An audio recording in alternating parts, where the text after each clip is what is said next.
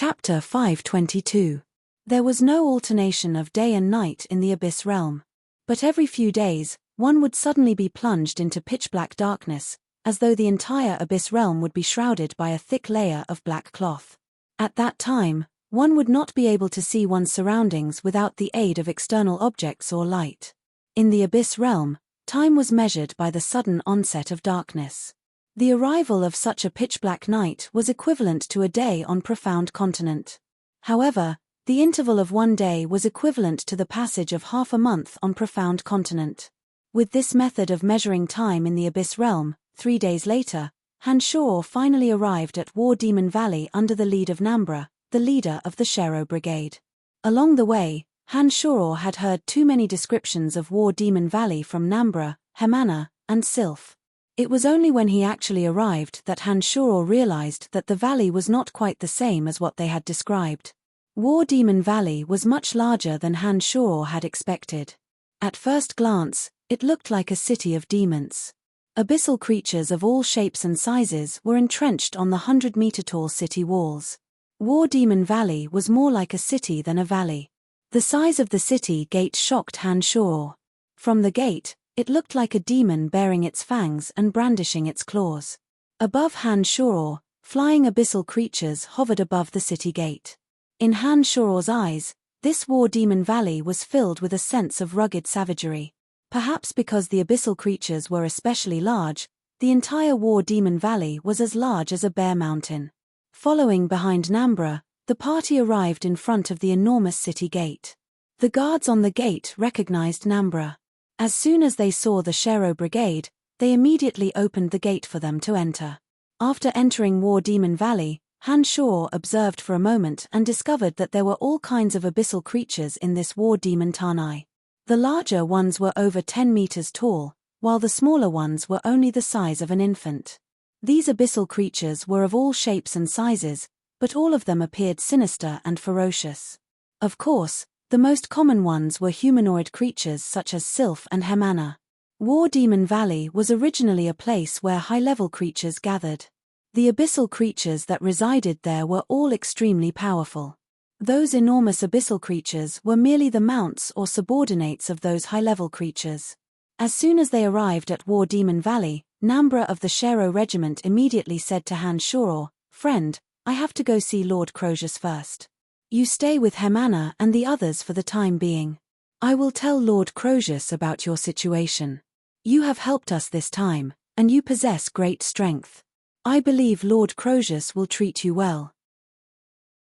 Nodding his head, Hanshaw agreed, "Okay, you can go."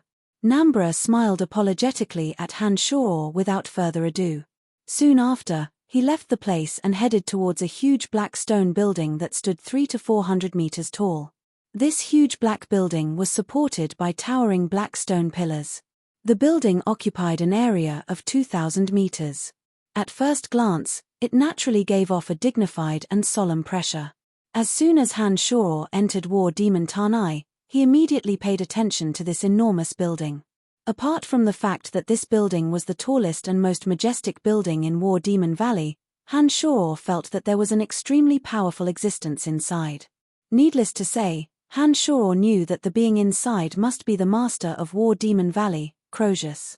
In the Abyss realm where the strong were revered, since Crozius was the master of War Demon Valley, then his strength was definitely the strongest in War Demon Valley. With his consciousness unfolding, Hanshaw took in almost all the experts in War Demon Valley. Hanshaw's consciousness could sense that there were 6 demigod experts in War Demon Valley. However, Crozius, who was inside the majestic building at the center, had an aura that was even more powerful than those 6. After narrowing his eyes and carefully sensing for a moment, Hanshaw was almost certain that Crozius possessed divine strength. 1 War Demon Tanai, 6 demigod experts, and 1 true god realm existence. The Abyss realm was indeed a terrifying place. By now, Hanshaw had a general understanding of the overall strength of the Abyss realm. Just from listening to Hemana and Sylph's introductions, Hanshaw was unable to form an accurate understanding of the Abyss realm. It was only now, after observing these experts in War Demon Valley, that Hanshaw realized that the overall strength of the Abyss realm was not just a little bit higher than that of Profound Continent. On Profound Continent, Han Shoror was already a character at the apex of the pyramid. However, based on what his consciousness could sense, Han Shoror's current strength could only be considered slightly above average in this abyss realm. For the master of War Demon Valley, Crozius, to possess divine strength meant that not only had his physical body formed a body of element, but his soul had also formed a soul of element. Judging from the fact that all creatures of the abyss realm had refined their physical bodies, it was obviously not an easy task to form their soul into a soul of element. For Crozius to be able to do it made Han Shoror feel rather incredulous. Hemana, Lord Crozius, can the soul also cultivate and utilize elemental energy? Han Shoror couldn't help but ask Wonder Girl beside him. That's about it. People like us, even if we cultivate to the pinnacle, cannot refine the energy into our brains. Look at Nambra, he has also cultivated his physical body to a rather formidable stage. However, he still hasn't been able to spread the energy of darkness to every bone and cell in his body. As for spreading the energy into the brain, that can only be done with the help of Demon King Manticore. Back then, Lord Crozius had cultivated his energy to the point where he could spread it to every cell in his body, but he couldn't make another breakthrough no matter how hard he tried. It was only with the help of Demon King Manticore that Lord Crozius finally succeeded. In the entire Abyss realm, only the 5 Demon Kings of the Abyss could spread their energy into their brains by relying on their own comprehension and cultivation. The rest of the experts who could spread their energy into their brains did so with the help of the 5 Demon Kings of the Abyss. Although they seemed to have reached that realm, they were far from being comparable to the 5 Demon Kings of the Abyss. Of all the experts in the Abyss realm, only those 5 could truly be addressed as Demon Kings. Only those who had reached this stage by relying on their own comprehension and cultivation, without the help of any external forces, could be considered to be fully deserving of the title of Demon King. If you can achieve that, you can become the 6th Demon King of the Abyss realm. Tens of thousands of high-level abyssal creatures will immediately submit to you and willingly follow your orders, Hemana explained to Han Shoror.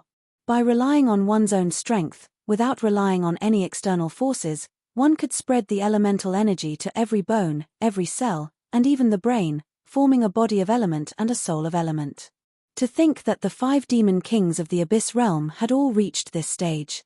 They were indeed worthy of being called the top 5 experts of the Abyss realm.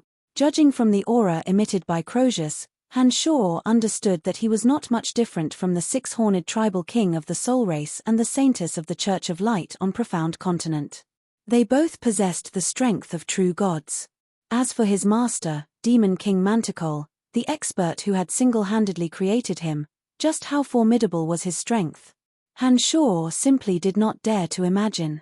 However, Han Shoror was not discouraged. Instead, a sense of lofty aspiration and lofty aspirations rose in his heart. Ever since Han Shoror broke through to the carnal realm, his strength had undergone an earth-shattering transformation. Han Shoror believed that once he broke through to the 9 Changes realm, regardless of the division of strength between gods and gods, he would definitely be 10 times, or even 100 times stronger than he was now.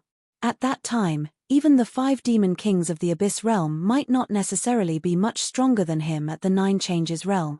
"Come, let's rest at my place," Han Shoror said. Just as Han Shoror was deep in thought, Hemana suddenly giggled. Her gentle and charming body was already very close to Han Shoror. She lightly placed her white wrist on Han Shoror's arm and invited him to come over. Han Shoror shot a glance at Hemana. His heart skipped a beat. Soon after, he chuckled and said, "Sure. But before that, I think you should show me around War Demon Valley. I'm very unfamiliar with this place. I'm most familiar with War Demon Valley. I'll show you around." As soon as Han Shoror finished speaking, the purple-eyed lady, Sylph, suddenly grabbed Han Shoror's other arm as though she was trying to snatch Han Shoror from her. She pulled Han Shoror along, wanting to take him away from the place. "Sylph, what's the meaning of this? Are you trying to snatch him from me?" Hemana was furious. She glared at Sylph and shouted, "So what?" Sylph did not back down. She looked at Hemana provocatively, looking as though she was ready to strike at any moment. "Huh!" Just then, a soft exclamation was heard. A sickly man, as thin as a bamboo pole, with greenish skin and a sickly appearance, slowly approached them. He was sitting on a giant ghost-faced spider that was more than 10 meters tall. Apart from Crozius, an expert with godly strength, there were 6 other demigod existences in War Demon Nation. This sickly man was one of them. Han-Shoror could sense that he was one of them. Hemana, Sylph, have you forgotten what I said? The 2 of you are the women I've decided on. Now, you're fighting over a man in this place. Do you really want to die? This sickly, eccentric man shot a cold glance at Hemana and Sylph. He was brimming with killing intent. Hemana and Sylph turned deathly pale when they saw this man. They hastily let go of Han-Shoror's arm, as though they were very afraid of this man. They mumbled and stammered, unable to speak. Chapter 523. As soon as Han-Shoror saw the man approaching, an instinctive sense of disgust welled up in his heart. Following the arrival of this man, the surrounding air was filled with a fishy odor. Han-Shoror carefully sensed and discovered that the fishy odor actually originated from this sickly man. The man riding on the giant ghost-faced spider looked somewhat different from Hemana and Sylph. He seemed boneless, giving off a weak and powerless feeling. His waist was even slimmer than a woman's, and his green cheeks were covered with blotches. He looked very ugly. He wore a black iron badge on his chest. There was a picture of a ferocious demon on the badge. In the picture, the demon was holding 2 bloody monster heads in its mouth. It looked lifelike and gave off a sinister and evil feeling. From Hemana and Sylph, Han-Shoror gained some understanding of the division of power in the Abyss Realm.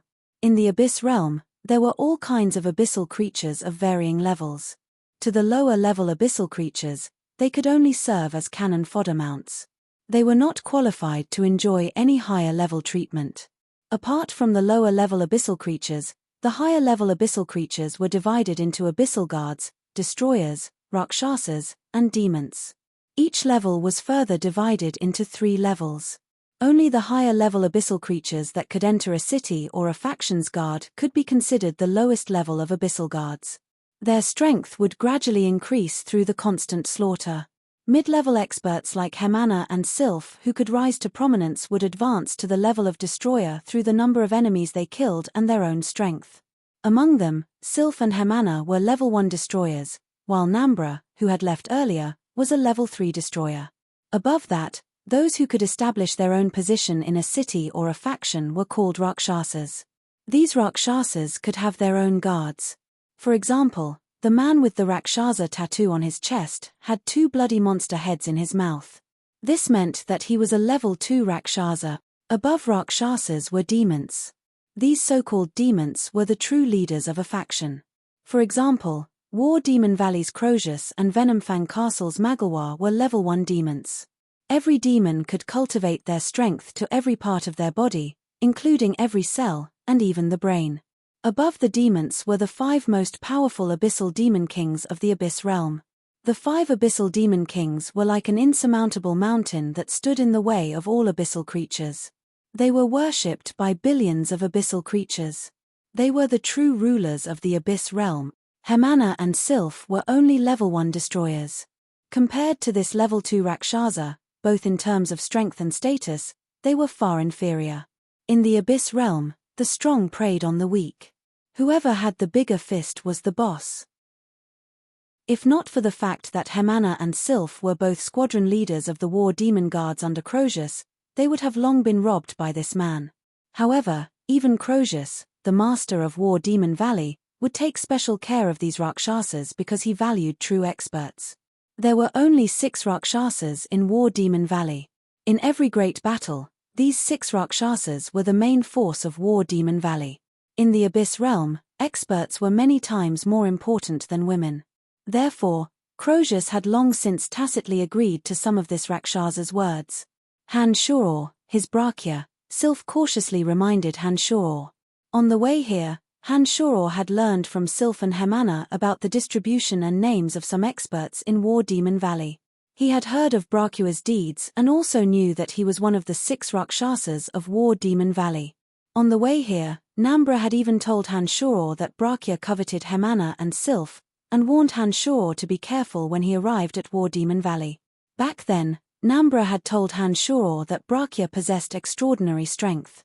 If Hanshoro wasn't certain that he could deal with him, then it would be best for him to give up on Hemana and Sylph. Otherwise, he might suffer a fatal disaster. However, Nambra had also said that if Hanshoro was confident that he could defeat Brachia, then he might as well fight to his heart's content. As long as Hanshoro could survive a great battle with Brachia, then he would immediately have a place in War Demon Valley. The Abyss Realm was a world where the strong were revered. Here, age and qualifications were not important. As long as one possessed sufficient strength, one could obtain everything in the shortest amount of time through battle.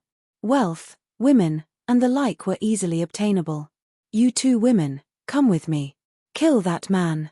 After staring at Hanshoro and Hemana for a while, Brachia creased his brows and coldly threw down those words. Soon after, he turned around and left. Obviously, he didn't take Hanshoro seriously at all. The 10-meter-long ghost-faced spider carried Brachia on its back and turned around very gracefully. As Brachia turned around, a tall and sturdy expert with 6 arms suddenly shot out from behind the enormous ghost-faced spider. This expert was slightly stronger than Hemana and Sylph. He was a level 2 destroyer. As a Rockshaw, Brachia could rear his own subordinates. He had personal guards independent of War Demon Valley. As he turned around and left, Hanshoro discovered that there were a dozen oddly shaped high-level abyssal creatures behind him. They were all destroyers, probably Brachia's personal guards. In order to ascend to the heavens in a single bound, one had to climb over the heads of experts. There was nothing better than Brachia delivering himself to Hanshoro's doorstep. Hemana, Sylph, stand here. Let's see who dares to touch you. Hanshoro let out a cold snort when he saw that Hemana and Sylph were actually thinking of leaving with Brachia under Brachia's deterrence. In the next moment, Hanshoro shot out like a bolt of lightning. Without waiting for the 6-armed destroyer to arrive, Hanshoro took the initiative to attack. Mystical glacial spellfire suddenly erupted from both his hands. 2 long trails of purple spellfire emerged from his palms. 2 streaks of bewitching colors flashed across the void like meteors. Before the destroyer could make a move, Hanshoro had already closed in on him. He didn't even give the destroyer a chance to retaliate. As he passed by, the 2 streaks of bewitching spellfire entered his body in a flash. A miserable howl came out of the destroyer's mouth. Hanshoro didn't even look behind him. He went straight after the level 2 Rockshaw, Brachia, who had shown extreme contempt for Hanshoro and left on the enormous ghost-faced spider. "Huh!" Brachia couldn't help but exclaim softly when he heard the miserable howls of his underlings behind him. He turned his head to look behind him from the back of the ghost-faced spider. At a glance, he saw his underlings who had turned into charcoal and fell to the ground, as well as Hanshoro who had a demonic air about him. "You lot, get up there. Don't be as useless as that trash." Brachia lightly patted the ghost-faced spider, and it docilely stopped. Brachia turned around and coldly looked at the few personal guards behind the ghost-faced spider. He licked his lips, smiled cruelly, and gave his instructions.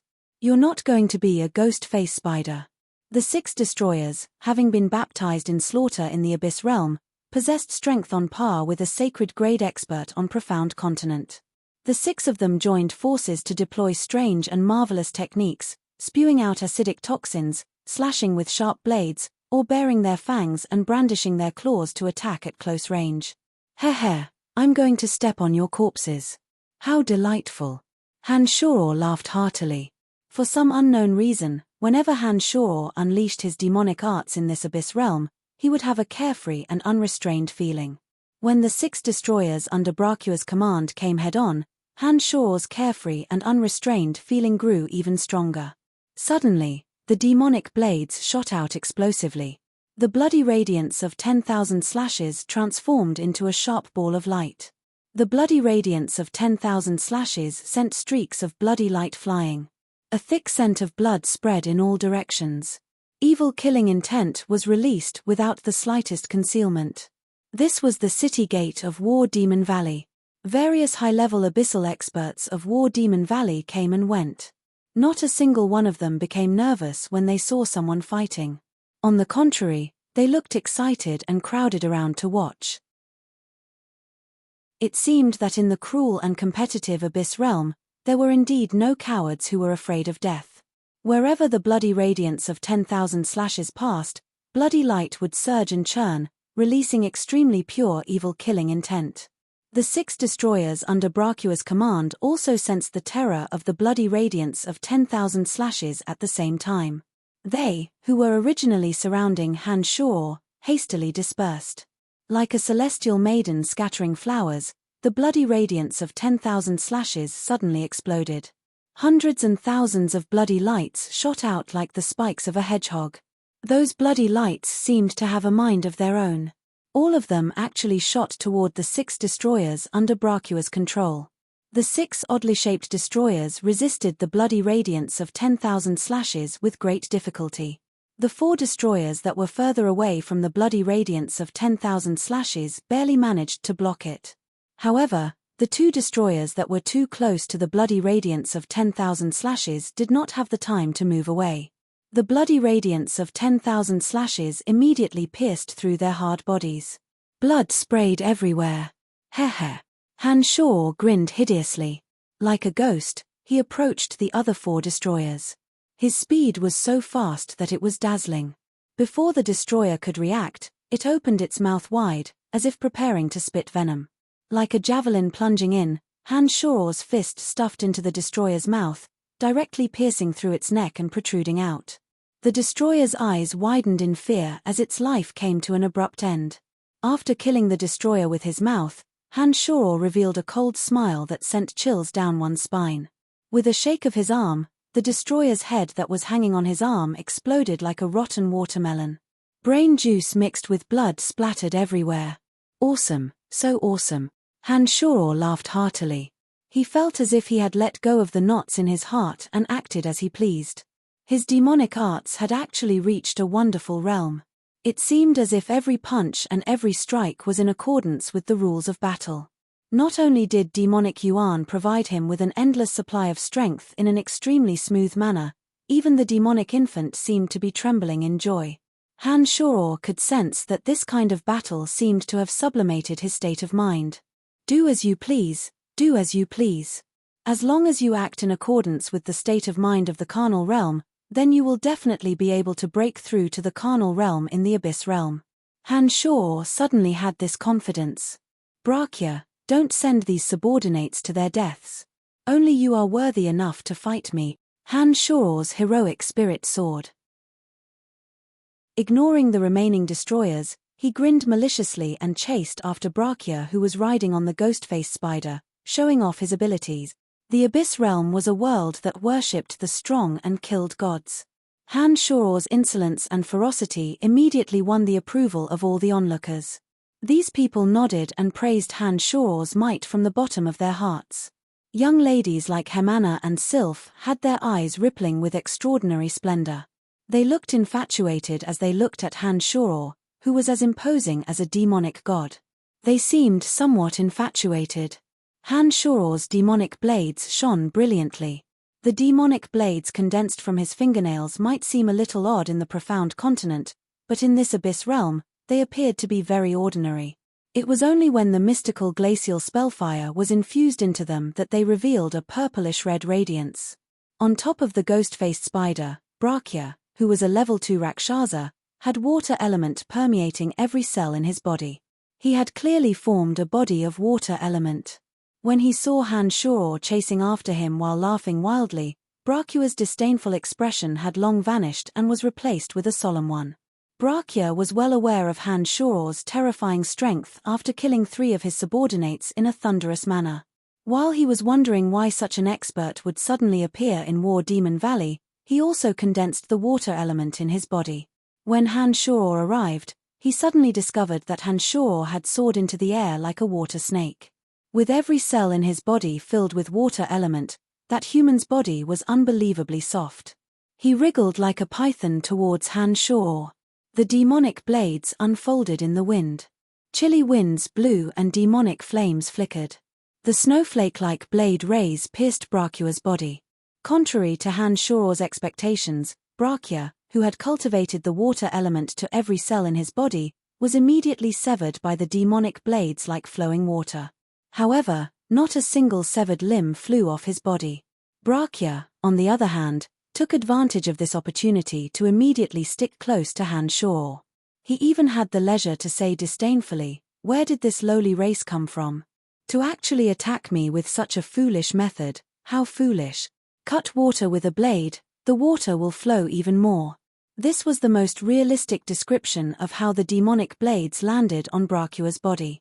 With the water element condensed in every cell in his body, Brachia's body had already reached the pinnacle of the supple force of water. He was completely unafraid of this kind of physical attack. This greatly exceeded Han Shoror's expectations. "All right then, I'll give you something fierce." Han Shoror laughed heartily. He had already come up with a countermeasure to deal with Brachia. Chapter 524. Brachia coiled towards Han Shoror. His body was as soft as a boneless python. Water element filled every cell of his body. Once he formed his elemental body of water, he was impervious to heavy blows.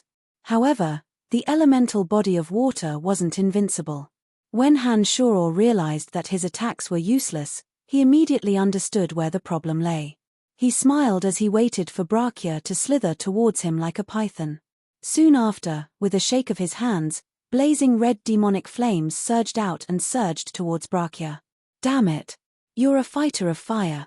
Brachia let loose a torrent of curses and wrapped himself around Han Shoror's body. As though he had been struck by lightning, he retreated hastily.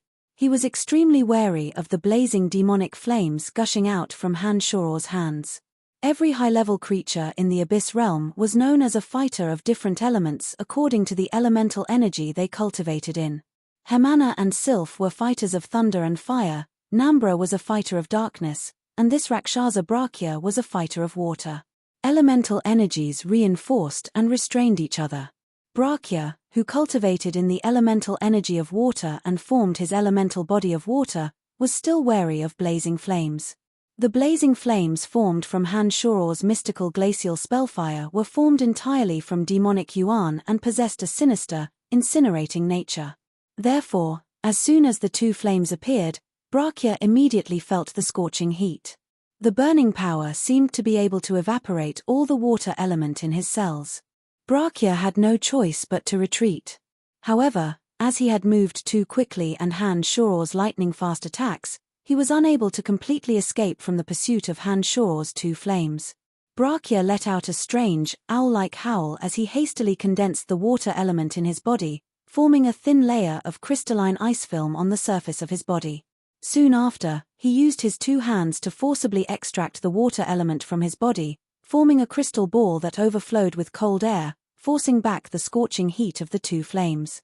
Who is this guy? How could he put Brachia in such a difficult position? Since when did our war demon valley produce another Rakshasa? The onlookers were watching the battle in astonishment. They were shocked when Brachia retreated. Each and every one of them was sizing up Han Shoror, who was standing proudly in the middle of the battlefield. Among them, the most excited were none other than Hemana and Sylph. In the Abyss realm, the strong were revered. As long as one's strength was valiant enough, their words would carry weight. Seeing that Han Shoror was actually able to force Brachia to retreat with lingering fear, these two beauties of the Abyss realm were beyond excited. If Han Shoror could defeat Brachia, Han Shoror would immediately go from being unknown to everyone. When that time came, Lord Crozius would surely treat Han Shoror well.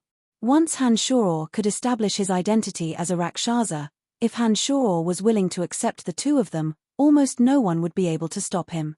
The strong were revered. This was an irrefutable truth of the Abyss realm. Hemana and Sylph had unwittingly developed a favorable impression of Han Shoror during their interactions with Han Shoror. His arrogance, callousness, and domineeringness were deeply imprinted in the hearts of the two charming ladies. Now that they saw Han Shoror slaughtering his way through like a demonic god, the hearts of the two young ladies rippled. They couldn't help but want to throw themselves into Han Shoror's arms and let Han Shoror bully them as he pleased. Is this fierce enough? Hanshor teased. He launched wave after wave of swift and fierce attacks at Brachia. Ever since Hanshor entered the carnal realm, he had been restrained by all sorts of restrictions on Profound Continent. He couldn't unleash his natural desires to the fullest, causing his strength to stagnate. However, upon arriving on Profound Continent, the knot in Hanshor's heart was untied. Although he did not deliberately cultivate, his state of mind and strength had been advancing by leaps and bounds. He could clearly sense that his strength was much stronger on Profound Continent than on Profound Continent. This level 2 Rakshasa with demigod strength was indeed somewhat inferior to Hanshor, whose strength had advanced by leaps and bounds in the Abyss realm. Under Hanshor's swift and fierce attacks, Brachia could only parry. After learning that Brachia's physical body and the element of water had become one, Hanshor no longer used the sharpness of a sharp weapon to attack his physical body. In every attack, Hanshor would either mix in the blazing energy of the mystical glacial spellfire or directly attack with the indestructible internal destructive power of demonic Yuan, causing Brachia to suffer unspeakable pain. His body of element was also badly damaged. In the eyes of the onlookers, Hanshor had completely gained the upper hand. This young man who appeared out of nowhere was like an unsheathed sharp weapon, possessing an invincible sharpness. This kind of sharpness was so outstanding in the Abyss realm. Many of the foreign abyssal race ladies who were not inferior to Hemana and Heidi even boldly cheered for Hanshor, casting coquettish glances at him one after another, taking the initiative to make a mess of things. The Abyss realm worshipped true experts, especially some young ladies. They would take pride in being able to make love with such an expert. The open-minded Abyss realm had no shortage of beautiful and bizarre young ladies of various races. However, it was not so easy to come across an arrogant expert. This time, Hanshor's domineering display had left an unerasable impression in the hearts of these foreign ladies. They wished they could throw themselves into Hanshor's arms and wait for Hanshor to come and pamper them. There were many races in the Abyss realm. There were beautiful women of all shapes and sizes. Other than seductive ladies like Sylph and Hemana who were covered in armor and spikes, there were also women with extremely slender legs. Those young ladies had spotlessly white skin and wings like swans. They were so pure that they looked like the angels Hanshor had heard of before. There were also some strange race women whose bodies were extremely sexy. Below their tall and unrestrained twin peaks, their slender waists were breathtakingly thin, and their jade-like buttocks were incomparably perky, setting off their wheat-colored skin and gorgeous faces, and they were filled with an enchanting wild flavor. Each and every one of these alien women were either charming, pure, sexy, or wild. Due to their different body structures, every one of them was somewhat peculiar. Compared to the monotonous females Hanshor had encountered on Profound Continent, the alien beauties here dazzled Hanshor. The Abyss realm is indeed a marvelous place. It seems that this trip won't be in vain, Hanshor thought to himself. His attack, however, wasn't careless. Bam! A punch infused with 7 streams of flame energy landed on Brachia's chest. As soon as the 7 streams of flame energy entered Brachia's body, they slithered on the surface of his body like several bright red snakes, rapidly destroying his flesh wherever they passed. Brachia howled miserably in pain as his body was sent flying high into the air. A disgusting stench suddenly emanated from Brachia's body. At this moment, Hemana and Sylph were looking at the women around them with enmity, as though Hanshor had suddenly become their exclusive property. They were unwilling to let those women who could not wait to kneel before Hanshor, waiting to be pampered, take another look at him. Watch out! Watch out for Brachia's killer move! A tall and beautiful woman with snow-white wings suddenly cried out. This beautiful woman with skin as fair as snow was fluttering gracefully in the wind. She looked like a beautiful angel from a fairy tale world. However, her beautiful face was currently filled with worry. When Sylph and Hemana saw her cry out in alarm from within the crowd, their faces suddenly revealed dispirited expressions, as though they were ashamed of their inferiority in front of this strangely beautiful young woman. This feeling made them feel very helpless. However, after staring blankly for a moment, the 2 women exchanged glances and suddenly cried out in unison, "Hanshor, watch out for Brachia." At this moment, Brachia's body, which had been sent flying by Hanshor's attack, emitted a dense stench. Han-Shoror raised his head and saw that Brachia's entire body had turned into a thick greenish substance, like a huge pustule covering Han-Shoror from top to bottom. Brachia's originally thin body elongated like a liquid, the water element rapidly condensing on his body. Brachia's body was like dirty water being splashed, pouring down from the top of Han-Shoror's head. In a hurry, Han-Shoror hastily deployed his protective shield.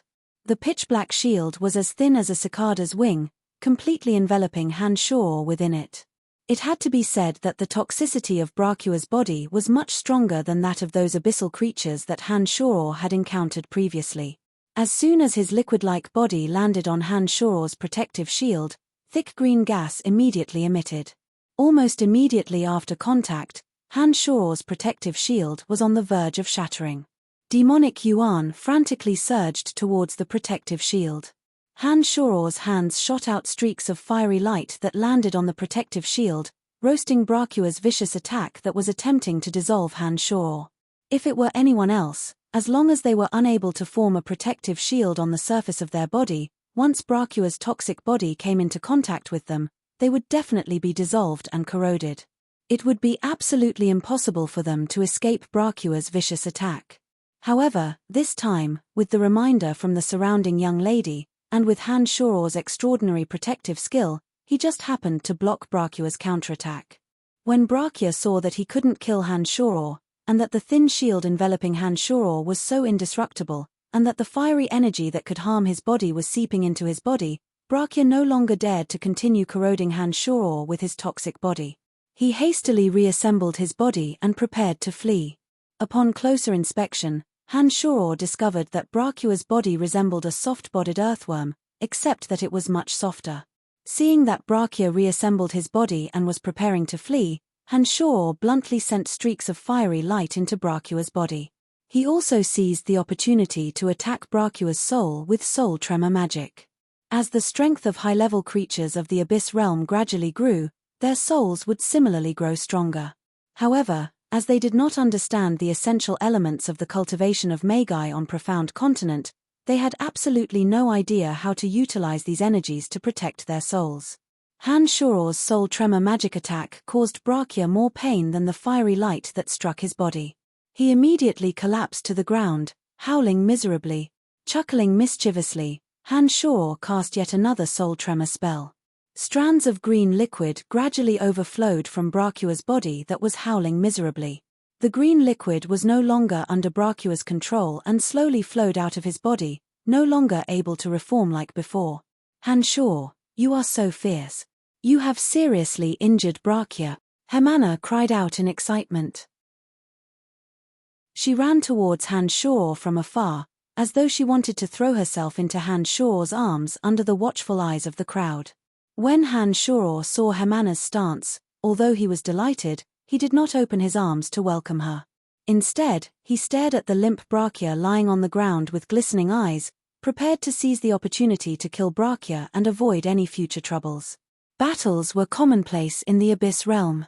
It was perfectly normal to kill one's opponent in a normal battle. Even if Han-Shoror were to kill Brachia now, it would still be in line with the rules. Just as Han-Shoror was about to follow up with another attack and finish Brachia off in one go, a loud shout suddenly sounded from a distance, "Friend, please show mercy." As soon as that loud shout sounded, an incomparably valiant, bald, burly man rapidly arrived. As soon as his voice faded, he appeared in front of Han-Shoror. An enormous aura was naturally released from his body. This bald, burly man was about the same size as Lawton, whom Han-Shoror had met in the Valley of Sunshine. His muscles bulged out like hills, brimming with explosive energy. As soon as he arrived, the crowd of onlookers all revealed expressions of reverence. They couldn't help but take a few steps back, silently expressing their respect. Hermanna, who was excitedly throwing herself into Han-Shoror's arms, abruptly stopped in midair. She respectfully greeted the burly man with some fear, "Lord Kunoya." Kunoya, level 3 Rakshasa, the leader of the 6 Rakshasas of War Demon Valley, was recommended by Crozius to Black Jade City. He was among the next batch of people to meet Demon King Manticore.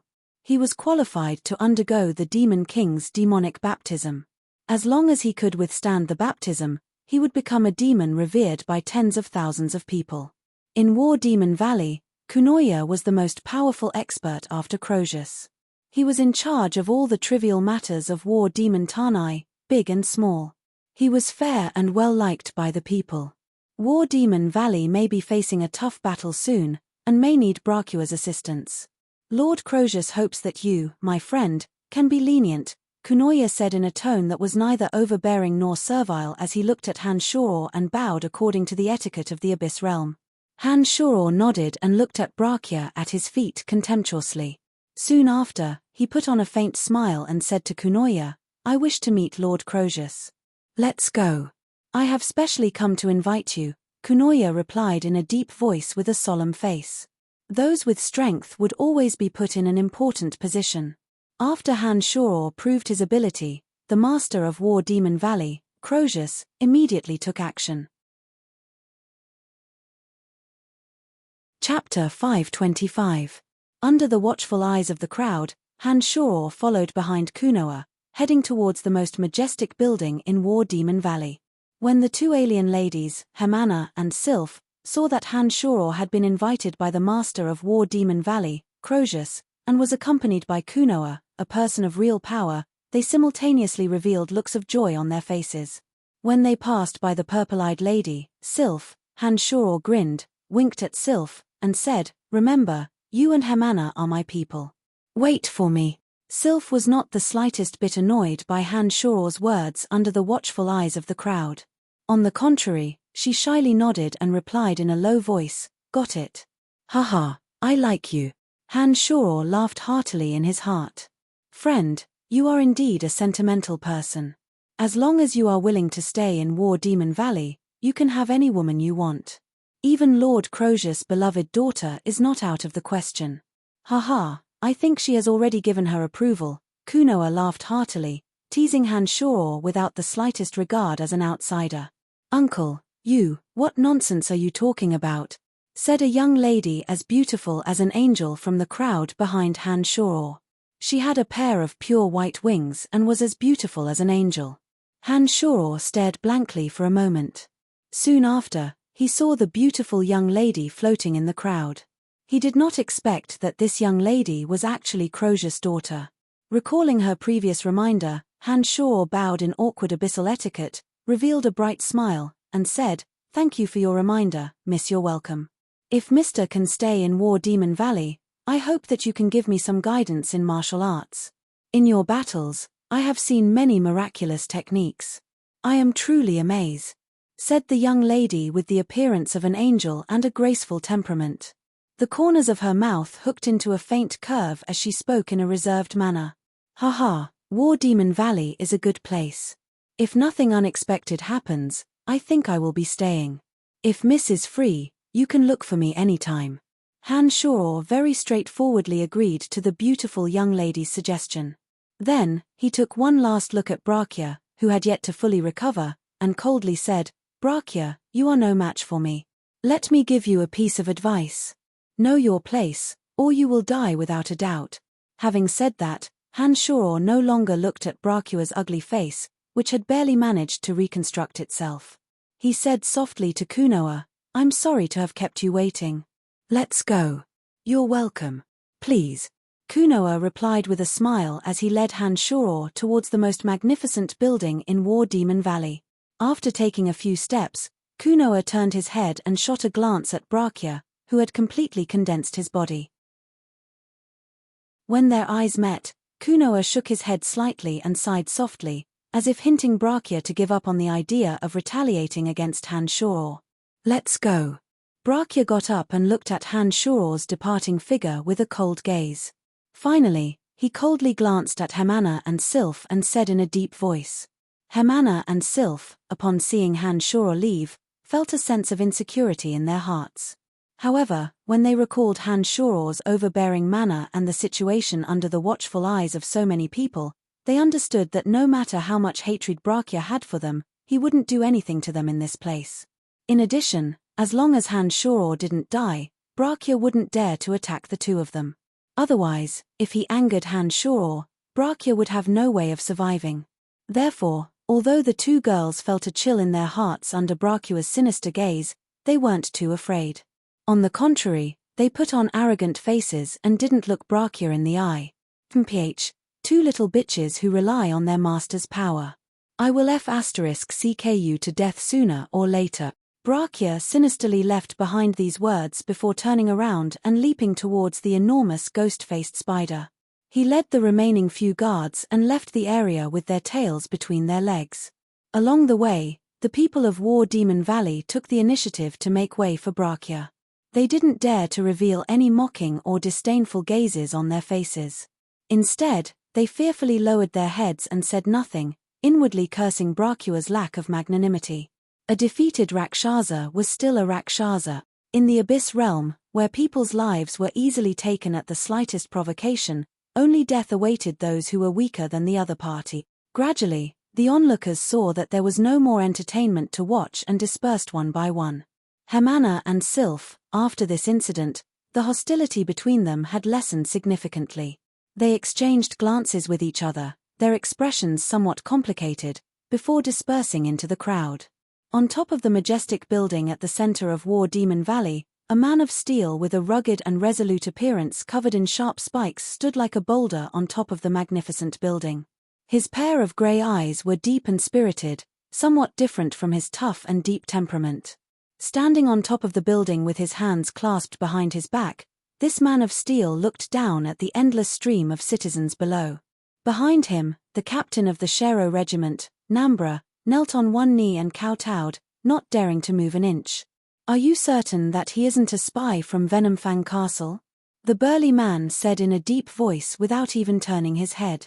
His voice was as deep and powerful as the earth, giving off an extremely obvious sense of oppression. "My lord, he has killed hundreds of men from Venomfang Castle." "I believe that he isn't a spy sent by Venomfang Castle. In addition, this man's martial techniques are extremely unique, completely different from the cultivation methods known to the Abyss realm. It may be, as he said, that he came from some ancient race that has been living in seclusion," Nambra answered cautiously, not daring to raise his head to look at the burly man. He buried his head deep in his knees and answered cautiously, not daring to raise his head to look at the burly man. "An ancient race that has been living in seclusion? He. How could there be so many ancient races that have been living in seclusion?" This time, when a mysterious spatial passage suddenly appeared over at Venomfang Castle, many experts from Venomfang Castle immediately came to spy on it.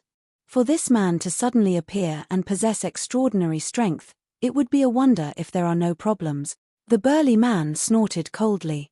His deep eyes gradually turned to Han Shoror, who had emerged from the crowd. He revealed a thoughtful expression.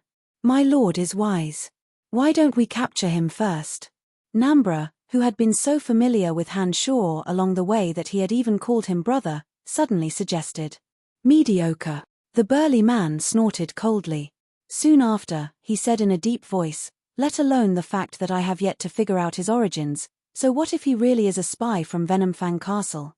Do you think he can overturn the heavens in War Demon Valley by himself?" "My lord is wise, my lord is wise," Nambra said in a trembling voice. He didn't even dare to raise his head.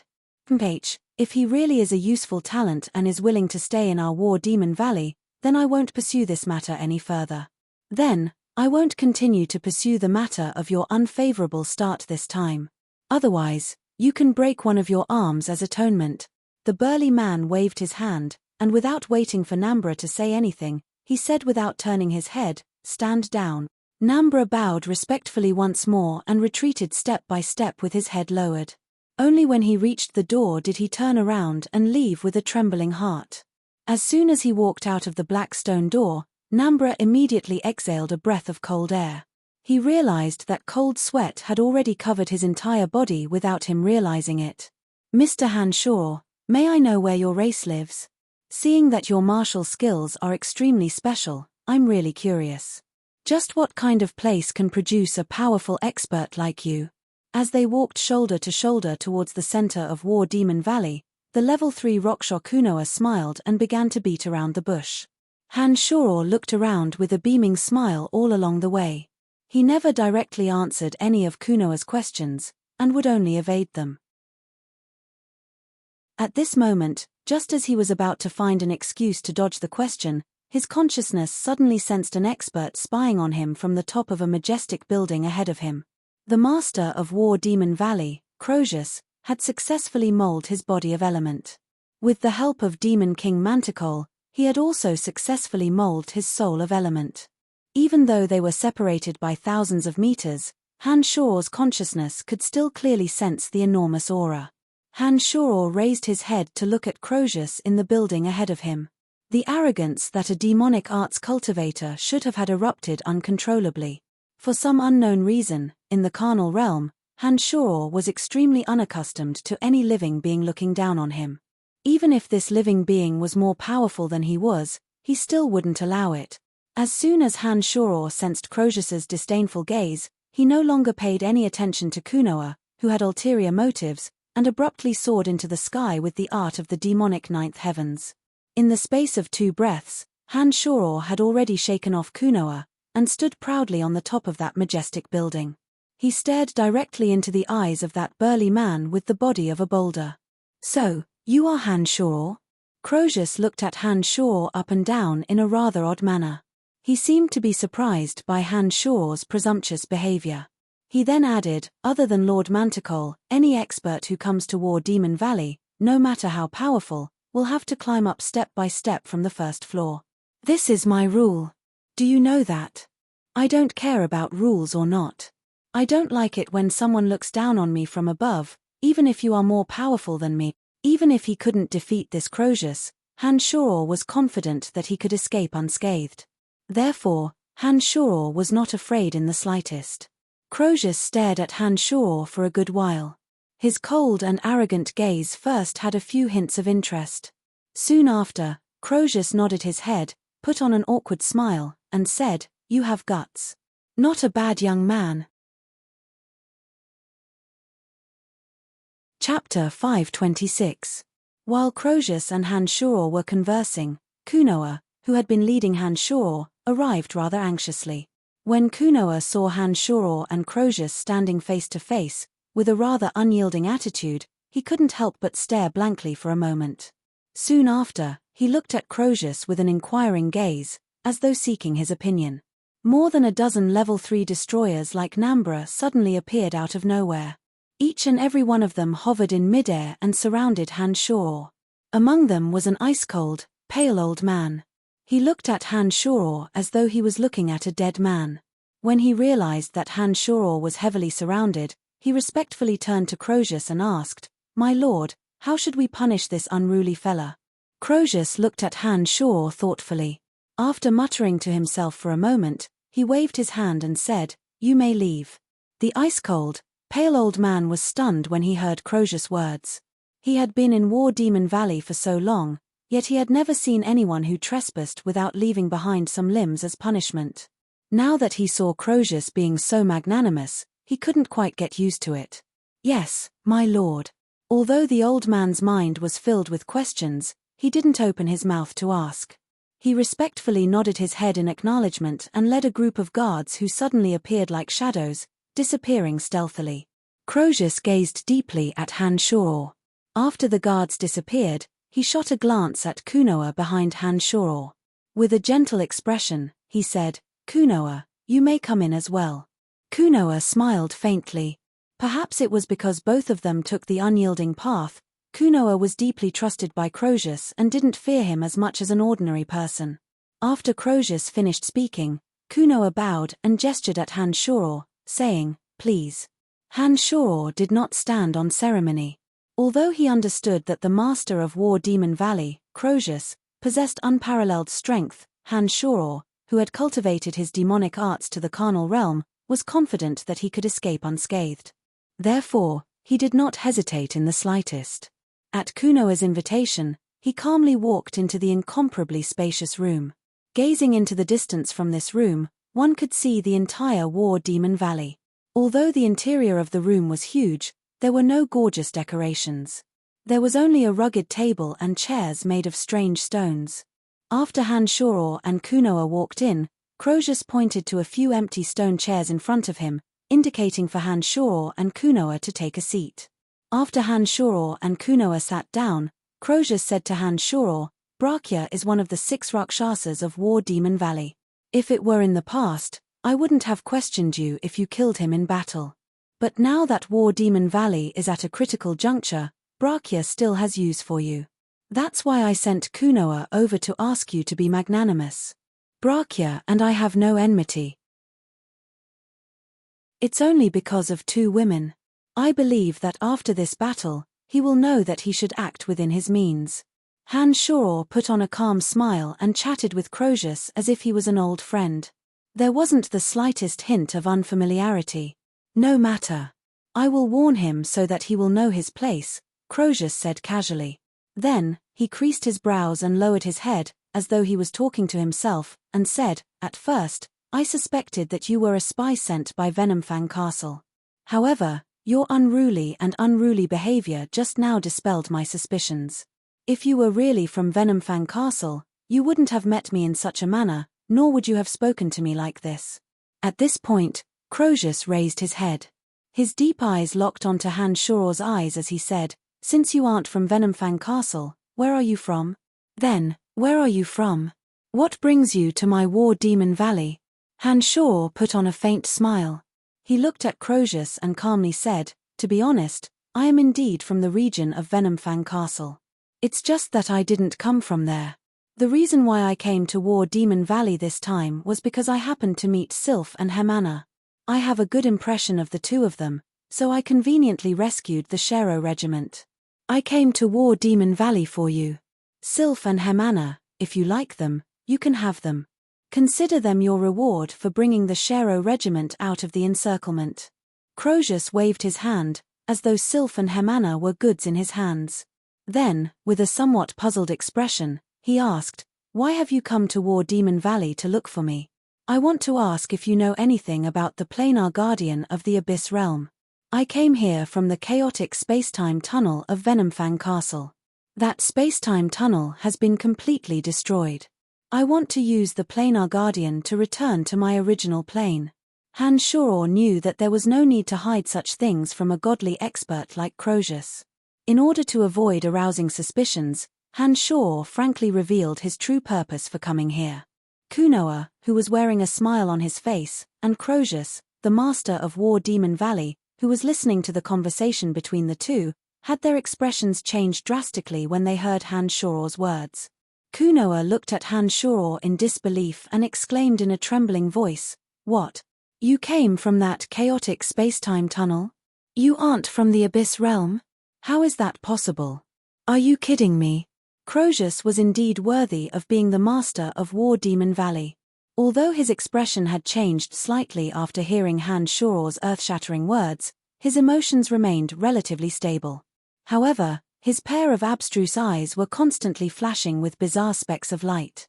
This indicated that his mind wasn't as calm as his expression. Hanshoro forced a smile and shook his head. He spread his hands helplessly and said, "I would like to say that this is a joke, but it really isn't. Besides, this kind of joke isn't funny at all. I really did come to the Abyss Realm from another material plane. Moreover, I was betrayed by someone, which is why I couldn't find my way back. The reason I came to War Demon Valley this time is to ask Lord Crozius if he knows anything about planar guardians. As far as I know, generally, material planes with highly intelligent species have planar guardians. A powerful existence like Lord Crozius should be qualified to come into contact with matters of this level, right?"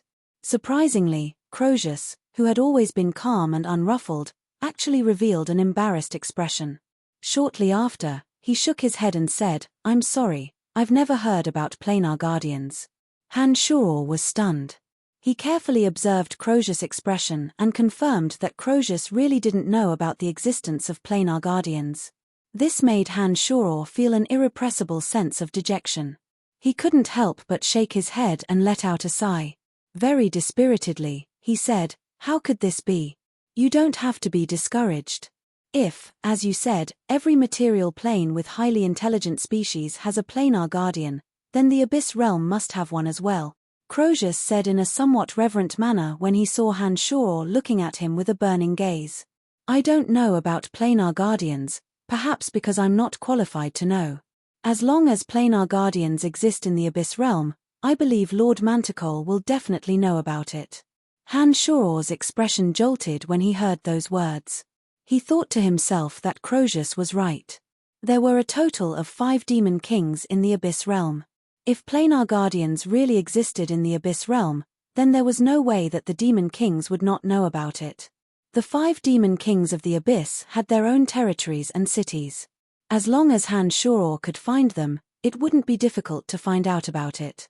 The problem was, not only did the 5 demon kings of the Abyss possess true divine powers, but they were also true gods in the Abyss Realm. Did an unknown character like Han-Shoror have the qualifications to receive the summons of the 5 demon kings of the Abyss? Just the master of War Demon Valley before him, Croesus, possessed the strength of a true god. Han-Shoror dared not imagine just how powerful Manticore, as the master who created them, must be.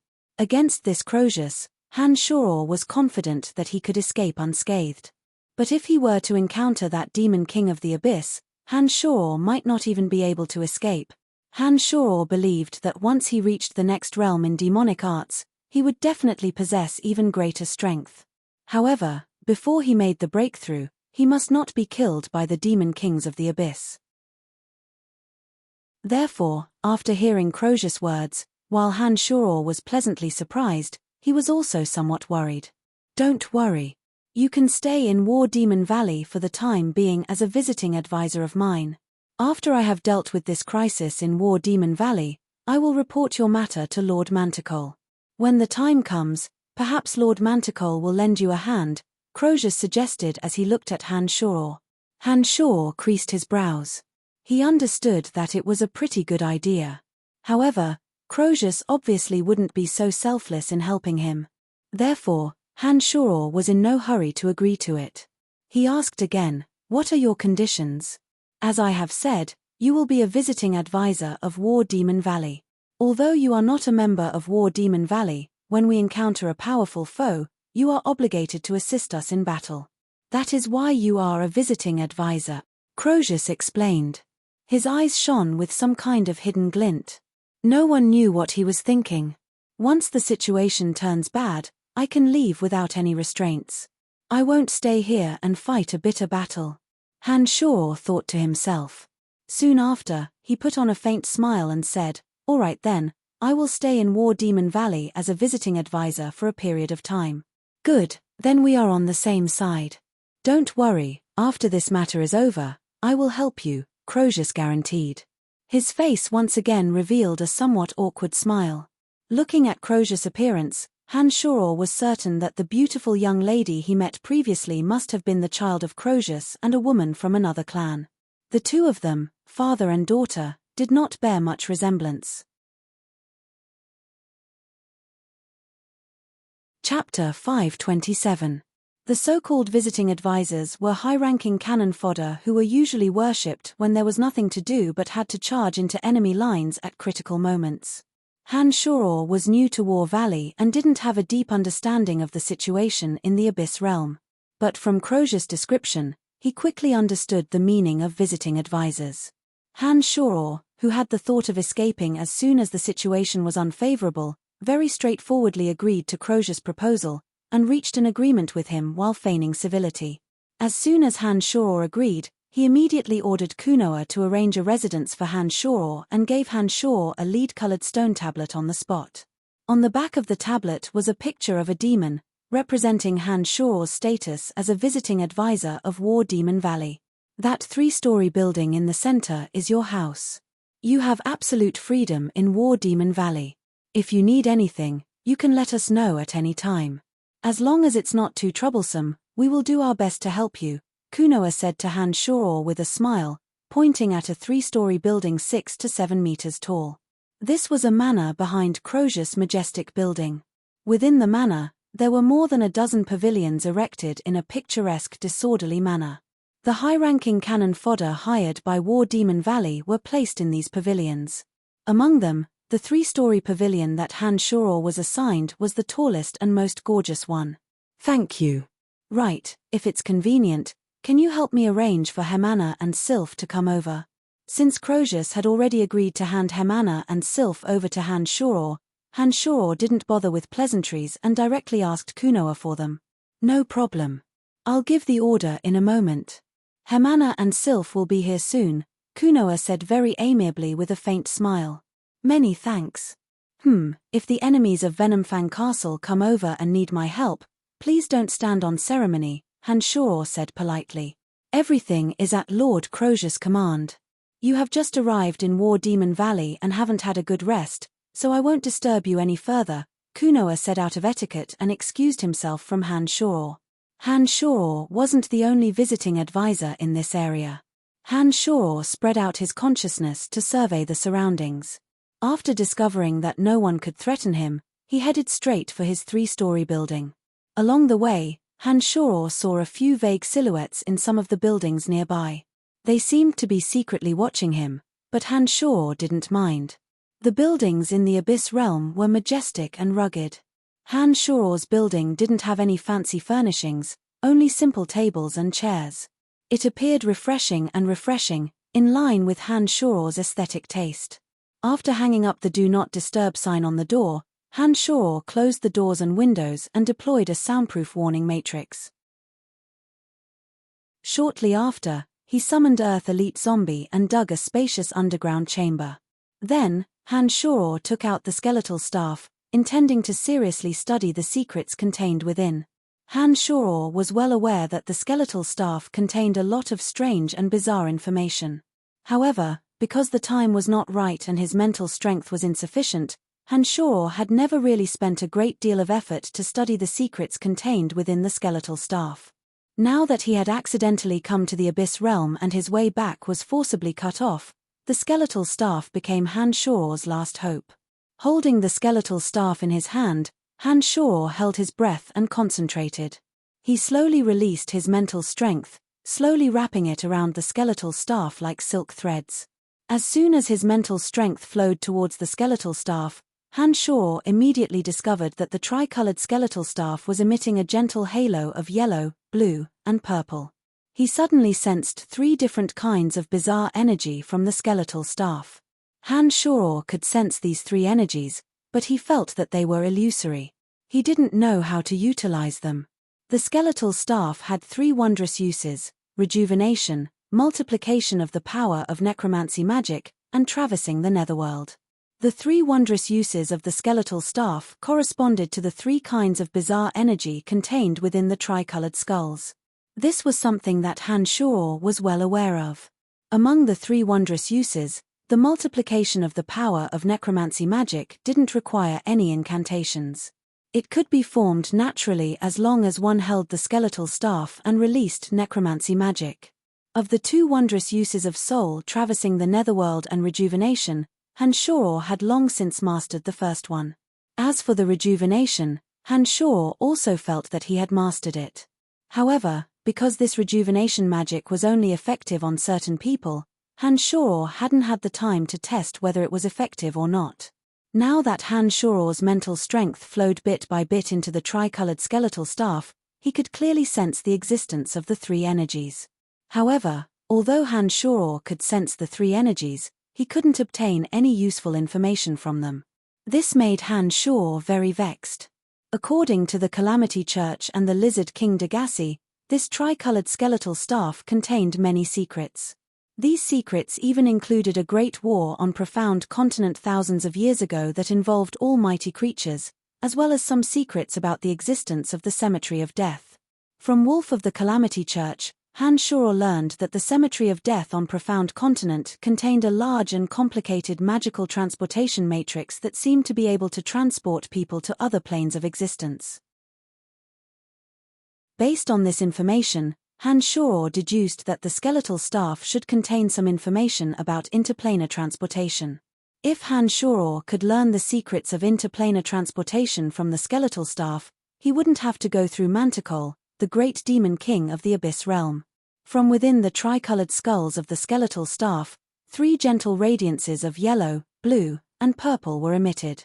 As soon as Han Shoror's mental strength was dispersed into the skeletal staff, he could immediately sense the three energies from the tricolored skulls. However, Han Shoror had no idea how to obtain the secrets hidden within the skeletal staff. He had no idea where to start. Han Shoror was rather dispirited. He clearly knew in his heart that the skeletal staff contained some bizarre secrets, but as the owner of the skeletal staff, he had no way of knowing. This made Han Shoror feel extremely vexed. Skeletal staff, tricolored skulls, secrets, these three terms repeatedly appeared in Han Shoror's consciousness. He racked his brains for a way to decipher the skeletal staff secrets. Secrets, skulls, secrets, skulls. As Han Shoror's mental strength lingered within the skeletal staff, a wondrous realization suddenly leapt into Han Shoror's mind. Secrets were generally hidden in one's mind. For this tricolored skeletal staff to have tricolored skulls, could it be that the secrets were hidden within the three skulls of the skeletal staff? Han Shoror's mind stirred as he suddenly had such a thought. Soon after, Han Shoror's expression shook as he carefully examined the skeletal staff once again. The tricolored skeletal staff was about 1.3 meters long, and its entire body was made of a green jade-like material. The three skulls did not look like human skulls. They were respectively yellow, blue, and purple in color. The yellow skull had 3 eye sockets, the blue skull had a single horn, and the purple skull was covered with finger-sized holes. Upon closer inspection, Han Shoror suddenly discovered that the 3 eye sockets on the yellow skull were very familiar. Judging from the 3 eye sockets on the skull, Han Shoror discovered that apart from being much more exquisite and small, this skull was almost identical to the 3-eyed alien he'd encountered in the space-time discontinuum in the Venomfang Castle region. Recalling the 3-eyed evil god Ansadesi he'd encountered in the Valin City slave market, Han Shoror discovered that apart from being larger and having a horn on its head, Ansadesi was almost identical to the 3-eyed alien he'd encountered in the space-time discontinuum in the Venomfang Castle. The positions and proportions of its 3 eyes were identical to the 3-eyed skull on the tricolored skeletal staff in Han Shoror's hands. On the yellow 3-eyed skull, the 3-eyed alien, 3-eyed evil god Ansadesi should be from the same race, Han Shoror judged. Shortly after, Han Shoror focused all of his mental strength on the 3-eyed skull on the skeletal staff. Han Shoror's mental strength carefully entered the 3 eye sockets. A wondrous feeling occurred. Han Shoror's mental strength very clearly sensed that the power contained within the 3 eye sockets of the 3-eyed skull was the densest.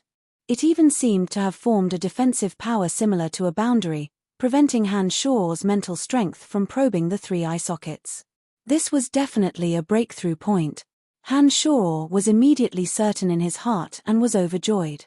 He became even more focused and his mental strength no longer scattered. Instead, he gathered it together and attacked the strange defensive power within the 3 eye sockets, attempting to unravel the secrets contained within the 3-eyed skull. Bang! Bang! Bang! Han Shoror's body shook. He felt as if his mental strength had collided with a towering mountain. The mental strength of a Grand Magus was unexpectedly unable to break through the strange power contained within the 3 eye sockets. This made Han Shoror's heart startled. He understood that this skeletal staff was indeed unusual. With a grave expression, Han Shoror took a deep breath. He first withdrew all of his mental strength and meditated to recover for a while. Although Han Shoror could use his mental strength, he didn't dare to act rashly against the skeletal staff. This was because the mental strength came from demonic arts. Han Shoror was worried that the skeletal staff would conflict with the mental strength and cause irreparable damage. Therefore, Han Shoror had been using his mental strength to attack. After a while, Han Shoror's mental strength had completely recovered. This time, he didn't divide it into 3 parts and attacked the 3 eye sockets. Instead, he fiercely attacked 1 eye socket. Poof! A crisp sound rang out. The defensive power within the eye socket was finally broken. Han Shoror was overjoyed and immediately used the same method, finally breaking the defensive power within the 3 eye sockets. Afterwards, Han Shoror immediately learned some information that shocked him greatly from the 3-eyed skull. Chapter 528. In the vast and boundless universe, there were innumerable material planes. Every star represented a material plane. Many of these material planes were inhabited by highly intelligent races. Profound Continent and the Abyss Realm were but a drop in the ocean of material planes. At some unknown point in time, some high-level beings learned how to utilize the energy that existed since the beginning of time. Through cultivation, they gradually gained incomparably terrifying strength. They transcended life and death, stood above the common people, and were known as gods. A very small portion of these beings could utilize the elemental energies between heaven and earth, or had mastered some bizarre edictal mysteries. As they constantly cultivated and evolved, they walked far ahead of the common people and were admired by all. When one mastered any energy to the extreme, one could become a god. For example, the energies of fear, hatred, desire, and so on.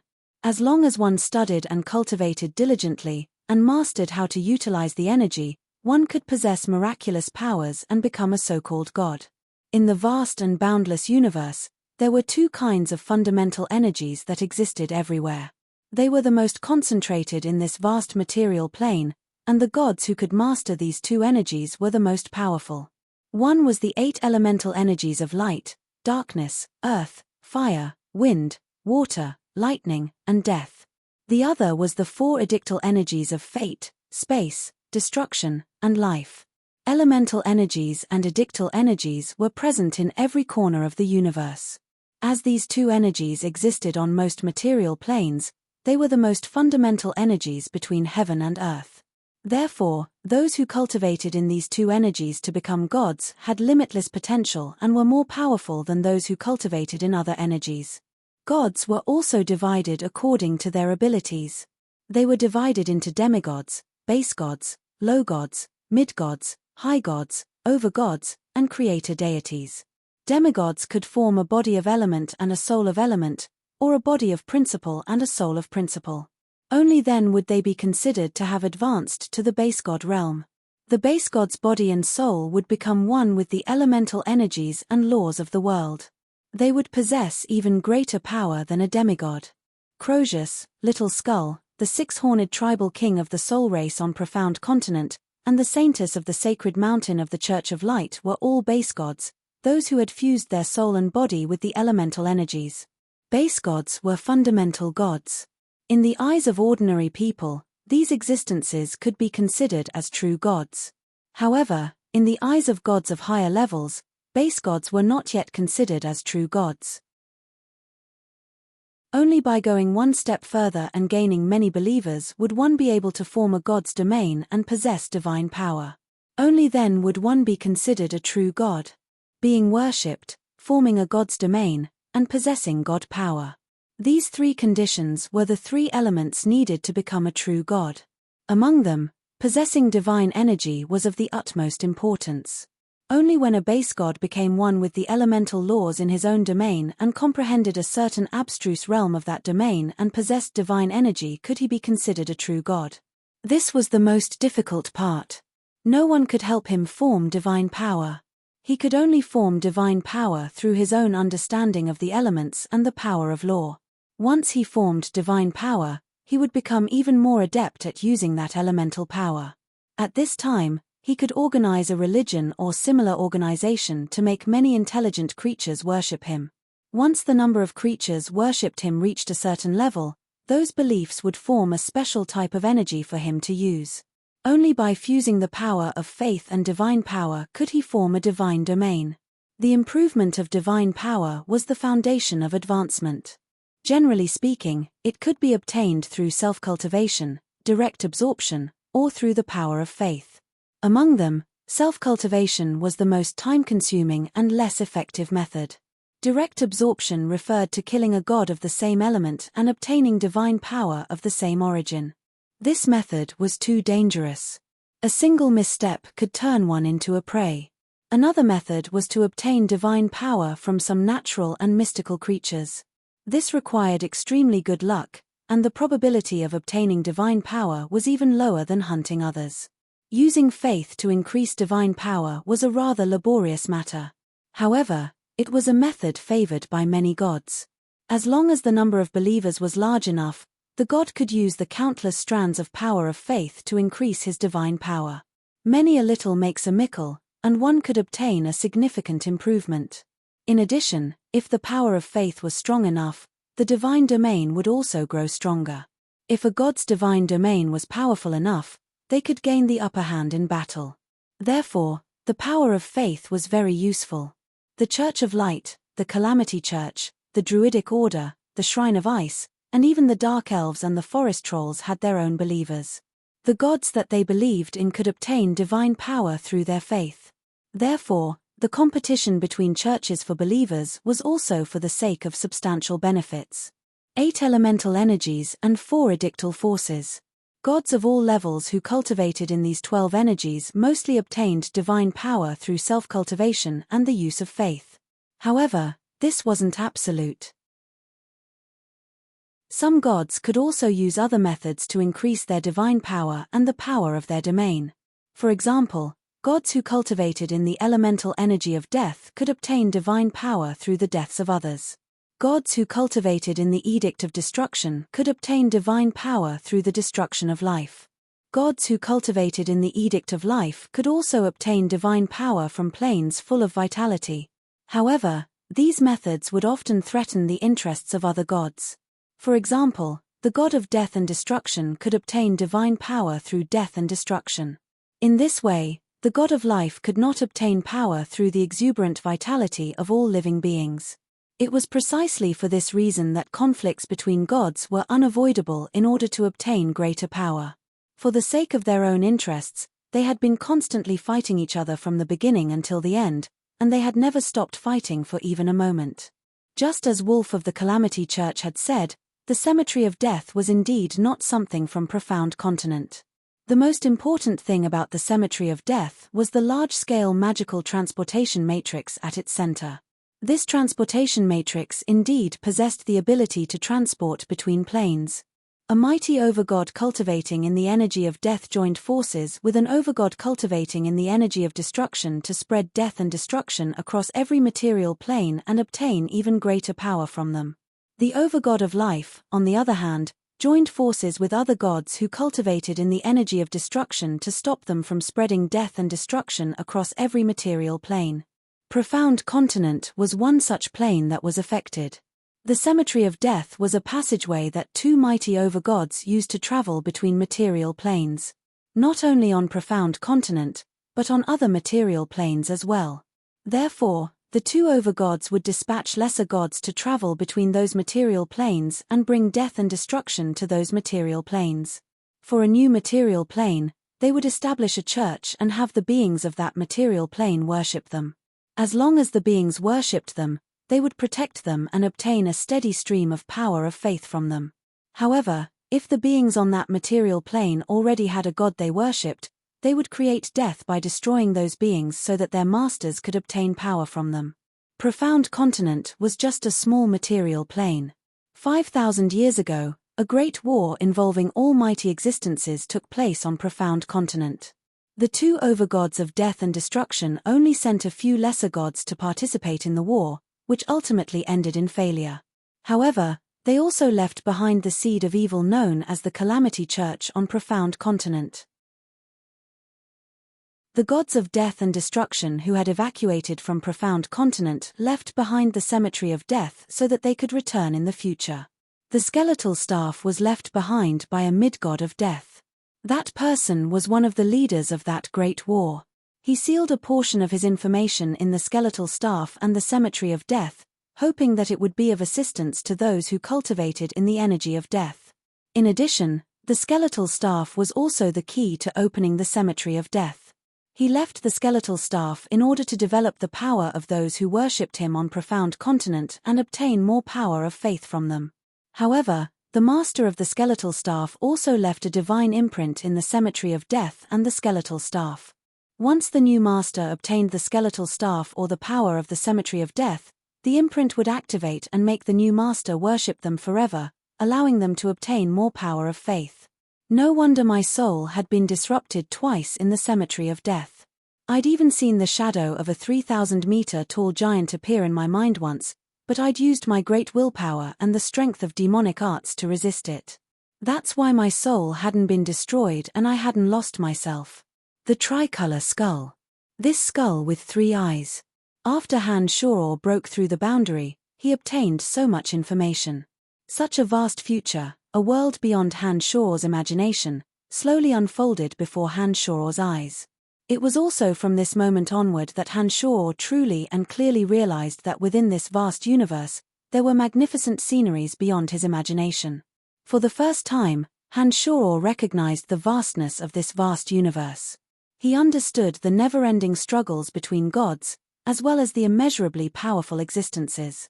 After understanding these ins and outs, Han Shoror turned his gaze to the other 2 skulls. He pondered what kind of information the other 2 skulls contained. Could it be that they contained the mysteries of setting up the magical transportation matrix in the Cemetery of Death? With this thought in mind, Han Shoror once again calmed his heart and attempted to use the same method to break through the boundary on the 2 skulls and the horn. However, Han Shoror felt that his mental strength hadn't reached such a powerful level yet. He was somewhat powerless against the secrets contained within these 2 skulls. Mr. Han Shoror, is Mr. Han Shoror here? Suddenly, a clear and melodious voice passed through the matrix Han Shoror had set up and fell into Han Shoror's ears. Han Shoror could tell that it was the voice of Crozius' daughter. After thinking for a moment, Han Shoror decided that he wouldn't be able to learn more about the skeletal staff secrets for the time being. He stood up and walked outside. Chapter 529. As Han Shoror made his way out of the underground cavern, he kept pondering a question that had been bothering him. The 8 elemental energies and the 4 edictal forces didn't seem to include demonic yuan. So what exactly was demonic yuan? The 8 elemental energies and the 4 edictal forces were different. They were all based on the utilization of the energy existing between heaven and earth, using the soul and body of a living being as the foundation. Absorbing or mastering these energies would strengthen one's body and soul, allowing one to become a god that stood above all other living beings. However, whether it was the 8 elemental energies or the 4 edictal forces, they were all powers that had existed since ancient times. Through the extraction and use of this ancient power, cultivators could fuse their bodies with this power and gradually strengthen themselves to become a god. However, the demonic arts that Han Shoror practiced originated from within his body. Although he could improve it by absorbing some strange energy, Han Shoror had never been able to sense the existence of demonic yuan from heaven and earth. This was very surprising to Han Shoror. Those who practiced the 8 elemental energies and the 4 edictal forces all relied on this external source of energy. However, Han Shoror's demonic arts were different from the 8 elemental energies and the 4 edictal forces. It was a process of limitlessly excavating and evolving one's own potential. This seemed to be completely different from the energy that the skeletal staff knew of. From the information he had just obtained, there were many who used other energies to become gods in the boundless universe, such as fear, desire, and so on. As long as one grasped the method to use and absorb these energies, one could also become a god through training. However, those who became gods ultimately relied on external forces. As for the demonic arts that Han Shoror cultivated, the demonic yuan was formed naturally within his body from the very beginning. What surprised Han Shoror was that demonic arts could use some secret techniques to activate demonic yuan, and even form a power similar to the elemental energies. For example, using the mystical glacial spellfire to release demonic yuan through a special method in one's meridians and bones could produce purplish-red demonic flames with extreme heat and cold attributes. Another example was that Han Shoror could use demonic yuan to heal his own internal injuries, and even help others recover from physical and mental injuries. This characteristic could only be achieved by gods who practiced the Edict of Life. Alternatively, he could use demonic yuan to form some special attacks that could cause the sky to darken. This seemed to be the same as the gods who practiced the element of darkness. In addition, although demonic yuan didn't exist between heaven and earth, Han Shoror could devour some energy for his own use, such as resentment, evil spirits, and other negative energies. He could transform them into demonic yuan and further improve his strength. This was different from those who practiced the 8 elemental energies and the 4 edictal forces. Generally, those who practiced the 12 elemental energies could only absorb the energy that existed between heaven and earth for their own use. After becoming a god, they could only absorb the divine energy of other cultivators of the same elemental energy. They couldn't absorb energy from other elemental energies. However, when Han Shuo carefully thought about it, he discovered that the demonic yuan that naturally formed in his body could not only absorb some evil energies of different elemental energies for his own use, but could also be used to manipulate demonic yuan through different demonic techniques. It could even be formed into energies similar to other elemental energies. From this point alone, demonic yuan was different from the 8 elemental energies and the 4 edictal forces that Han Shuo knew of. After pondering for a moment through the knowledge stored in the tricolored skulls of the skeletal staff, Han Shuo discovered that there was absolutely no knowledge of demonic yuan in those memories. In other words, even the original owner of the skeletal staff, that mid-god, didn't know of the existence of demonic yuan. This was clearly very strange. Han Shuo believed that the division of divine ranks that mid-god knew should be the basic division of all the energies in this universe. Judging from the different cultivation methods of demonic yuan and all other known energies, the strange formation of demonic yuan, and the fact that the mid-god didn't know anything about demonic yuan, Han Shuo came to a very shocking conclusion: Earth, where demonic arts cultivators came from, shouldn't be part of this so-called universe formed from numerous material planes. This was the only explanation that made sense. Otherwise, there was no way that mid-god didn't know of the existence of demonic yuan. Because Han Shuo himself knew how powerful those who cultivated in demonic yuan were. He had only reached the carnal realm, but he was already more powerful than the so-called demigods. According to Chu Kanglan, those who broke through the Omen realm could even ascend to the heavens. If such a group of incomparably powerful cultivators existed in this so-called universe, they wouldn't be nameless people. They would have long been known by the gods. In addition, demonic yuan was fundamentally different from the 8 elemental energies and the 4 edictal forces. From this, it could be seen that demonic yuan and demonic arts cultivators didn't belong to this universe at all. Han Shuo was shocked. He let out a light sigh and shook his head with a bitter smile. He was speechless at his own conclusion. However, ever since he started cultivating demonic arts, he clearly understood how powerful demonic arts were. Therefore, his determination to concentrate on cultivating demonic arts had never wavered. Vaguely, Han Shuo sensed that the cultivation method of demonic yuan seemed to be above the 8 elemental energies and the 4 edictal forces. This feeling originated from Han Shuo's many years of cultivation of demonic yuan. However, Han Shuo still didn't know the specifics. Mr. Han Shuo, are you inside?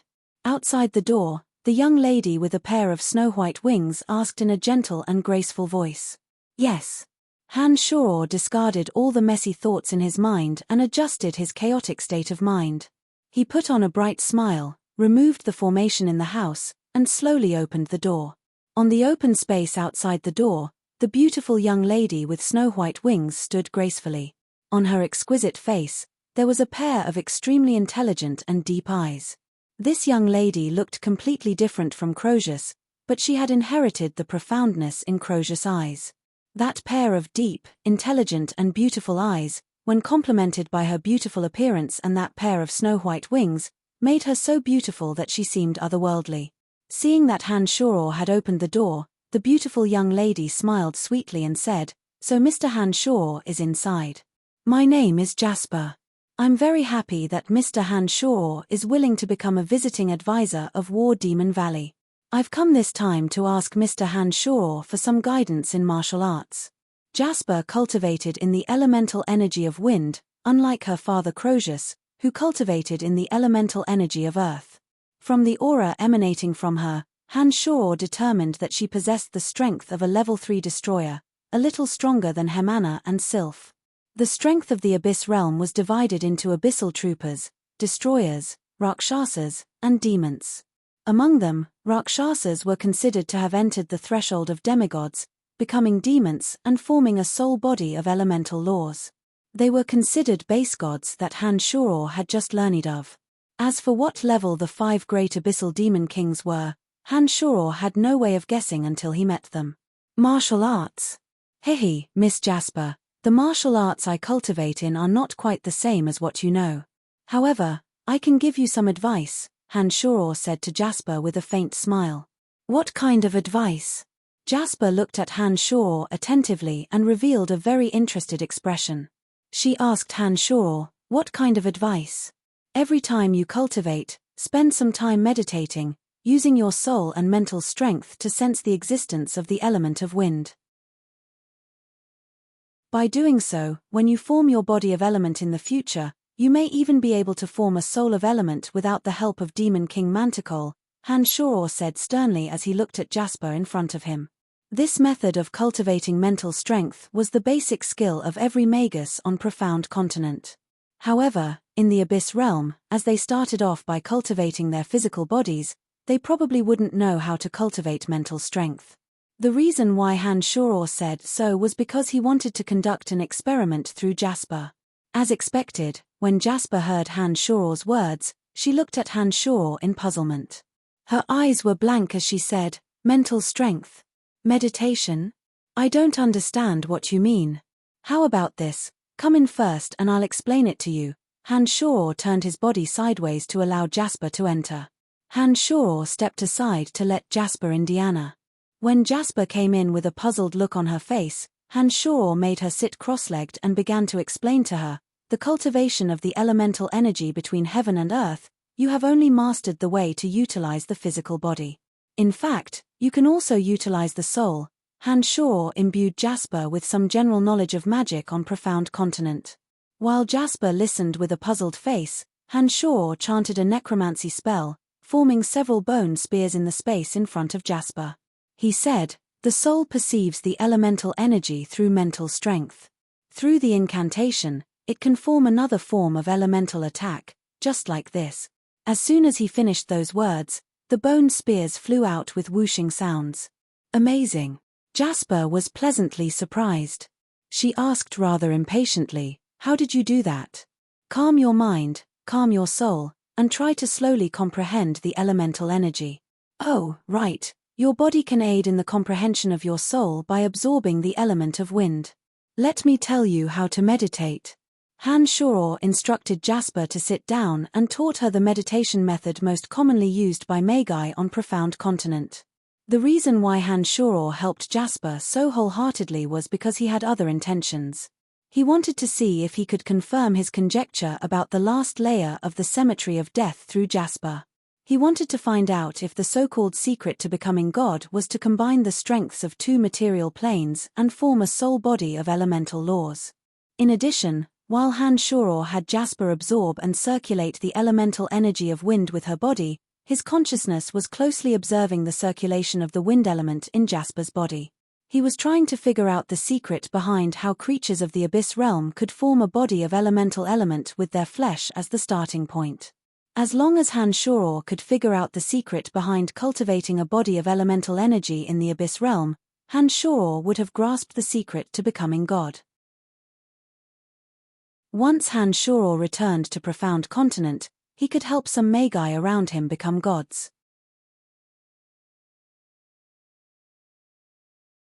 Chapter 530.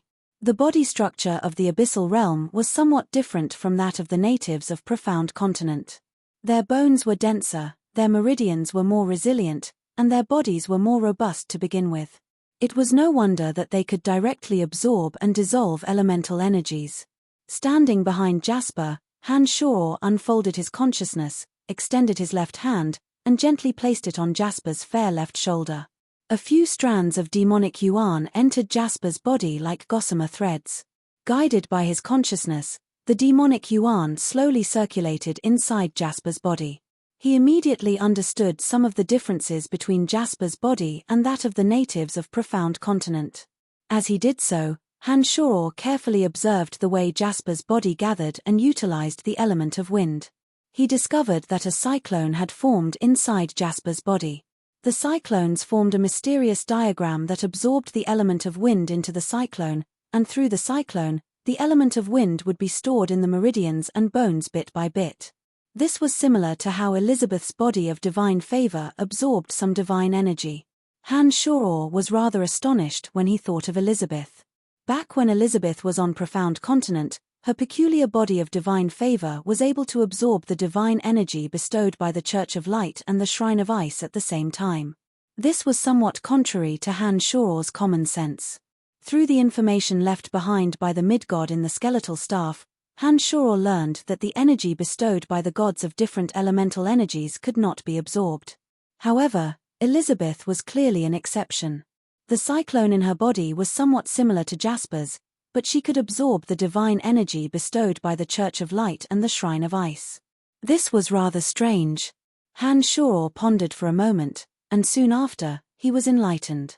That Elizabeth could absorb the divine energy bestowed by the Church of Light and the Shrine of Ice. However, that divine energy was probably not divine energy at all. Divine energy was the foundation of a god. They could only obtain divine energy through their own cultivation and the power of faith from their believers. It was absolutely impossible for them to bestow their hard-earned divine energy to their believers.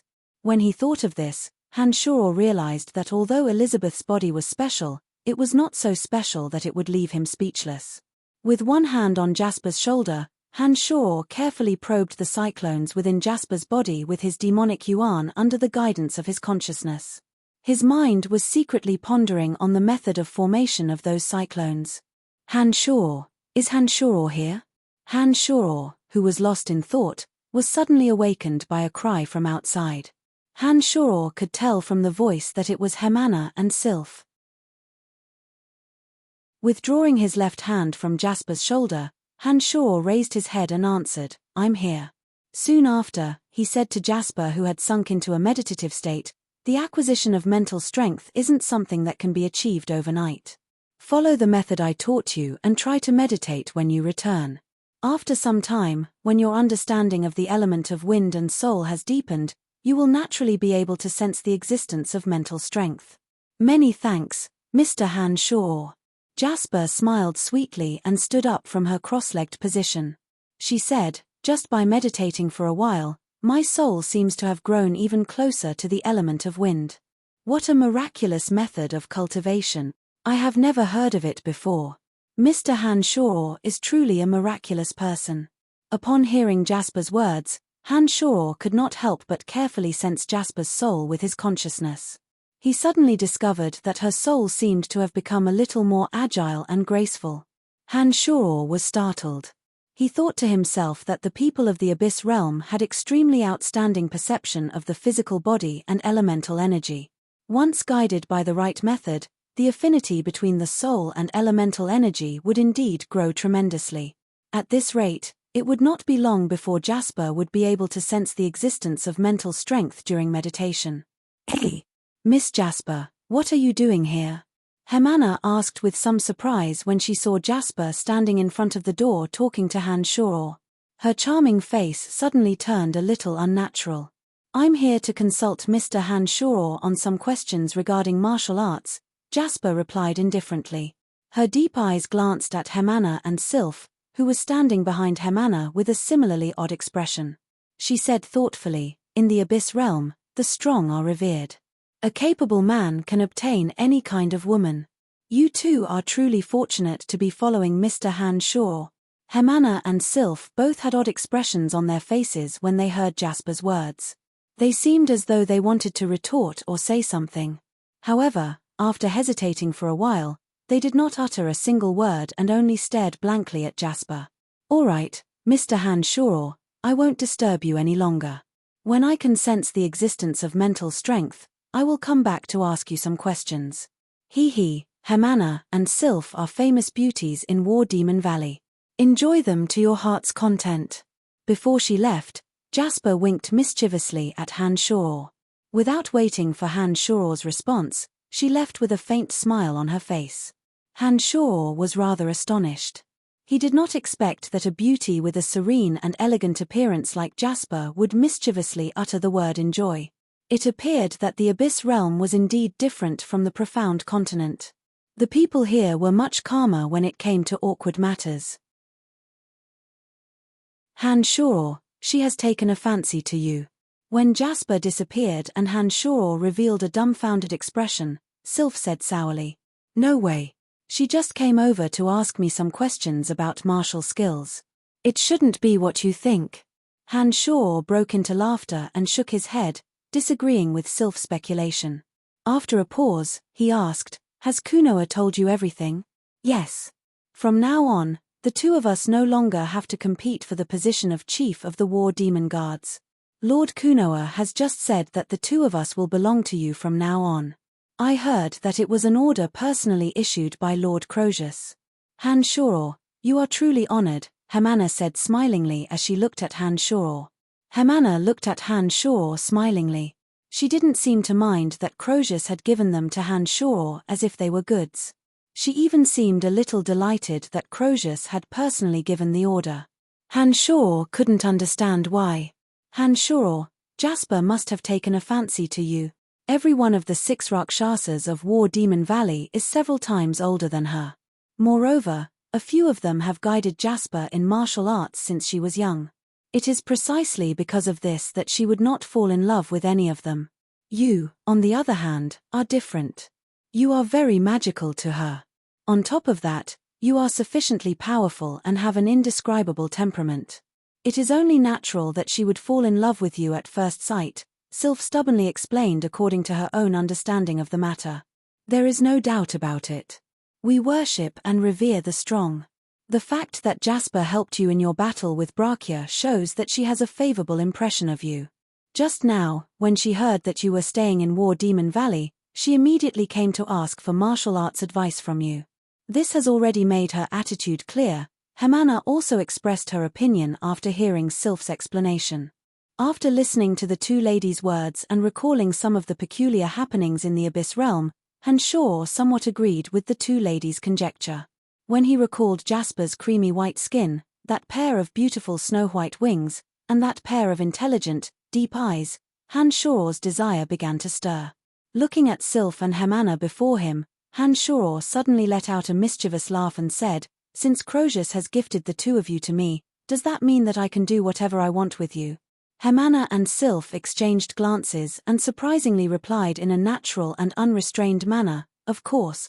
With a carefree laugh, Hanshoro reached out to grab Hamana and Sylph by their waists. Hanshoro lifted both of them up at the same time. As the two ladies let out soft cries of coquettishness, Hanshoro flew and landed on the spacious bed in the room. Hamana and Sylph's green and purple eyes simultaneously revealed a pair of lustful, seductive expressions, as though they were ready to be devoured by Hanshoro at any moment.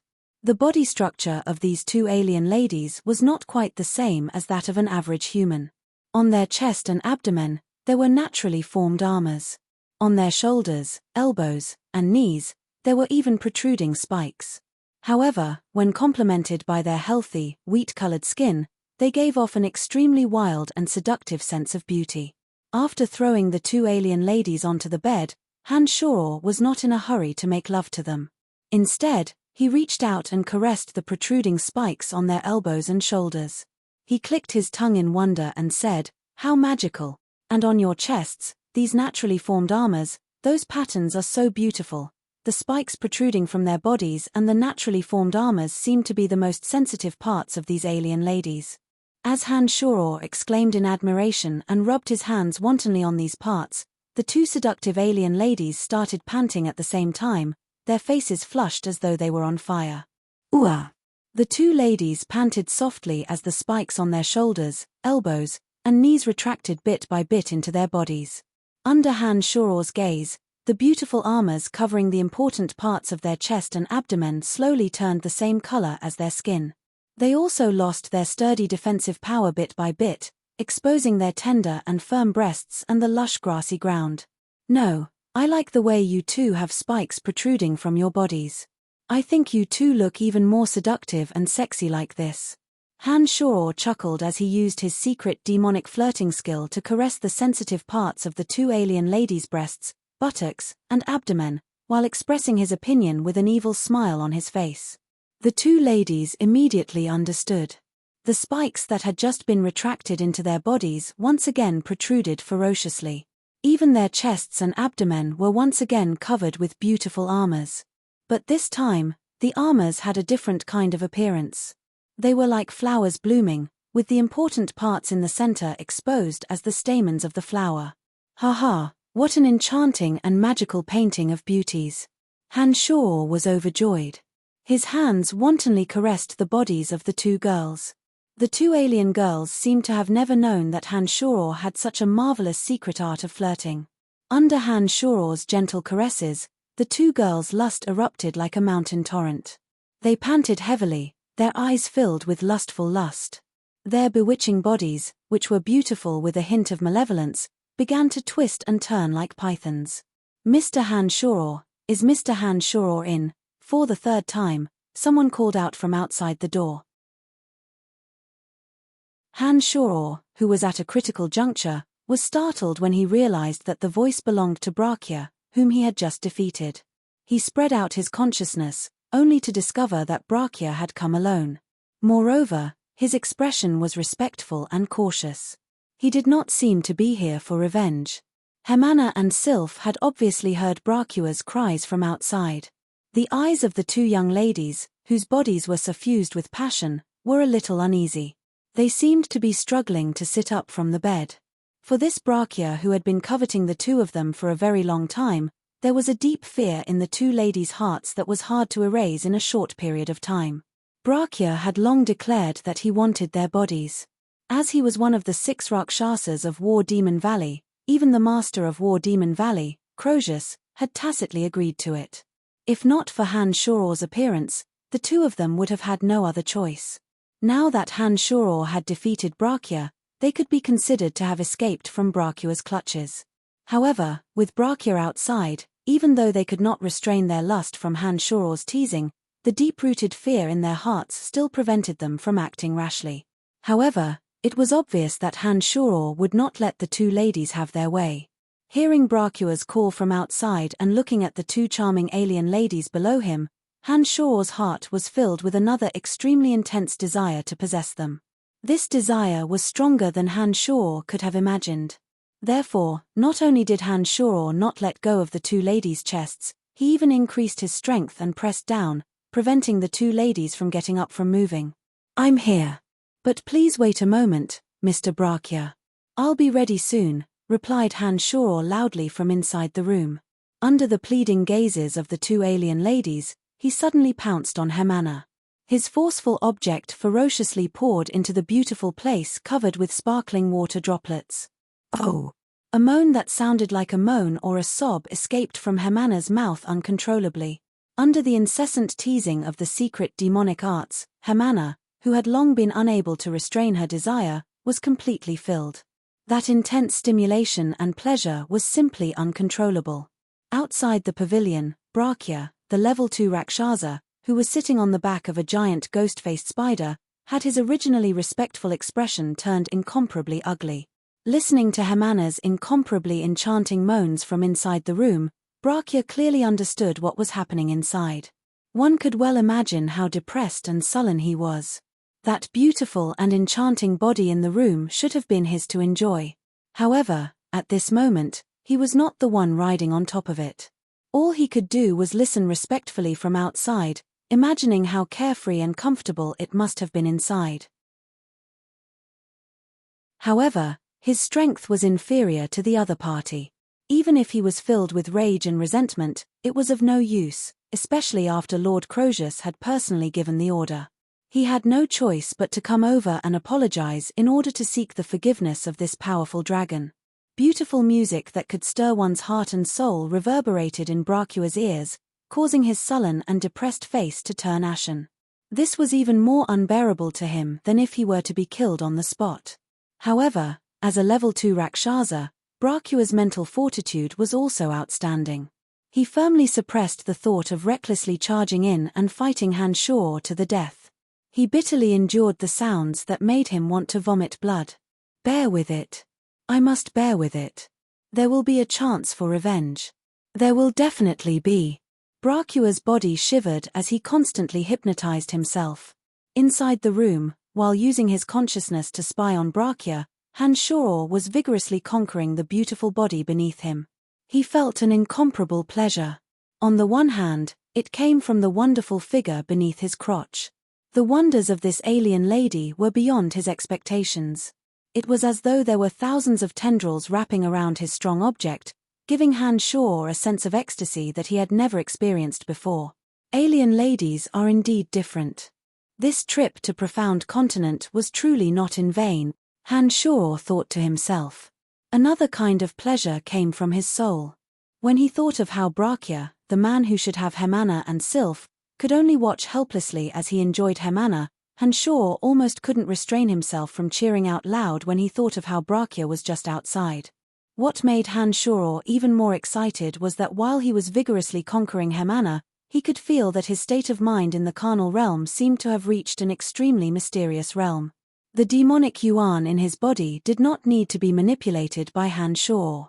It flowed rhythmically from the demonic infant and circulated within his body according to the path of demonic arts cultivation. While this made Hanshoro overjoyed, it also gave him a deeper understanding of the problem of breaking through to the carnal realm. He understood that as long as he did things as he pleased, not only would his state of mind rapidly improve, even his demonic yuan would become richer and more vigorous. After an unknown amount of time, Hemana, who was beneath him, had fainted and was on the verge of death. Hanshoro pulled himself up and grabbed Sylph, who was overflowing with lust, and continued his conquest of Sylph. Wait a minute. How long has it been? This damned mutated human, he's humiliating me on purpose.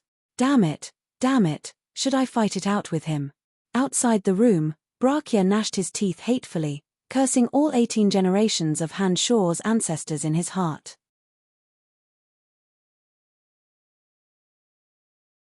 Chapter 531. Brakya waited in torment for an unknown amount of time before he saw Hanshoro casually draped in a black-green warrior's attire. Wearing a satisfied smile on his face, he walked out of the room while holding his baggy trousers. Looking at the satisfied smile on Hanshoro's face, Brakya was so angry that he wanted to vomit blood. However, he had no choice but to squeeze out a sincere apologetic smile. It was just that this smile appeared extremely ugly and awkward. Mr. Hanshoro, I was in the wrong earlier. I have come this time to apologize to you. I hope you can forgive my recklessness. Hanshoro, who was comfortably stretching his body, narrowed his eyes and looked at Brakya. He was secretly prepared to deal with Brakya's attack at any time. Upon hearing Brakya's apology, Hanshoro was startled. Soon after, Hanshoro's eyes shone with a strange light as he stared blankly at Brakya. Under Hanshoro's strange gaze, Brakya was obviously not used to it. He slowly lowered his head, not daring to meet Hanshoro's malicious gaze. His voice became a little softer. I hope Mr. Hanshoro can forgive me. Hanshoro responded with a nasal sound. Soon after, without looking at Brakya, he turned around and returned to the room. Brakya creased his brows. He suddenly raised his head to look at Hanshoro's back and softly cried out, Mr. Hanshoro, have you forgiven me? Yes, I have. You can leave. As long as you don't offend me, I can't be bothered with you. Hanshoro could tell that Brakya wasn't sincere in his apology. He wasn't interested in feigning civility with him either. He coldly added, however, if you plan to retaliate against me, I hope you are well prepared. Otherwise, if I survive, I won't even give face to Crozius. I think you understand what I mean. Behind Hanshoro, upon hearing Hanshoro's words, Brakya's pupils abruptly shrank. He viciously glared at Hanshoro's back, as if he had the desire to immediately make a move. However, he was also clearly hesitant. Just when he could not make up his mind to make a move, Hanshoro had already walked into the room. Brakya took a deep breath, as though he was trying to swallow his resentment. The next moment, he even revealed a faint smile and said, Mr. Hanshoro is now a visiting advisor of my War Demon Valley. From now on, we are on the same side. It's just 2 women. I, Brakya, am not a petty person. Very well. Hanshoro replied coldly. In his heart, he began to attach more importance to this Brakya. To be able to endure to such an extent, even if his strength wasn't sufficient, he was definitely a ruthless person. Either this person didn't make a move, or once he did, he definitely couldn't be underestimated. Oh, right, other than apologizing, according to Lord Crozius' instructions, you are to come to the War Demon Grand Hall 2 days from now to participate in the meeting to discuss how to deal with Venomfang Castle. I hope that you will be punctual, Brachia shouted as he looked at Han Shoror's back. Got it. Han Shoror turned his head around, slightly narrowed his eyes, and replied indifferently to Brachia. Brachia appeared very humble with his body hunched. He lowered his head and said, "In that case, I won't disturb Mr. Han Shoror's happy occasion any longer." Brachia had just taken the opportunity to take a glance inside. With his sharp eyes, he could immediately see Hemana and Sylph's beautiful bodies lying in disarray. He was afraid that when he raised his head, Han Shoror would notice the killing intent in his eyes that he couldn't completely conceal. Therefore, he didn't dare to raise his head to look at Han Shoror. However, when one's consciousness had reached the realm that Han Shoror had reached, even if he didn't deliberately use his consciousness to spy on Brachia, he could still clearly sense Brachia's extreme hatred towards him. His self-righteous attempt to cover it up only made Han Shoror feel that it was laughable. It didn't have any effect at all. What a pitiful fellow. I reckon he must be quite angry this time. Hehe, you deserve it for trying to snatch women from me. Looking at the 2 snow-white mermaids on the large bed, and then at Brachia whose shoulders were still twitching as he walked away, Han Shoror viciously muttered to himself in a low voice.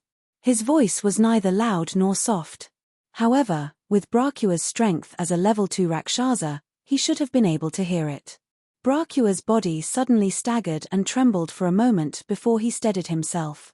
With his back facing Han Shoror, Brachia seemed to be hesitating whether he should immediately fight Han Shoror to the death. Under Han Shoror's callous gaze, Brachia finally held back and disappeared before Han Shoror's eyes in a somewhat miserable manner. What an extraordinary character. What a pity. Han Shoror muttered to himself. With a thought, he activated his demonic arts. Clang. The door to the room was suddenly shut. Looking at the 2 beautiful ladies on the bed, the corners of Han Shoror's mouth hooked into a satisfied smile.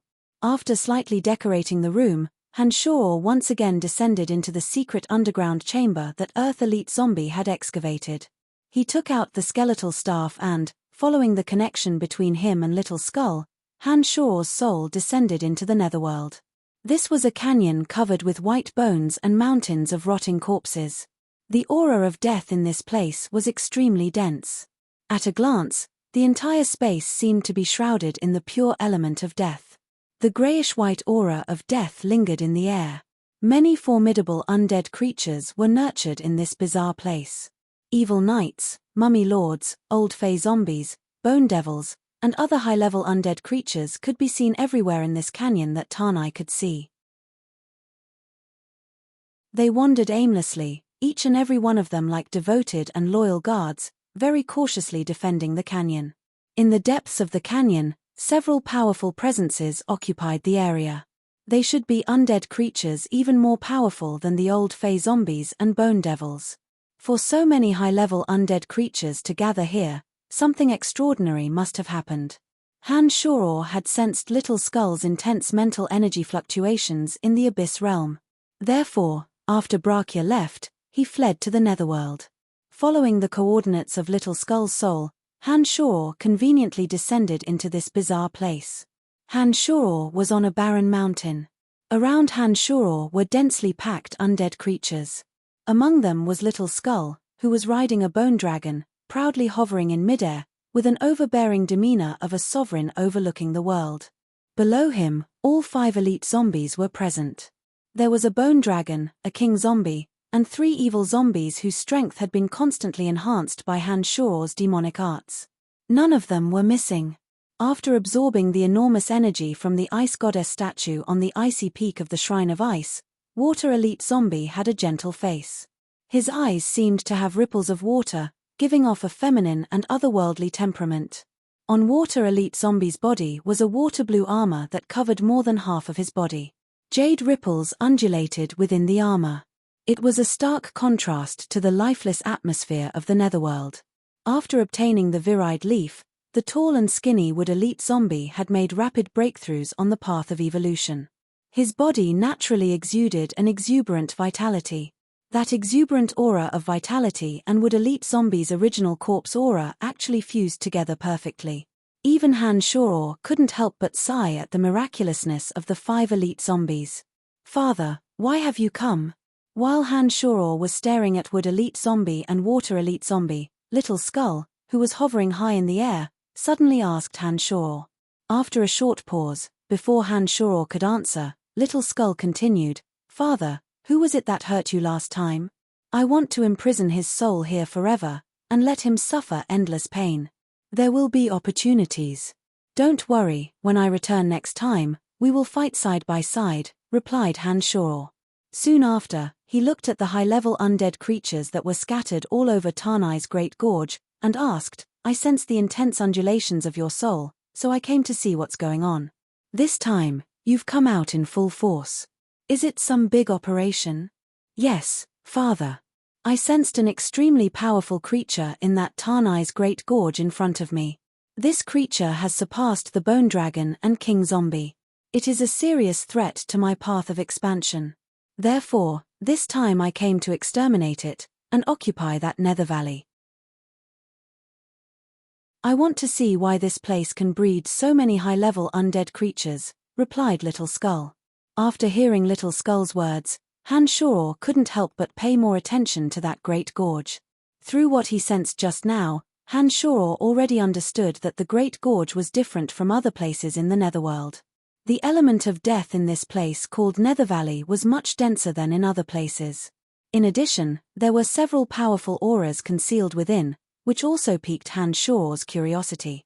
After absorbing the origin crystal of death, Little Skull cultivated the body of death element and the soul of death element at a speed that even surprised Han Shoror.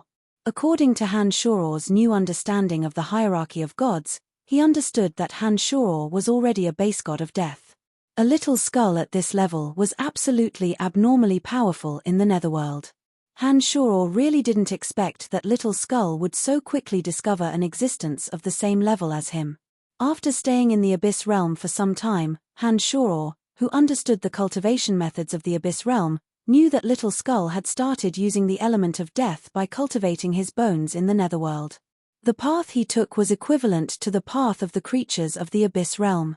However, because his soul had received a portion of Han Shoror's memories, in addition to many fortuitous encounters, and with the help of the origin crystal, he was able to form the soul of element so quickly. Because he had used the element of death to forge his bones from the very beginning, his body of element was formed as well. When he thought about it this way, Han Shoror realized that Little Skull should be extremely familiar with the attacking methods of bones. And after his soul had fused with the element of death and formed the soul of element, if Little Skull could become proficient in using necromancy magic, he would definitely become even more powerful. Although Little Skull had received a lot of Han Shoror's memories, at that time, Han Shoror's knowledge of necromancy magic was still half-baked. Therefore, Little Skull did not know how to use advanced necromancy magic. Now, as Han Shoror looked at Little Skull before him, he suddenly had the idea of imprinting the memories of necromancy magic onto Little Skull.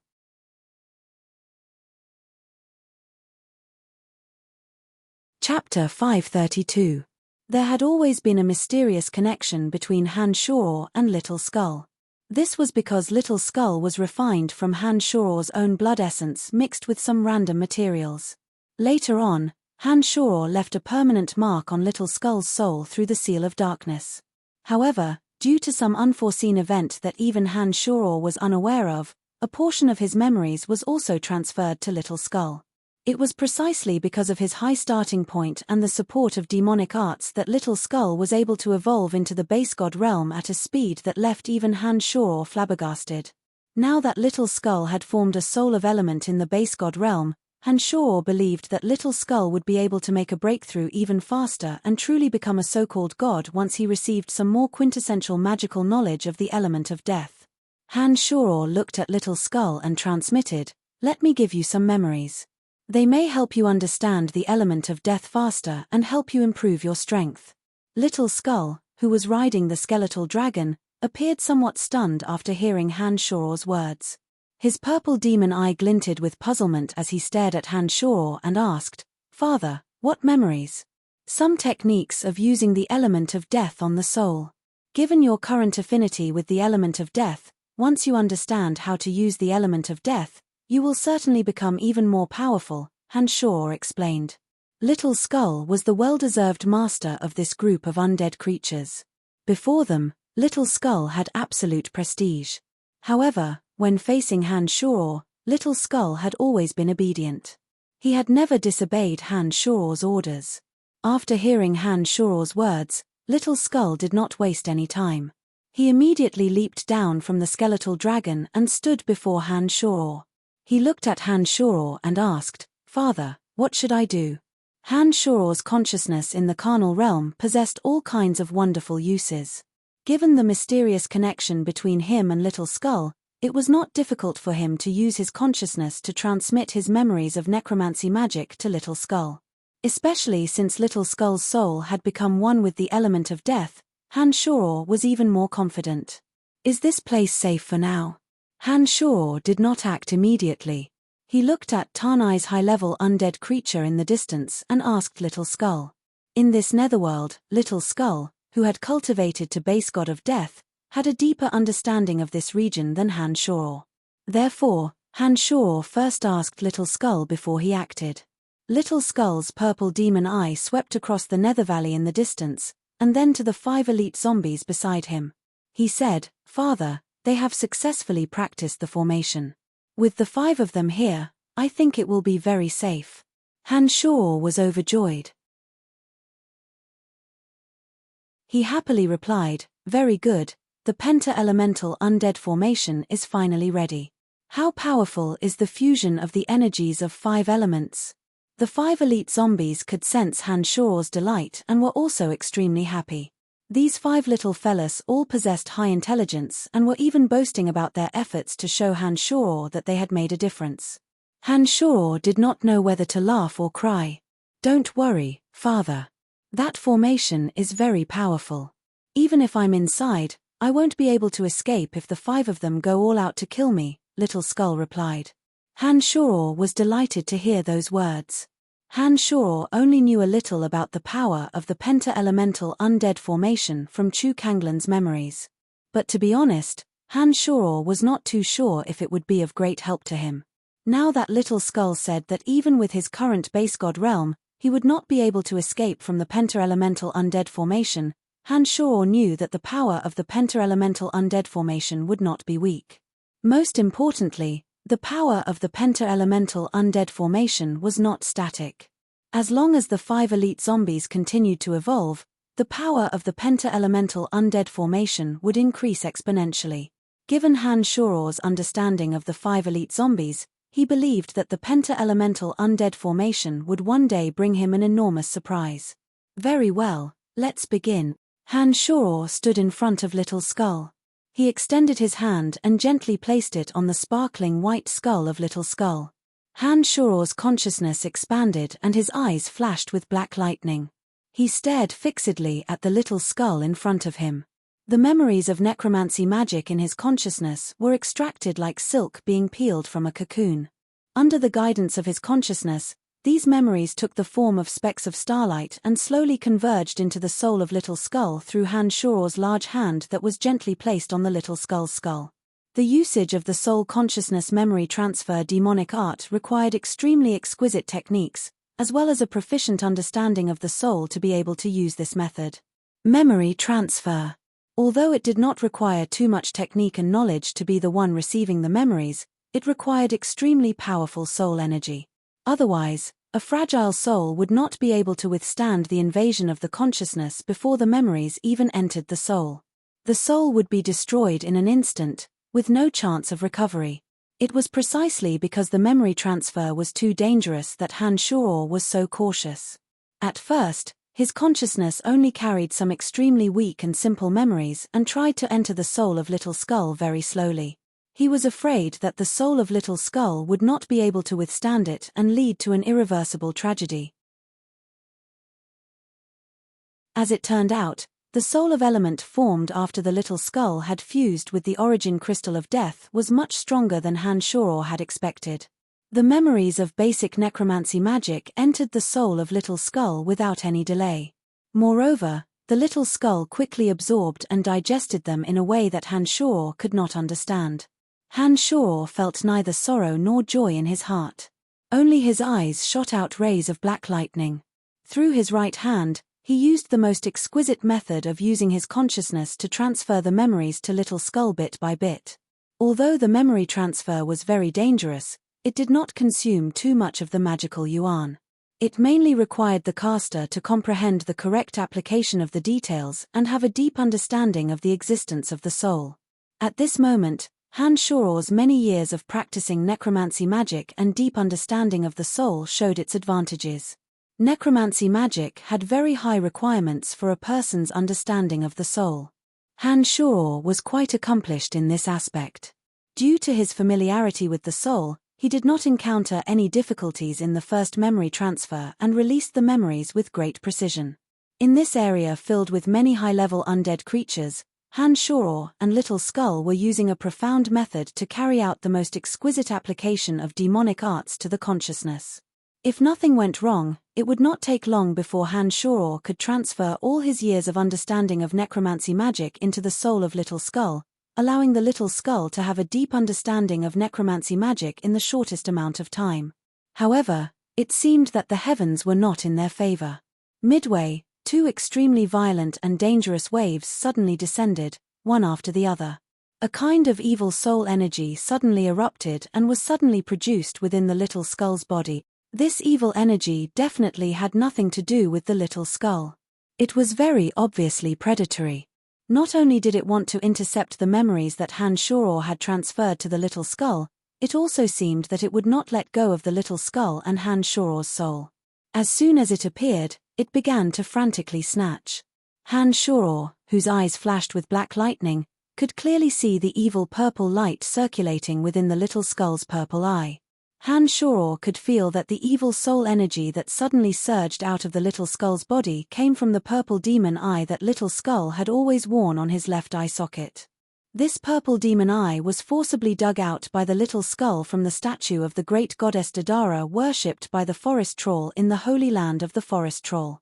When the purple demon eye was first worn by the Little Skull, both Han Shoror and the Little Skull felt an evil energy invading them at the same time. However, at the critical moment, the Little Skull put on the strange eye patch and avoided the disaster. Since then, the Little Skull had been wearing the strange eye patch for a long time.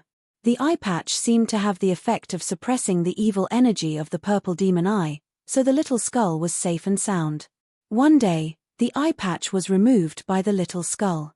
For a long time after that, the purple demon eye did not continue to release strong invasive energy. Han Shoror thought that the Little Skull had completely understood the strangeness of the purple demon eye and would not suffer the same unforgettable experience again. Unexpectedly, at the most critical moment of the memory transmission, the purple demon eye, which had not shown any abnormalities for a long time, once again exploded with a strong plundering energy. This energy was even fiercer than the last time. It was actually intercepting the memory that Han Shoror had transmitted to the Little Skull and attempting to seize the souls of Han Shoror and the Little Skull at an astonishing speed. At the same time, it was unknown if the powerful existence in the Nether Valley had sensed the sudden trouble that Han Shoror and the others were in. With a terrifying howl, all the powerful undead creatures in the Nether Valley seemed to have received an attack signal. They did not continue to aimlessly defend the Nether Valley passively. Instead, with a fierce howl, they charged towards the bald mountain where Han Shoror and the Little Skull were. A death aura that was on par with the Little Skull's rushed out from the Nether Spirit Tarnai amidst the terrifying howl. He led the many high-level undead army and was prepared to seize the opportunity to make Han Shoror and the Little Skull stay in the Nether Valley forever.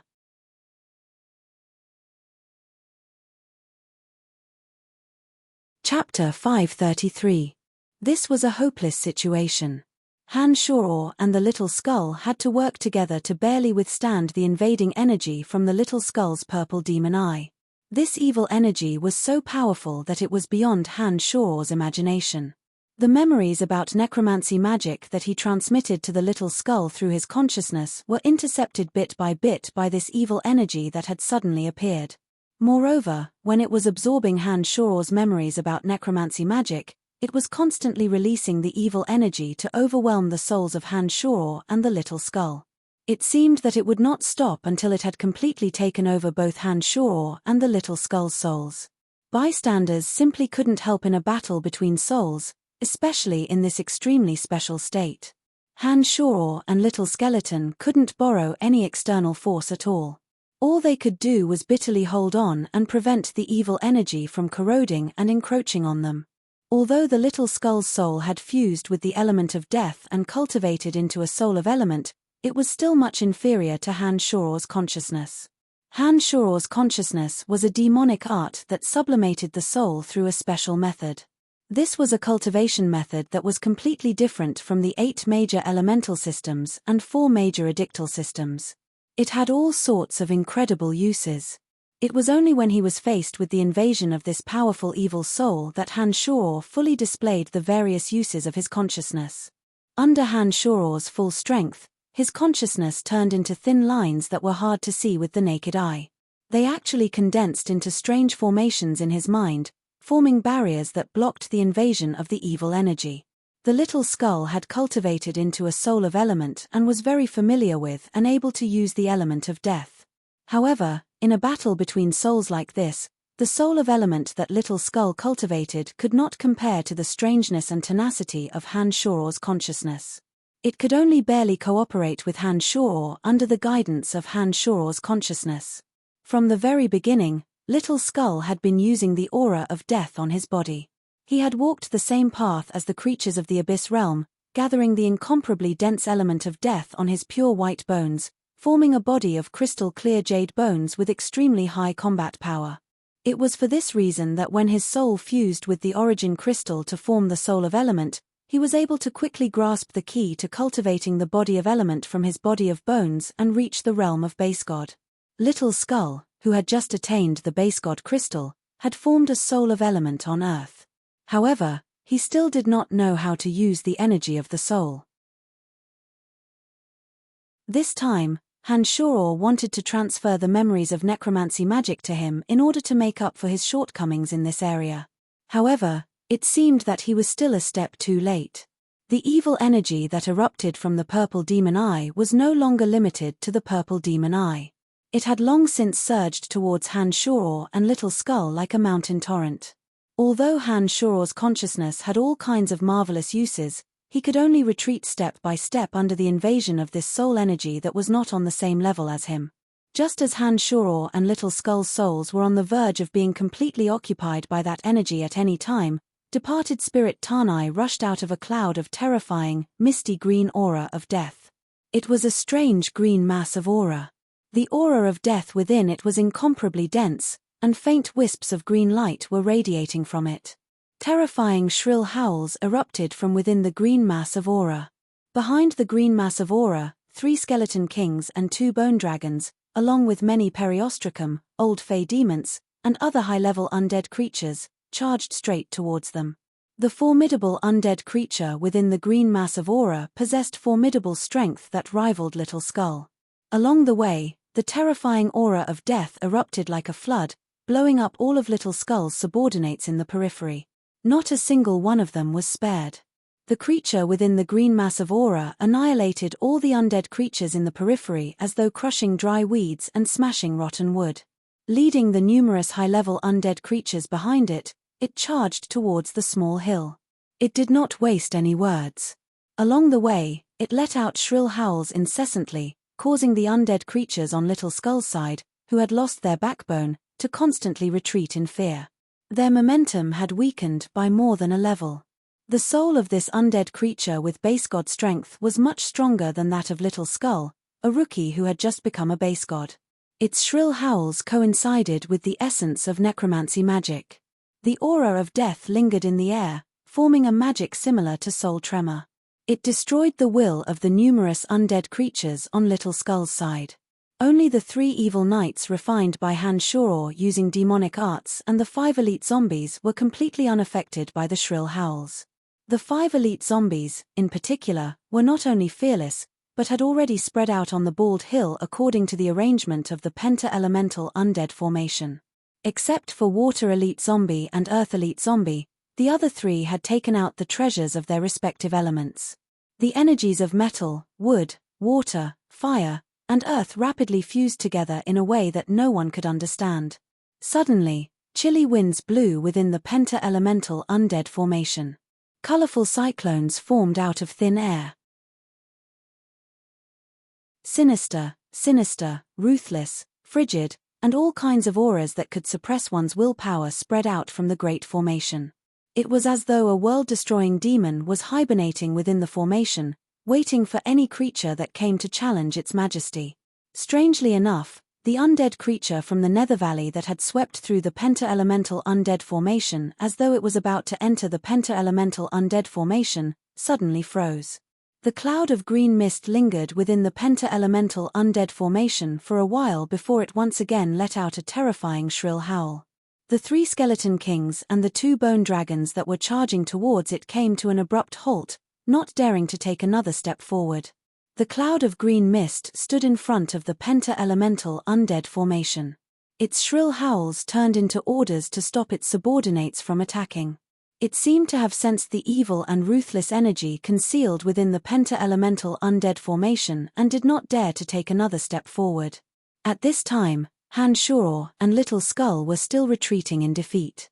The layers of defensive forces deployed by their consciousnesses had been shattered by the invasion of the evil energy. They could no longer form any effective defensive measures. Just as Han-Shuro was feeling depressed for no reason, the cloud of green mist that stood in front of the penta-elemental undead formation abruptly erupted with formidable soul energy. It instantly joined the dangerous battle between Han-Shuro's Little Skull and the evil soul energy from the purple demon eye. This soul with base god strength was equally ambitious. As soon as he joined the battle, he immediately launched soul attacks on Little Skull. He seemed to be determined to obtain Little Skull's soul. Both of them cultivated in the elemental energy of death. In terms of soul manipulation, this fellow was far superior to Little Skull. As soon as the new soul energy appeared, Little Skull's soul, which had been under the protection of Han-Shuro's consciousness, immediately felt an unbearable pressure. It was like a candle in the wind that could be extinguished at any time.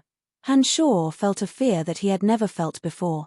He was afraid of Little Skull's soul, but there was nothing he could do. This feeling made Han-Shuro want to vomit blood. Suddenly, a turning point appeared in the dead end. The soul energy from the purple demon eye that had been constantly pressuring Han-Shuro suddenly split off and attacked the new soul energy in a domineering manner. The soul energy from the purple demon eye was the most powerful. It had an extremely strong desire to plunder, as if it wanted to capture the souls of Little Skull, Han-Shuro, and the newcomer in one fell swoop. After losing half of the pressure from the soul energy, the pressure on Han-Shuro's consciousness immediately decreased by a lot. He hastily reformed the fragmented defensive formation in the battlefield of consciousness. At this time, the new soul energy that had originally joined the battle to completely absorb Little Skull's soul had instead taken on the brunt of the soul energy from the purple demon eye. For a moment, Han-Shuro, Little Skull, and the new soul energy had all become passive defenders. However, with the addition of this new soul, the pressure on Han-Shuro had abruptly lessened. Although he was still retreating, he wasn't defeated as quickly as before. However, if this trend continued, Han-Shuro, Little Skull, and the new soul energy would still have no chance. In the end, their souls would be completely erased and they would become puppets of the soul of the purple demon eye, unable to escape for the rest of their lives. At this time, Han-Shuro suddenly had an absurd yet extremely daring idea. As soon as this idea came to mind, Han-Shuro only hesitated for a moment before he immediately executed it. Taking advantage of the fact that he still had some energy left, Han-Shuro braved the threat of having his consciousness destroyed in both body and body. At this incomparably dangerous moment, Han-Shuro shuttled between his soul and body. Something miraculous that made Han-Shuro wild with joy suddenly happened. As Han-Shuro's soul shuttled, the 4 entangled souls simultaneously twisted together and fell from the abyss realm into the space-time tunnel, falling into the abyss realm of unknown distance. As soon as they entered the spacetime tunnel, the other three souls, including Little Skull, suddenly became extremely weak. Only Han Shoror, the owner of the skeletal staff, who was the caster, was completely unaffected by this soul shuttling through the spacetime tunnel. His consciousness did not weaken in the slightest. In the short span of a few seconds, Han Shoror, who had planned this beforehand, gathered all his strength and burst out his consciousness and mental strength at the same time. First, he bombarded the weaker soul that arrived later, instantly dealing a heavy blow to that soul. After that, Han Shoror exerted his strength again. He concentrated all his strength and bombarded the evil soul in the purple demon eye, which had been weakened to the extreme in the spacetime tunnel. At this time, the soul energy in the purple demon eye also exerted its strength with all its might and bombarded Han Shoror's concentrated attack. A terrifying rumble erupted from the three souls. In the short span of a few seconds, a miraculous change took place in this spacetime tunnel of unknown location. In the abyss realm, Han Shoror, who was hiding deep underground, felt as if he was being bombarded by a giant hammer. Blood flowed from all 7 of his orifices. His body trembled violently. Han Shoror, who was holding the skeletal staff, felt a splitting headache. It was as if 10,000 sharp knives were twisting in his brain. It was an unbearable pain. The evil soul energy from the purple demon eye had not been extinguished yet. It was still tenaciously surviving. Although it was much weaker than before, it was still inexplicably fierce and continued to stubbornly occupy Han Shoror's soul. A soul aura filled with endless resentment and slaughter and destruction suddenly erupted from the Demon Slayer edge that was dormant in Han Shoror's body. This vile soul of the Demon Slayer edge, which contained the negative energy of thousands of souls, finally erupted at the most critical moment after fusing with the origin crystal of destruction. The vile soul within the Demon Slayer edge converged with the power of Han Shoror's consciousness and ruthlessly bombarded the soul in the purple demon eye that was crazily counterattacking. Rumble. It was as if a huge explosion had occurred in Han Shoror's brain. 7 blood arrows shot out from all 7 of his orifices. Han Shoror's majestic body also fell to the ground, as if he had lost all signs of life. After a long time, Han Shoror didn't know how much time had passed. The first thing he felt was a splitting headache. He first felt the rumbling explosion in his brain. For a moment, Han Shoror even thought that he had died. After a while, Han Shoror gradually regained consciousness. Suddenly, pieces of disorderly memories flooded into Han Shoror's brain. His eyes were blank, staring blankly in front of him. He opened his mouth and muttered, "Who am I? I am Dadara, I am Han Shoror, I am Lick Haley." All kinds of memories flooded into Han Shoror at once. It was as if he had become 3 people. His brain was filled with the memories of 3 people. Han Shoror found it hard to adapt to the splitting headache. As he muttered blankly to himself, his brain rapidly reorganized and sorted out the disorderly memories. Han Shoror mumbled to himself for a long time in this position. He didn't know how long it had been. Suddenly, Han Shoror, who had maintained this position for a long time, burst into wild laughter. He laughed so hard that blood flowed out of his mouth. His left hand grasped the skeletal staff, and his right hand held the Demon Slayer edge. He said in a wild voice, "Low God Dadara, base god of death, Lick Haley. Ha ha, I have erased their soul imprints and occupied their memories. The demonic separation is a success. Waha, the heavens are on my side. The heavens are on my side." While Han Shoror was laughing heartily, the skeletal staff in his left hand and the Demon Slayer edge in his right hand were transforming. Like liquid, they slowly formed into 2 human silhouettes. After a while, 2 identical Han Shoror transformed from the skeletal staff and the Demon Slayer edge appeared. Han Shoror pointed at the Han Shoror transformed from the skeletal staff and said, "Base god of death, it's me." Then, he pointed at the Han Shoror transformed from the Demon Slayer edge and laughed maniacally, "Low god of destruction, it's me. Ha ha, it's all me. After the demonic separation, it's all me." This is the outer body incarnation of the demonic path that can only be discovered but not sought. I'm rich, waha.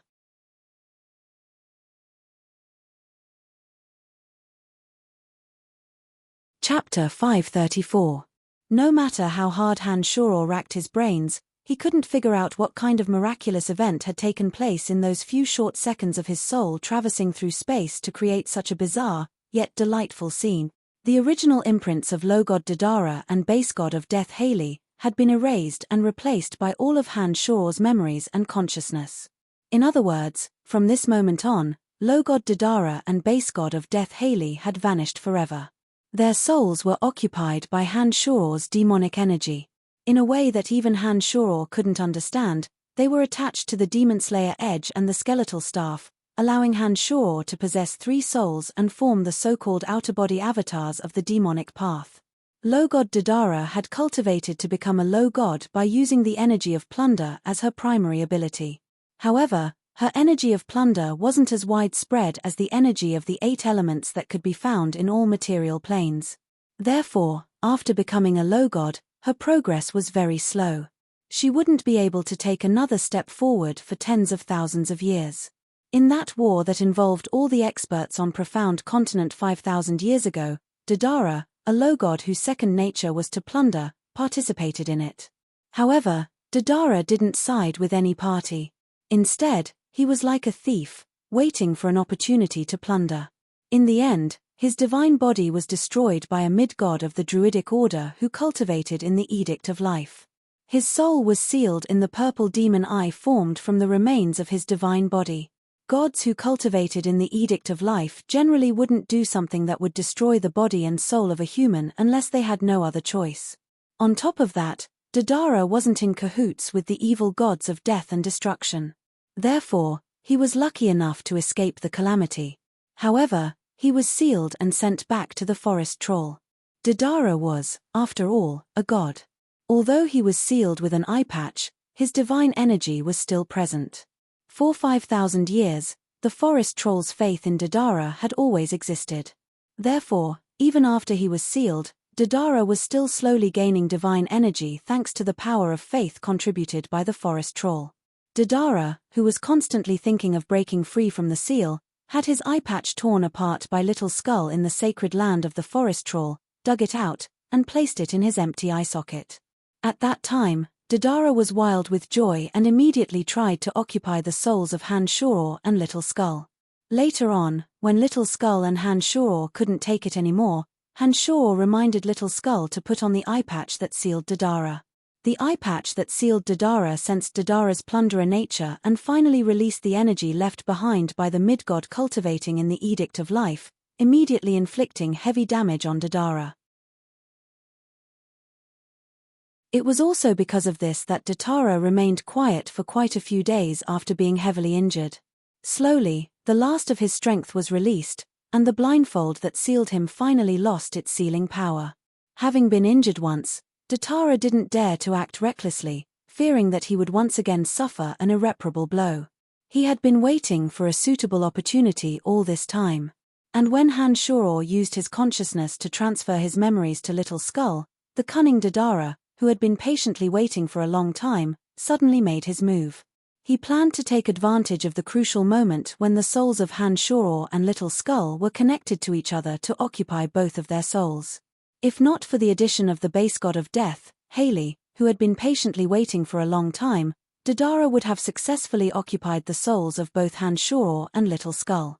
Unfortunately, it seemed that his luck wasn't too good.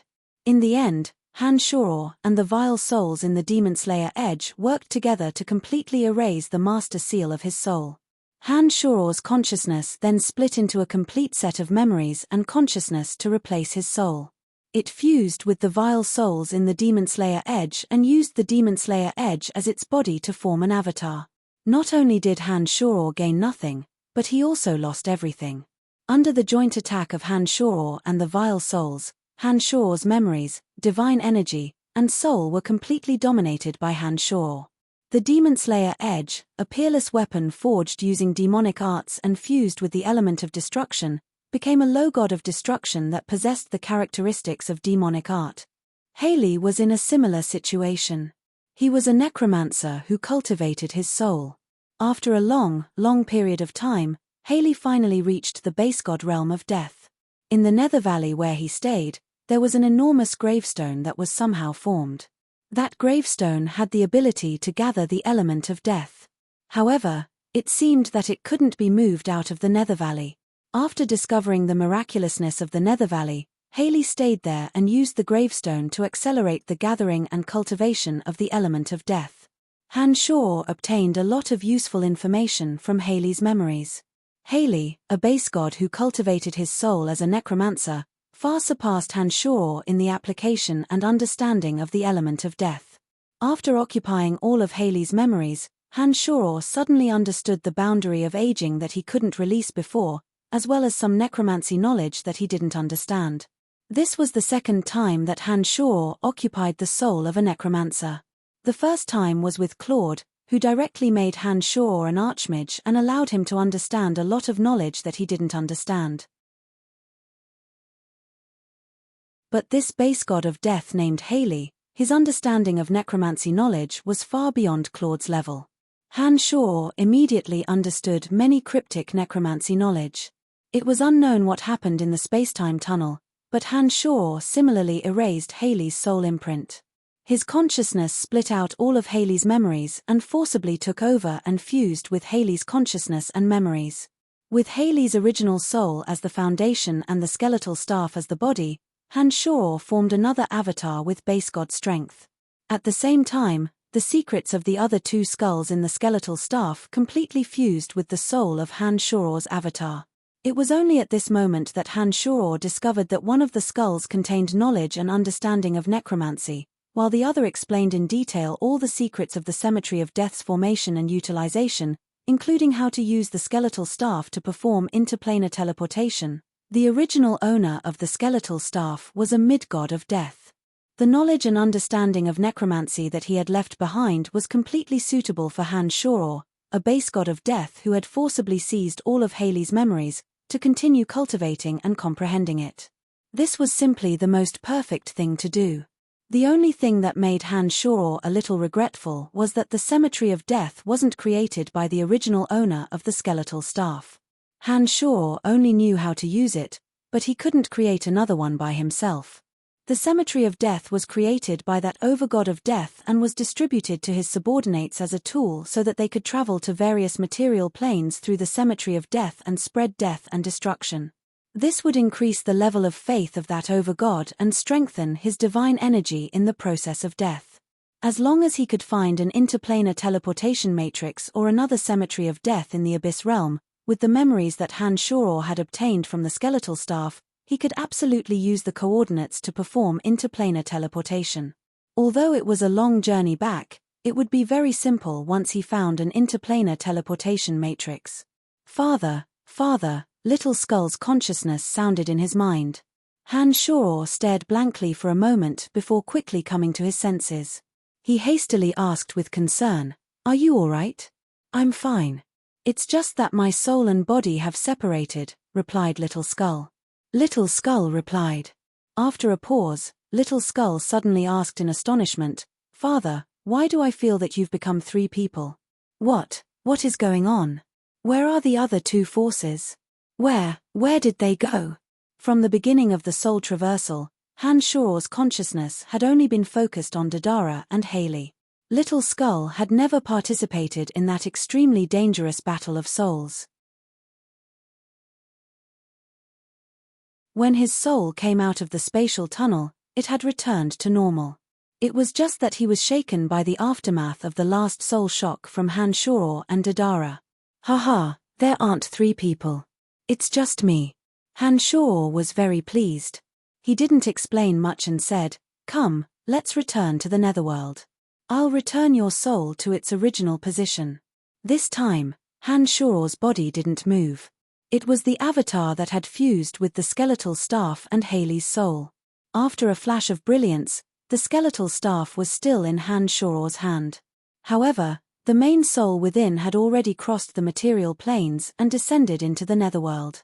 In the netherworld, the body of the skeleton formed by Han Shaw's consciousness was still resting on the Little Skull's shoulder. However, after losing their souls, the two skeletons without any consciousness appeared rather strange. As soon as the two souls of Han Shaw and Little Skull entered, the two skeletons once again regained their vitality. However, the purple demon eye within the little skull's left eye socket had already shattered. Specks of purple starlight were absorbed by the jade-like skeleton of the little skull. Currently, Han Shuor's soul was at the base god realm of death. This soul had an extremely wonderful comprehension of the element of death. With a single thought from Han Shuor's soul, the element of death would condense and release its might through various kinds of wondrous magic. However, although this soul possessed all of Han Shuor's memories, consciousness, and memories, just like the consciousness of the main body, this soul was not consciousness after all. Therefore, Han Shuor could not impart all of his memories to the little skull through this base god of death soul. The transfer of memories could only be achieved through consciousness that specialized in demonic arts. Han Shuor was not in a hurry. At this moment, the body formed by the element of death gazed into the distance at the army of death that had arrived together with Haley. There were still no changes in this place. In front of the penta-elemental undead formation, a cloud of green mist floated motionlessly. Behind it were 3 skeleton kings and 2 bone dragons, quietly awaiting their master's orders.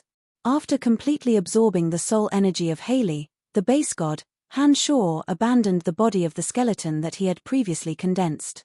He transformed into a shadow and entered the cloud of green mist. The green mist that had been lingering in the air gradually dispersed, revealing a green rhombus-shaped crystal. That green rhombus-shaped crystal was none other than Haley's body. However, after Han Shuor's soul had fused with the skeletal staff, he no longer needed this green crystal that was highly condensed from the element of death. This crystal was the same as an origin crystal of death. The only difference was that it could be fused with the body. Any living being that cultivated in the element of death could fuse with this green crystal to form a body of death. Han Shuor did not need it, but a necromancer like Fanny desperately needed it. As long as Han Shuor could figure out a set of refinement methods for the element of death in the Abyss Realm, once he returned to Profound Continent, Fanny would be able to form a body of element through this green crystal that was already a body of element. Han Shuor's soul enveloped the green crystal and emanated the majesty of Haley.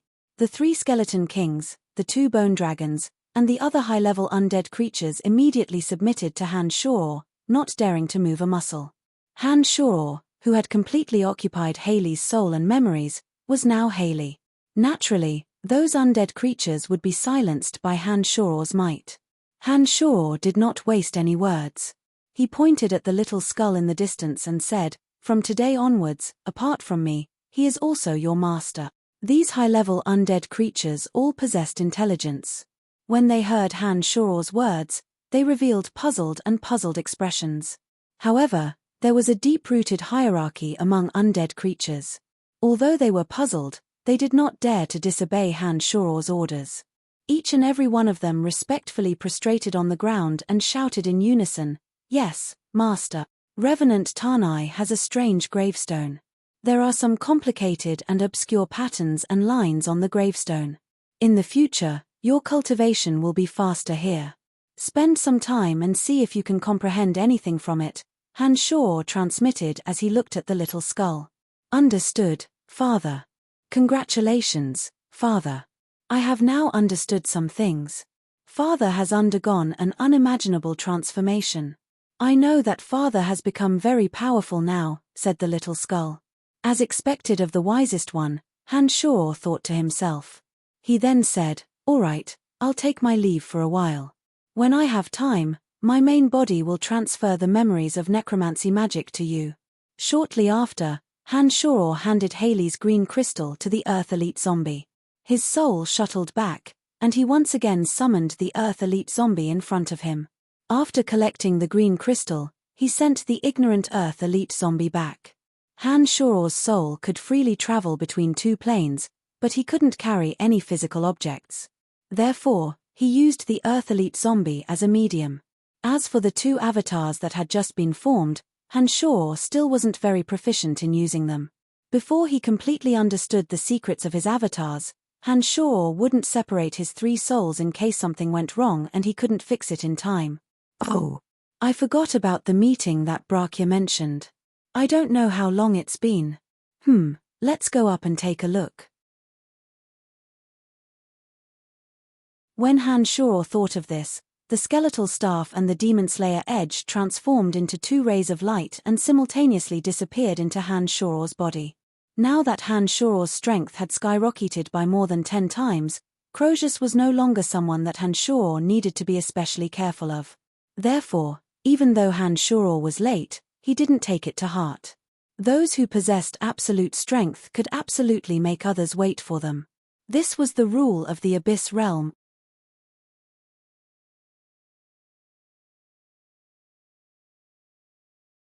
Chapter 535.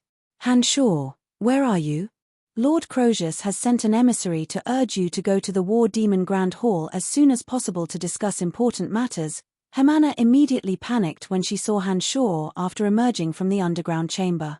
Hemana was obviously in awe of Crozius. In War Demon Valley, Crozius was the local tyrant with absolute authority. Hemana was afraid that Crozius would blame Han-Shuro for this matter. Therefore, she appeared extremely worried. Time was divided in the Abyss Realm differently from that on Profound Continent. One day in the Abyss Realm was equivalent to half a month on Profound Continent. Based on what Brachia said 2 days ago, Han-Shuro understood that he must have stayed in the underground chamber for a month. No worries, I'll head over now. Han-Shuro was unruffled. After scanning the surroundings with his consciousness, he smilingly asked, "Where's Sylph?" "She's still inquiring about you. As she doesn't know where you are, the two of us split up." "I'll stay here and wait for you," Hemana replied. It seems that I should have notified the two of you in advance. The next time I go missing, don't be in such a hurry to look for me. I'll be back before long, Han-Shuro said to Hemana, a little embarrassed. He then strode outside and said, Come with me. Let's see if this meeting is over. The War Demon Grand Hall is the most majestic building in the center. I can take you there, but I can't accompany you into the War Demon Grand Hall because I'm not qualified to do so. I'm sorry, Hemana apologetically explained to Han-Shuro as she followed Han-Shuro towards the War Demon Grand Hall. The hierarchy in the Abyss Realm was very strict.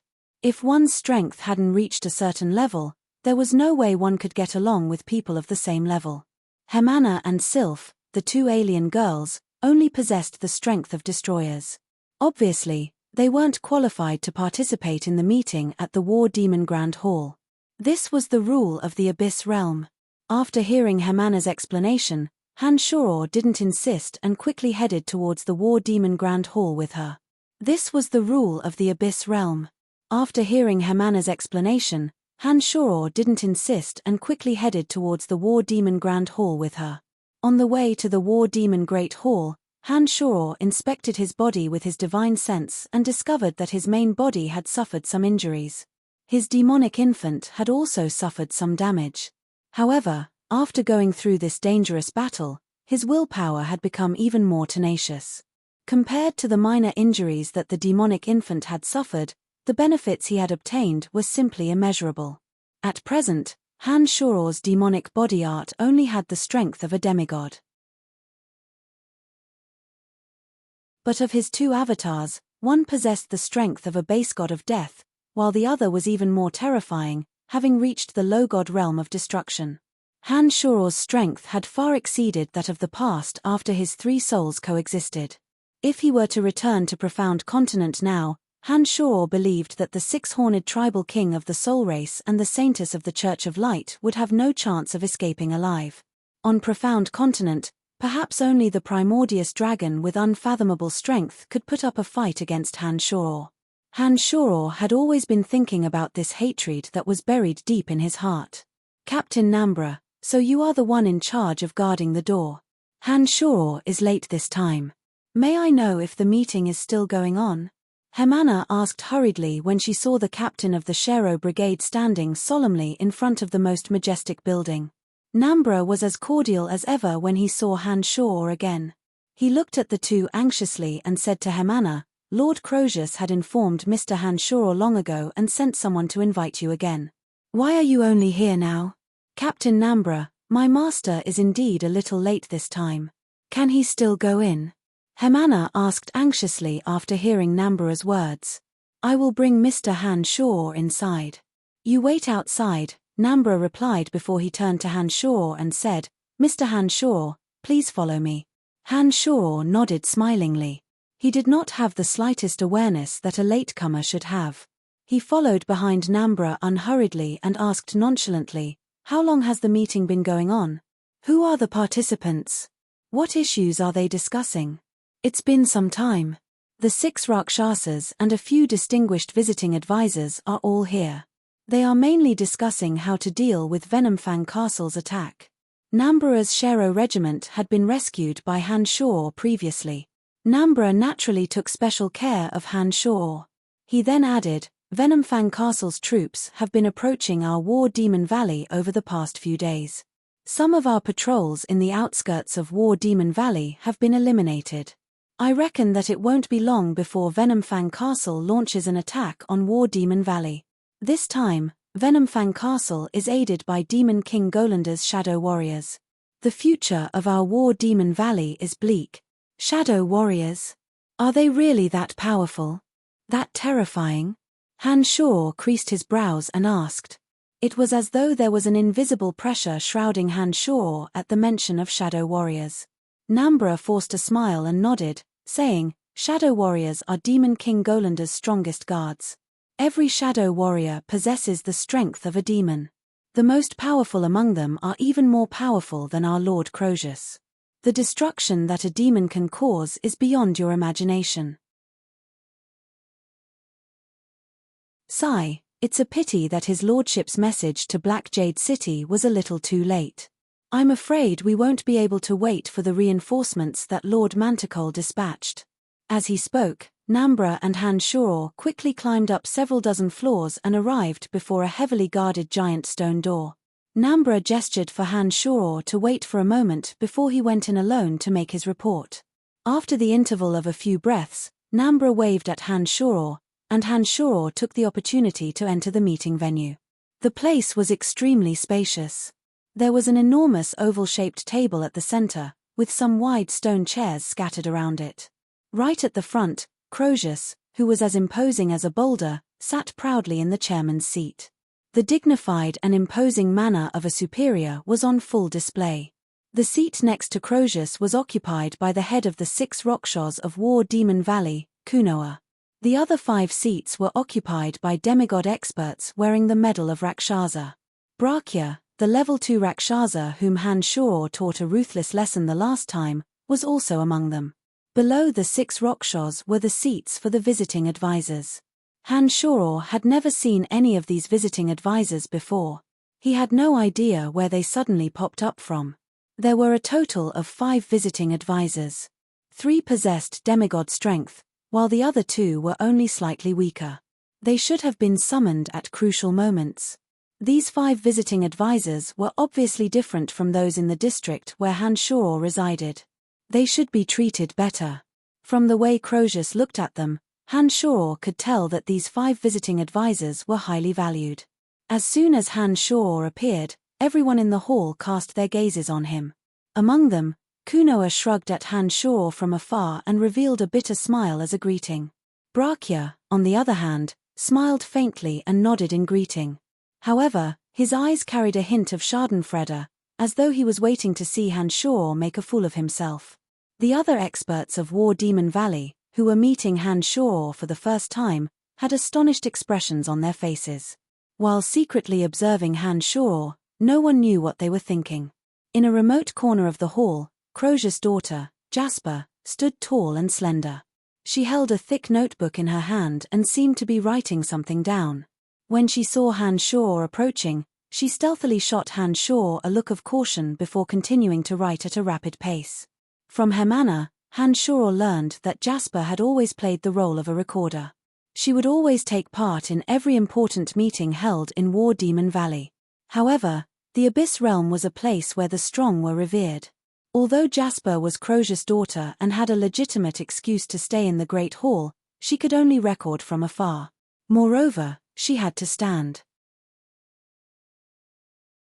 She did not possess sufficient strength. The fact that she could stand here was already thanks to her father, Crozius. She did not have the qualifications to sit down. In front of Han Shoror, Croesus looked at Han Shoror with a somewhat cold expression.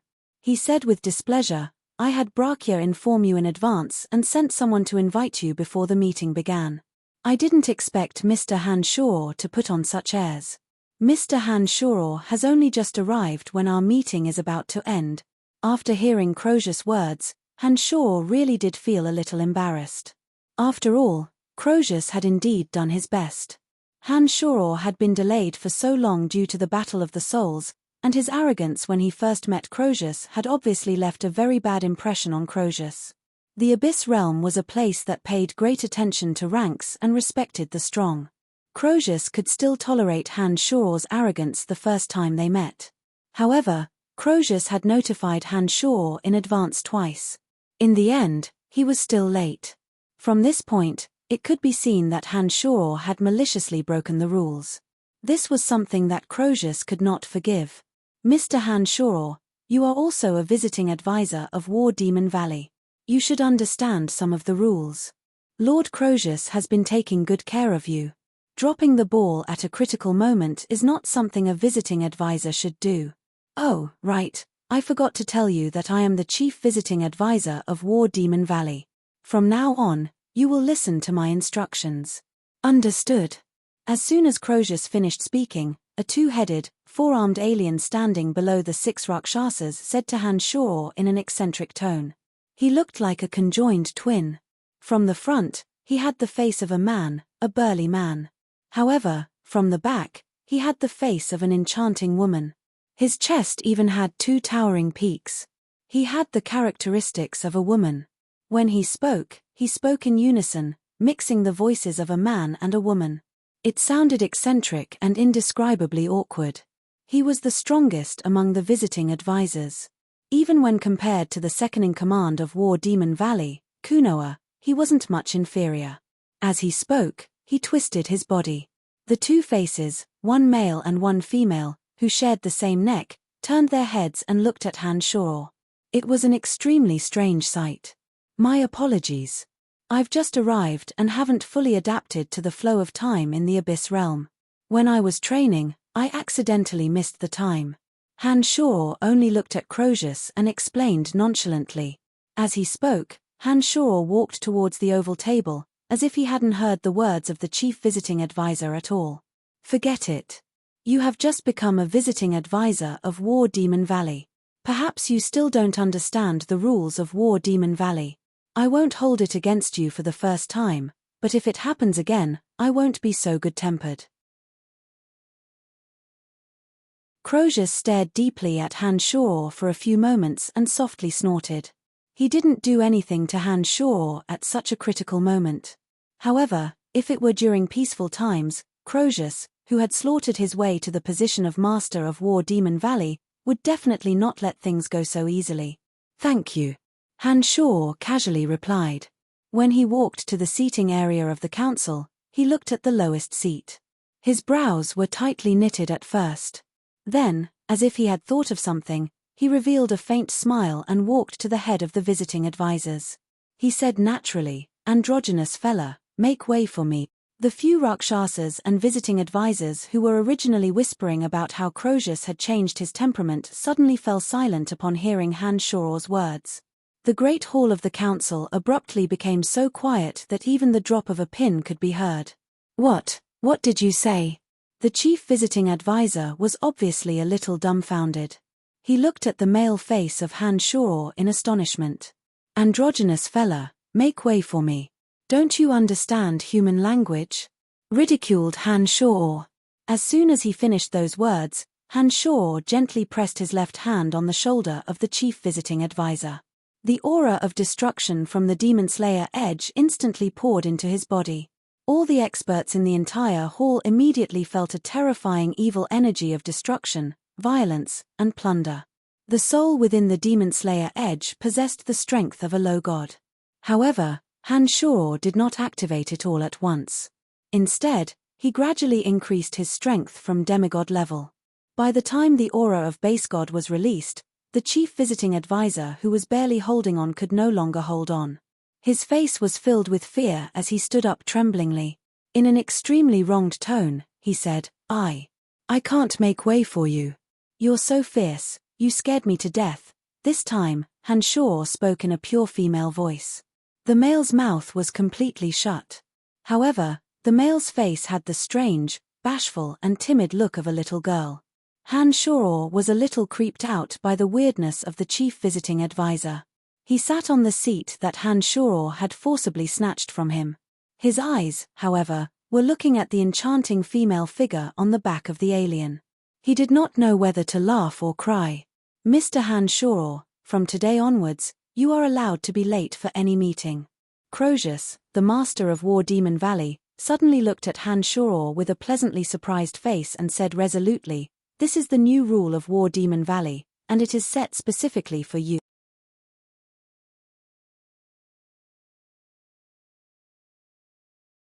Chapter 536. In the Abyss Realm, the strong were revered. As soon as Crozius sensed the base god strength Hanshaw had just displayed, his displeasure at Hanshaw's tardiness was swept away. He immediately expressed his attitude, fully proving that Crozius did not become the master of War Demon Valley merely because of his outstanding strength. After Crozius finished speaking, the meeting hall remained silent. The 6 Asuras and the 5 visiting advisors looked at Hanshaw with eyes full of astonishment. The dispirited and powerless look in Bracua's eyes was very obvious. He sighed dejectedly, thinking that he probably wouldn't have the chance for revenge. The tall and slender beauty Jasper, who had been diligently taking notes, stopped writing and looked at Hanshaw with a pleasantly surprised look in her eyes. As long as one's strength was tyrannical enough, one could win the respect of anyone in the Abyss Realm, including one's enemies. Hanshaw had long understood the rules of the Abyss Realm. Therefore, when he came to test his skills on the head of the visiting advisors, Crozius, the master of War Demon Valley, immediately changed his attitude towards Hanshaw. With a calm and unruffled smile on his face, Hanshaw unhurriedly sat on the seat of the head of the visiting advisors. Just as he was about to say something, he saw the androgynous fellow sitting opposite him, looking at him with a resentful look. The androgynous fellow said, All right, I'll let you have this seat of the head of the visiting advisors. Hee, I like powerful men like you. Hanshaw felt a chill run down his spine. Just as he was about to say something, he suddenly recalled something and immediately stood up from his seat. When Crozius saw Hanshaw suddenly stand up, he thought that Hanshaw had something to say. He hastily asked, Mr. Hanshaw, is there anything you're dissatisfied with in War Demon Valley? Don't worry, after this meeting is over, I'll arrange a spacious and secluded manor for you, along with some beautiful women of various races. I guarantee that you'll be satisfied. Hanshaw was stunned. Soon after, he smiled and said, In that case, many thanks, your lordship. Lowering his head to look at the chair that the androgynous fellow had sat on, Hanshaw revealed an ugly smile and said, can you change it to a stone chair? Mr. Hanshaw, why you such a hateful person? You're infuriating me to death. The two-headed person on the other side angrily scolded Hanshaw, her delicate body trembling in anger. When Crozius saw the ugly expression on Hanshaw's face, he coughed lightly and said, All right. Brayshaw, don't provoke Mr. Hanshaw any further. Upon hearing Crozius's words, the androgynous fellow named Brayshaw revealed a resentful expression. He glared at Hanshaw angrily without saying a word, as though he was ready to retaliate against Hanshaw for threatening him with his disgusting eyes. Nambra, come in and change a new chair for Mr. Hanshaw, Crozius shouted. Nambra, the captain of the Shero Brigade, ran in after a while and moved a new stone chair. When he saw where Hanshaw was standing, he was visibly startled. Nambra stared blankly for a moment. Under Crozius's urging gaze, he hastily helped Hanshaw change the stone chair. As he was respectfully retreating, Crozius suddenly said nonchalantly, Nambra, I won't pursue the matter of the Shero Brigade 3 days ago. Nambra, who was carefully retreating, was first stunned when he heard Crozius's words. He hastily turned around and kowtowed, his head touching the ground as he said, Thank you, Lord Crozius. He raised his head and glanced at Crozius. Then, He gave Han Shaw a grateful look before respectfully retreating from the meeting hall. He understood that the reason why Crozius didn't pursue the matter was because of Han Shaw. Han Shaw wasn't too clear about the rules of War Demon Valley. When he sat down and saw Nambra looking at him with gratitude, he found it a little strange. However, he didn't think too much about it. Just as he was about to ask Crozius what the meeting was about, he saw the resentful gaze of that disgusting Brayshaw. He immediately let out a cold snort and glared at Brayshaw, saying, "If you dare look at me like that again, I'll kill you right here and now." Brayshaw was greatly shocked. His charming expression abruptly changed. He looked straight at Crozius, no longer daring to look at Han Shaw. He was afraid that Han Shaw would suddenly make a move and kill him right here in the meeting hall. Brayshaw had been in War Demon Valley for quite some time now. He understood how much Crozius valued experts. An expert with demon strength was not someone a Rakshasa like him could compare to. Once he got into a conflict with Han Shaw, Crozius would definitely help Han Shaw and sacrifice him. This was a very common thing in the Abyss realm. If one wished to live a little longer, one must never provoke those whom one could not afford to provoke. Brayshaw had long understood this. "Mr. Han Shaw, I really didn't expect you to be concealing your strength. Haha, if I had known that Mr. Han Shaw was so powerful, I would have given you the best treatment from the start." Crozius calmly admitted to the actions of his faction a few days ago. Then, he looked at Brayshaw and the others and said, "All of you have witnessed Mr. Han Shaw's strength. You wouldn't have any objections if he was the new head of the visiting advisors, would you?" "Of course not, of course not. Of course, of course." The few visiting advisors answered one after another.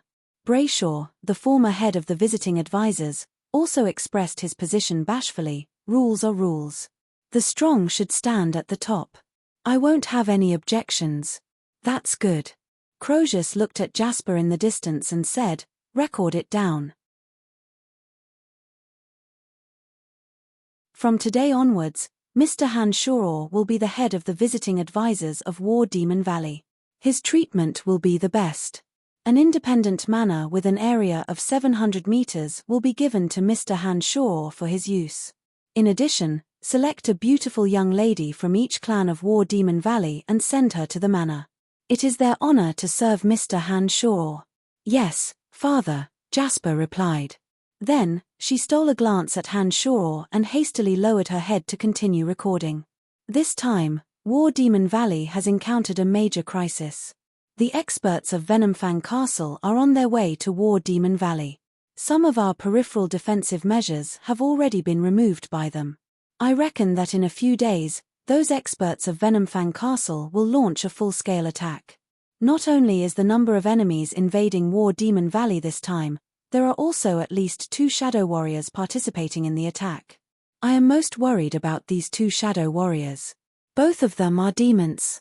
In addition to the master of Venomfang Castle, Yeki, there are at least 3 demons. It will be very difficult for our War Demon Valley to deal with them." Crozius looked at Han Shaw and described the current situation. Then, he revealed a somewhat awkward, gentle smile and said, "Fortunately, we have Mr. Han Shaw. With Mr. Han Shaw here, our chances of success have increased. As long as we can hold out until reinforcements arrive, our War Demon Valley will be able to teach Yeki of Venomfang Castle a lesson." "Lord Crozius, what level of demon is Yeki? And those 2 known Shadow Warriors, what level of demon are they?" Han Shaw knitted his brows and asked Crozius. "Yeki is the same as me, a level 1 demon. The strength of the other 2 Shadow Warriors is unknown," Crozius replied.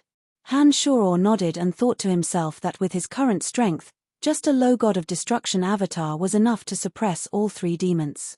It seemed that this crisis wasn't all that difficult to deal with. This is only the known strength of Venomfang Castle.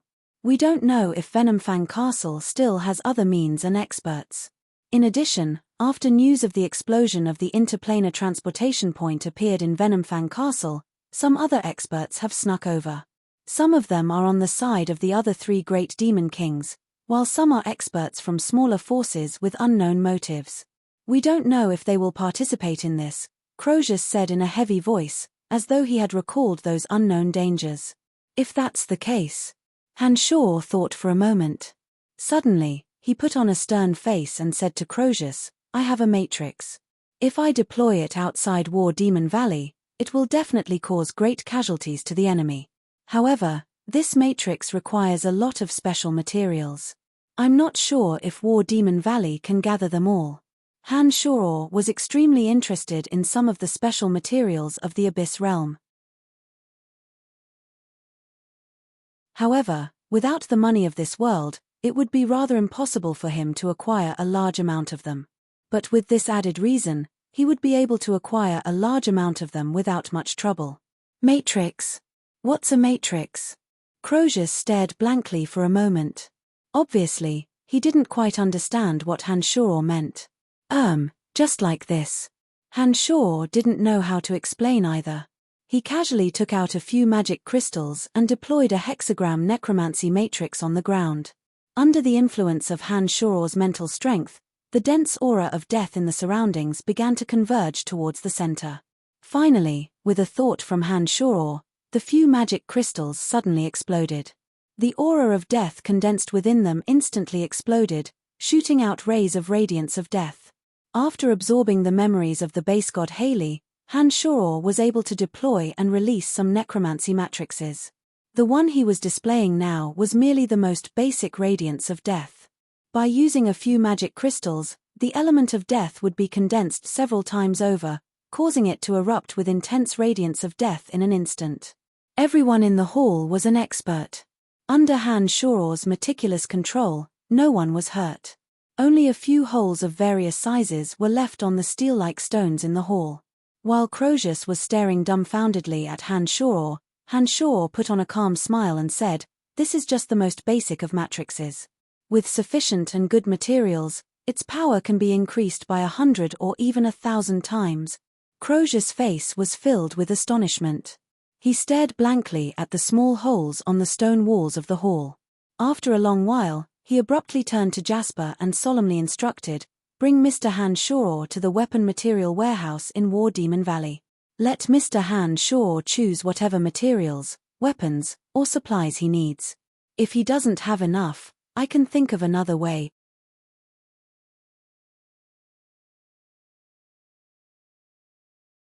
Chapter 537. Mr. Hanshaw, are you really not a native of the Abyss Realm? After leaving the War Demon Grand Hall and making their way to War Demon Valley's warehouse, Jasper's beautiful eyes were glowing with radiance.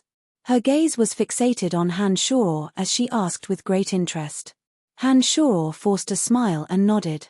He helplessly replied, "This is the third time you've asked me along the way. I'm really not a native of the Abyss Realm. What do you want me to say to make you believe me?"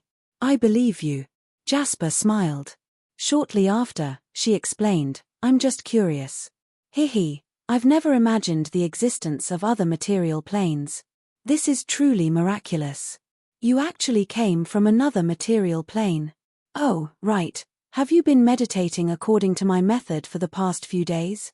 Hanshaw hastily changed the topic, fearing that Jasper would repeat her questions. "Of course, I've been meditating all this time. However, I haven't sensed the presence of mental strength," Jasper replied with a frown. She appeared somewhat distressed. "It doesn't matter. This matter isn't urgent. As long as you meditate seriously, with the wind element in your body as the foundation, it won't be a problem for you to sense the presence of mental strength." Hanshaw comforted her. After thinking for a moment, he took out a palm-sized green crystal strung on an exquisite silver chain from his space ring and handed it to Jasper. The green crystal was dug out from the magic staff of a wind archmage that Hanshaw had killed. The green crystal had the ability to store wind element and amplify wind magic. For an average magus, training with this green crystal would allow them to sense the power of the wind element at a faster rate. The mithril chain was shining brightly, and the green crystal was sparkling and translucent. Apart from the benefits it could bring to a wind mage, it was also an exquisite piece of art. Just like Hemana and Sylph, when they saw the jewelry Hanshaw had gifted them, Jasper's eyes suddenly lit up. Her eyes focused on the green crystal necklace. She exclaimed in surprise, "What a beautiful necklace.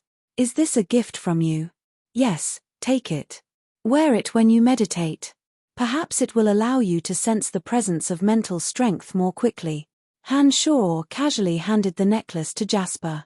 He didn't feel the slightest heartache over a magic crystal of this level.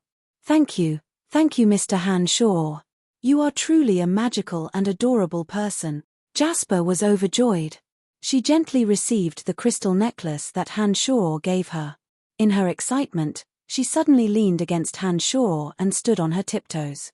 Her fragrant, rosy, cherry lips suddenly moved closer and kissed Han Shor on his left cheek. A refreshing fragrance suddenly entered Han Shor's mouth and nose. The touch of those warm, soft, and beautiful lips made Han Shor's heart flutter. His left hand subconsciously touched the spot where Jasper had kissed. Han Shor brought the finger of his left hand to his nose and took a whiff. He leisurely remarked, "How fragrant." Jasper's charming face was still sparkling with the luster of excitement. She did not blush because of her abrupt action. She fondled the magic crystal necklace in her hand lovingly, as if she didn't mind what she had just done. Han Shor, who was suddenly kissed by Jasper, had evil thoughts rippling in his mind. His eyes gazed deeply at Jasper's body, fair and creamy skin, a tall and graceful figure, and a pair of snow-white, swan-like wings. No matter how he looked at it, Jasper had the capital to attract any man. Her snow-white wings, in particular, gave Han Shor an unconventional desire to possess her. At this moment, the two were walking toward a relatively desolate area at the rear of War Demon Valley. As the warehouse of War Demon Valley was not far ahead, there were not many people living in the vicinity. There were only grotesquely shaped plants and a stone forest in picturesque disorder. Han Shor kissed the lingering fragrance on his fingertips and gazed at Jasper, who was as beautiful as an angel. An uncontrollable desire arose in Han Shor's heart. Adhering to the principle of following one's heart's desire, Han Shor did not restrain himself. The two were extremely close to each other. As soon as Han Shor's evil thoughts rose, he acted almost immediately. His big hand suddenly reached out and landed on Jasper's snow-white wings in a split second. Jasper, who was fondly fiddling with the green crystal, immediately sensed a big hand gently caressing her wings. For members of her race, the wings were one of the most sensitive parts of their body. Jasper's entire body suddenly went numb when Han Shor touched her. She looked at Han Shor in astonishment and blushed. She timidly said, "Mr. Han Shor, you are, Before she could finish her sentence, Han Shor, who had been caressing her delicate wings and clicking his tongue in wonder, could no longer hold himself back. He pulled Jasper into his arms, one hand caressing Jasper's snow-white wings while the other hand landed on Jasper's slender and beautiful legs. He began to violate the most beautiful maiden in War Demon Valley without the slightest bit of politeness. Mr. Han Shor, don't do this, don't." Jasper was somewhat panic-stricken. Although she had a favorable impression of Han Shor, she had never experienced such a scene, especially in an area where people could come at any time. Han Shor's sudden invasion caused her to instinctively resist. "What's that sound? Who's there?" Jasper's soft cries of struggle alarmed the War Demon Guard stationed at the warehouse not far away. After a cry of alarm, a dozen or so War Demon Guards rapidly approached. The timing wasn't right. His lust also slowly receded with a cry of alarm. Han Shor knew that if he were to forcibly possess Jasper at this moment, it would go against his state of mind. He lightly coughed and appeared somewhat embarrassed. He awkwardly pulled his hands back and said with a hollow laugh, that. Miss Jasper is too beautiful. I couldn't help myself." Jasper's tender, fair face was flushed red. Her watery eyes looked at Han Shor's embarrassment and helplessness as he tried to explain himself. With a mixture of shyness and joy, she said, You, why are you so lustful? It's because you are too beautiful, really. You kissed me first just now. I thought you were also. Han Shor awkwardly explained while scratching his head. His skin had yet to reach the legendary realm of being impervious to fire and water. Fart. Jasper recalled Han Shor's arrogance in the War Demon Grand Hall and his unstoppable bravery in the battle against Brachia. She then looked at Han Shor's current awkwardness and could not help but burst into laughter.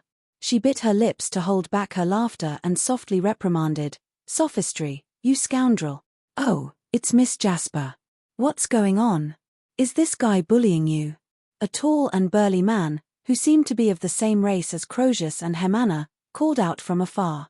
He was riding on a flying abyssal creature that looked like a giant eagle. Behind him were a dozen or so war demon guards of similar strength. They were all riding on giant eagle-like creatures. All of them were glaring at Han Shoror with hostility. It seemed as though they would rush over and tear Han Shoror to shreds at Jasper's command. "Even if he bullies me, it's none of your business. Besides, he's someone that even Brachia and Brayshaw couldn't handle. Do you think you have the strength to avenge me?" Jasper said indifferently as she looked at the few people above her with a faint smile. The few war demon guards were no fools. After hearing Jasper's words, they immediately understood who Han Shoror was. None of them dared to put on a brave front and make an enemy out of Han Shoror. The one in the lead revealed an awkward smile and said, "Ah, so it's Mr. Han Shoror. Miss Jasper, what brings you here with Mr. Han Shoror?" "This is my father's token. I've brought Mr. Han Shoror here to select some goods from the warehouse. My father has ordered that anything that Mr. Han Shoror fancies can be taken from the warehouse. The few of you, guard the outside well. You don't have to worry about what's going on inside." Jasper raised a token and waved it at the few people. Then, she led Han Shoror and swaggered into the warehouse. The few war demon guards who came after hearing the news became extremely respectful when they saw the token that Jasper had raised up. They stood motionless in the air. Only after Han Shoror and Jasper had entered the warehouse did the leader let out a sigh of relief and said, "It's actually Lord Croesus' highest grade Valley Master token. Who is that Han Shoror?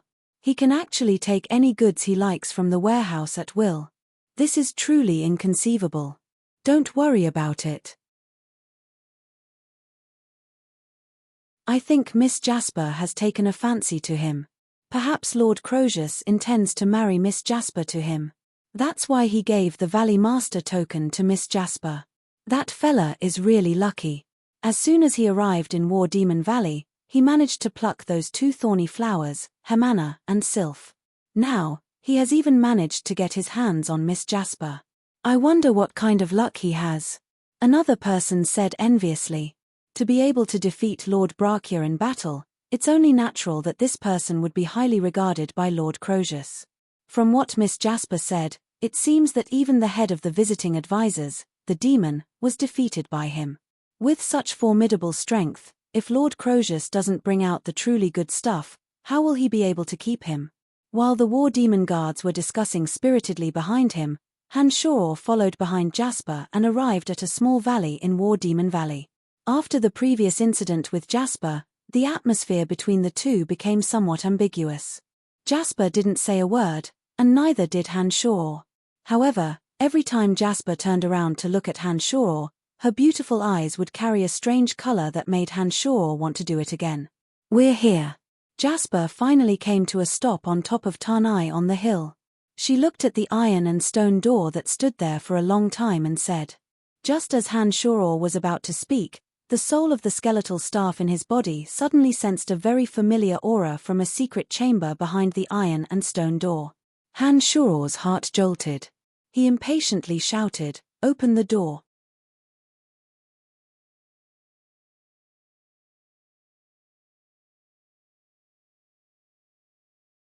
Chapter 538. It was an indescribable experience. As Han Shoror stood in front of the door, the death base god soul in the form of the skeletal staff could clearly sense one of the items within. It gave him an extremely familiar aura. It was obviously very strange, but it had really happened. From the urgency in Han Shoror's tone, Jasper could clearly sense the excitement in Han Shoror's heart. She looked at Han Shoror suspiciously but did not say anything. She took the Valley Master medallion given to her by Croesus and walked towards the stone door. She inserted the medallion into one of the grooves, causing the stone door to slowly rise. As the stone door rose, a wide and bright passageway was revealed. Torches were lit on the stone walls. One could see that there were 4 stone chambers in the surroundings. At Jasper's signal, Han Shoror walked in with her. Pointing at the 4 stone chambers on both sides of the passageway, Jasper explained, "This is the weapons warehouse of War Demon Valley. There are also some special and rare materials. Feel free to take your pick." After entering, Hanshoro stared fixedly at one of the stone chambers. While Jasper was speaking, he had already barged in. After a series of clanking sounds, Hanshoro knocked over several oddly shaped weapons and dug out a bone medallion from a groove on the dusty stone wall. The medallion wasn't large and was shaped like a wheel. It was made of some unknown bone. The front of the medallion was engraved with the design of a skull, while the back was engraved with a canopy of necromancy magical formation, from which faint elements of death were emanating. Having unraveled all the secrets of the skeletal staff, Hanshoro recognized that this bone medallion was a key to opening the Cemetery of Death. Back then, the original owner of the skeletal staff also had such a bone medallion, which was distributed along with the Cemetery of Death. However, that person later memorized the imprint on the bone medallion and transferred it to his own skeletal staff, rendering the bone medallion useless. Holding the bone medallion in his hand, Hanshoro was almost certain that there was a Cemetery of Death in the Abyss realm. Using the death base god soul as a primer, Hanshoro released his mental strength and slowly integrated it into the bone medallion. He discovered that the imprint on the bone medallion had also been stripped away. "Hanshoro, what are you doing?" As Hanshoro pondered while fiddling with the jade bone tile, Jasper walked over in puzzlement. "This thing, where did you get it from?" Hanshoro asked solemnly as he waved the bone token in front of Jasper. "I don't know. It looks like it's quite old. It should be a tribute from someone in the past. This thing is covered in dust. I don't think there's anything special about it." "Hanshoro, what use does it have?" Jasper was surprised and replied in confusion. "Help me investigate the origin of this thing. I have a use for it." Hanshoro knew that Jasper was in charge of organizing and categorizing the materials in the warehouse. This was also the reason why Crozius had asked her to lead the way. "I'll check it for you. But this thing is quite old. I'm sure it wasn't delivered when I was in charge of the warehouse." "It may take some time," Jasper said with a smile. It seemed that helping Hanshoro made her very happy. "All right, thank you in advance," Hanshoro replied. When he saw the bone medallion, he was suddenly relieved of a burden. The existence of this bone medallion indicated that the Abyss realm must have had subordinates dispatched by the overgod of death. In that case, there must be another Cemetery of Death in the Abyss realm. As long as it was confirmed that there was a Cemetery of Death in the Abyss realm, once Hanshoro located the location of the Cemetery of Death, he would be able to return to the Cemetery of Death on Profound Continent. Seeing that there was hope for his return, Hanshoro was naturally delighted. "Don't worry. Give me some time and I will help you figure it out. Now, you can go to these 4 stone chambers and choose whatever materials you need," Jasper said with a faint yet elegant smile. Jasper smiled elegantly. She looked at the dusty and messy stone chamber and explained, "This warehouse is the oldest. Many of the items inside are antiques. Perhaps there aren't too many items that suit you. You can look around in the other 3 stone chambers." It was only after hearing Jasper's words that Hanshoro recalled the purpose of his visit. After looking around, Hanshoro suddenly discovered that this stone chamber was much bigger than he had imagined. The entire chamber was as wide as a basketball court. Materials were neatly arranged everywhere. There were oddly shaped weapons and armors, as well as stones, bones, and wood of various colors. Many items that Hanshoro had never seen before were scattered throughout the chamber. Hanshoro's understanding of the Abyss realm was still lacking. Many of the materials here were different from those on Profound Continent. However, with his powerful consciousness, Hanshoro believed that he would definitely be able to find some amazing items in this mystical Abyss realm. He was in no hurry. He took the items one by one and slowly asked Jasper about the characteristics and specific uses of these materials. Jasper, on the other hand, was a very knowledgeable manager. She was actually able to recite the characteristics and specific uses of most of the materials scattered all over the place with great familiarity. As Hanshoro listened to Jasper's description, he used his eyesight and consciousness to spy on the materials, not letting a single one slip by. Gradually, a strange light flashed across Han Shuor's eyes. The corners of his mouth curved into a pleasantly surprised and excited smile. One by one, the materials were all stored into Han Shuor's space ring. In just a short while, nearly 100-odd items in this stone chamber had disappeared. Han Shuor, what is that thing? A pocket? How can you store so many things? This is unbelievable. Jasper was astounded by what she saw. She looked at Han Shuor in extreme shock and asked blankly, "Oh, this is a space ring. Just like a pocket, it is used to store things." Han Shuor explained. Then, he suddenly recalled that those who cultivated in the 8 elements and 4 edictal forces in the Abyss realm relied on their bodies as their foundation. Their understanding of the soul was insufficient, and they were unable to sense the existence of mental strength. Naturally, it was impossible for them to smelt a space ring, which required a high level of skill. Space ring? Jasper was at a loss. Soon after, she asked excitedly, "How many things can it store?"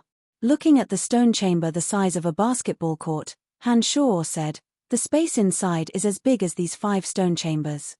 It can store a lot of things." Han Shuor, you really are a mystical person. Why are there so many mysterious things about you? Jasper's little mouth was agape for a long while before she finally exclaimed in amazement. "Here, I'll give you one. This space ring is only as big as a stone chamber, but it's enough for you to store a lot of things." Han Shuor casually took out a space ring of inferior quality and handed it to Jasper, saying, "However, you can only use it after you sense the existence of mental strength." What a beautiful treasure! Jasper was overjoyed. She put on the light purple space ring on her slender fingers and fondled it admiringly. No matter how beautiful it is, it's still not as beautiful as your beautiful hand. Han Shuor's heart skipped a beat. He extended his hand and caressed Jasper's fingers.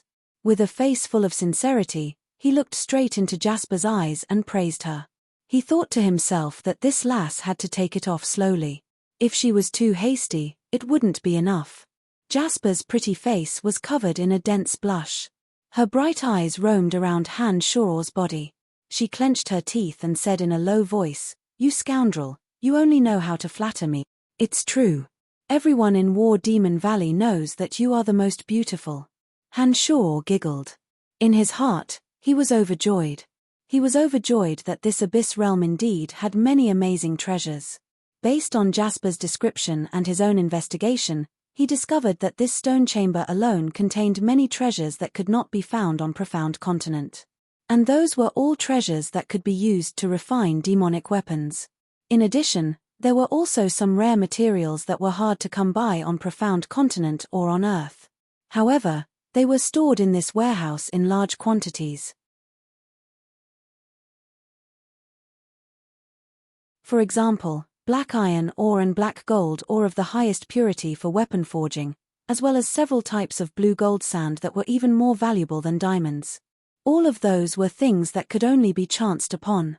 Almost 100 rare materials, as long as they were useful to Han Shuor, he would unreservedly store them into his space ring. With so many treasures in his possession, in addition to the brain-devourer imps that he previously plundered, Han Shuor could immediately start refining a new body for Dark Dragon Gilbert. Not only that, if Han Shuor spent some time, he could use these materials as the foundation to refine a demonic weapon with the same special functions as the Bloodseeker. It would be strange if he didn't feel delighted. Was Hemana and Sylph tricked by you in this way? Bitch, you are such a pervert. Jasper pouted coquettishly. Soon after, she giggled and said in a low voice, "However, in the Abyss realm, there is no one who talks to women in such an amiable and approachable manner. You are so interesting." No matter how foolish Han Shuor might be, he could tell that Jasper was interested in him. As he still had business to attend to, he wasn't in a hurry to make a move. He merely chuckled and said, all right, let's go check out the other 3 stone chambers." Hehe. As he spoke, Han Shuor deliberately moved closer to Jasper. He gently inhaled the elegant fragrance on Jasper's body and wore a face of enjoyment. Jasper had feelings for Han Shuor to begin with. She chided Han Shuor with a smile on her face, seemingly very happy to flirt with Han Shuor. Wearing an elegant smile, she introduced the materials and resources in the other 3 stone chambers to Han Shor. In the other 3 stone chambers, there were many materials that were extremely useful to Han Shor. These materials could not be obtained on Profound Continent. This made Han Shor extremely excited.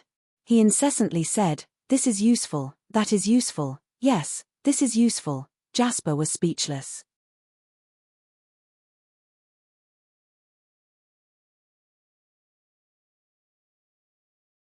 Chapter 539. In a manor in the southern part of War Demon Valley, Han Shor, Hemana, and Sylph had all moved in. This new manor was of a much higher grade than the previous 3-storied building. Under Croesus's orders, some beautiful women from various races in the Abyss realm were arranged to serve Han Shor. For so many years, Han Shor had never enjoyed himself so easily. Even though Han Shor held a high position in Brettel City, he had always been painstakingly studying demonic arts and magic. He had never spent any extra time enjoying life. But now that he had come to the Abyss realm, Han Shor was completely relaxed, with the intention of enjoying himself to the fullest. As Han Shor's status in War Demon Valley rose, Hemana and Sylph's adoration for Han Shor had reached the point where they could not leave each other's side. Every moment they could not see Han Shor, they would feel that something was missing. It had to be said that due to the difference in body composition between the 2 alien ladies, their endurance in certain matters was rather astonishing to Han Shor. Back then, even Phoebe, who had reached the realm of Great Swordmaster in swordsmanship, could not endure Han Shor's torment in bed. However, these 2 charming ladies were even more outstanding than Phoebe in terms of endurance. Their unique bodies often brought Han Shor pleasure. However, Han Shor's sturdy physique and endurance far exceeded the 2 ladies' expectations. Every time he was pleasured, Han Shor would go wild. Even when the 2 ladies joined forces to deal with Han Shor, they still found it hard to describe. Every time, they would be tormented by Han Shor to the point of hovering between life and death. Every time he dealt with the 2 young ladies, Han Shor would have the spare time to head out of War Demon Valley with Jasper. Using the abundant materials in War Demon Valley, he spent some time setting up a Shura soul formation similar to the one in the Valley of Sunshine. Now that Han Shor's strength was more than a notch higher than before, in addition to the abundance of materials provided by Croesus, Han Shor had also set up some other minor formations. Han Shor, who had 2 avatars, had an extraordinary understanding of the element of death and the edict of destruction. Over the past few days, Han Shor had fused some death magic formations and some fundamental mysteries of the edict of destruction into the Shura soul formation. How strong was the Azura illusionary soul formation that was formed in the end? Even Han Shor was looking forward to it. For the next few days, Jasper did her best to assist Han Shor. She helped Han Shor procure the materials he needed, and she helped Han Shor assemble the War Demon Guards and set up the formations. During these days, Han Shor had taken advantage of Jasper quite a bit. The 2 flirted with each other, and their feelings for each other grew. As the master of War Demon Valley, Croesus saw all of this. Not only did he not stop Han Shor's invasion of his precious woman, but he deliberately provided opportunities for the 2, as though he couldn't wait to push Jasper into Han Shor's arms. Just as the War Demon Guard had said, given the strength Han Shor had displayed, he could rise to a high position in the hands of any Demon King. War Demon Valley was currently in a critical phase. If Croesus wanted to keep Han Shor, how could he not pay a heavy price?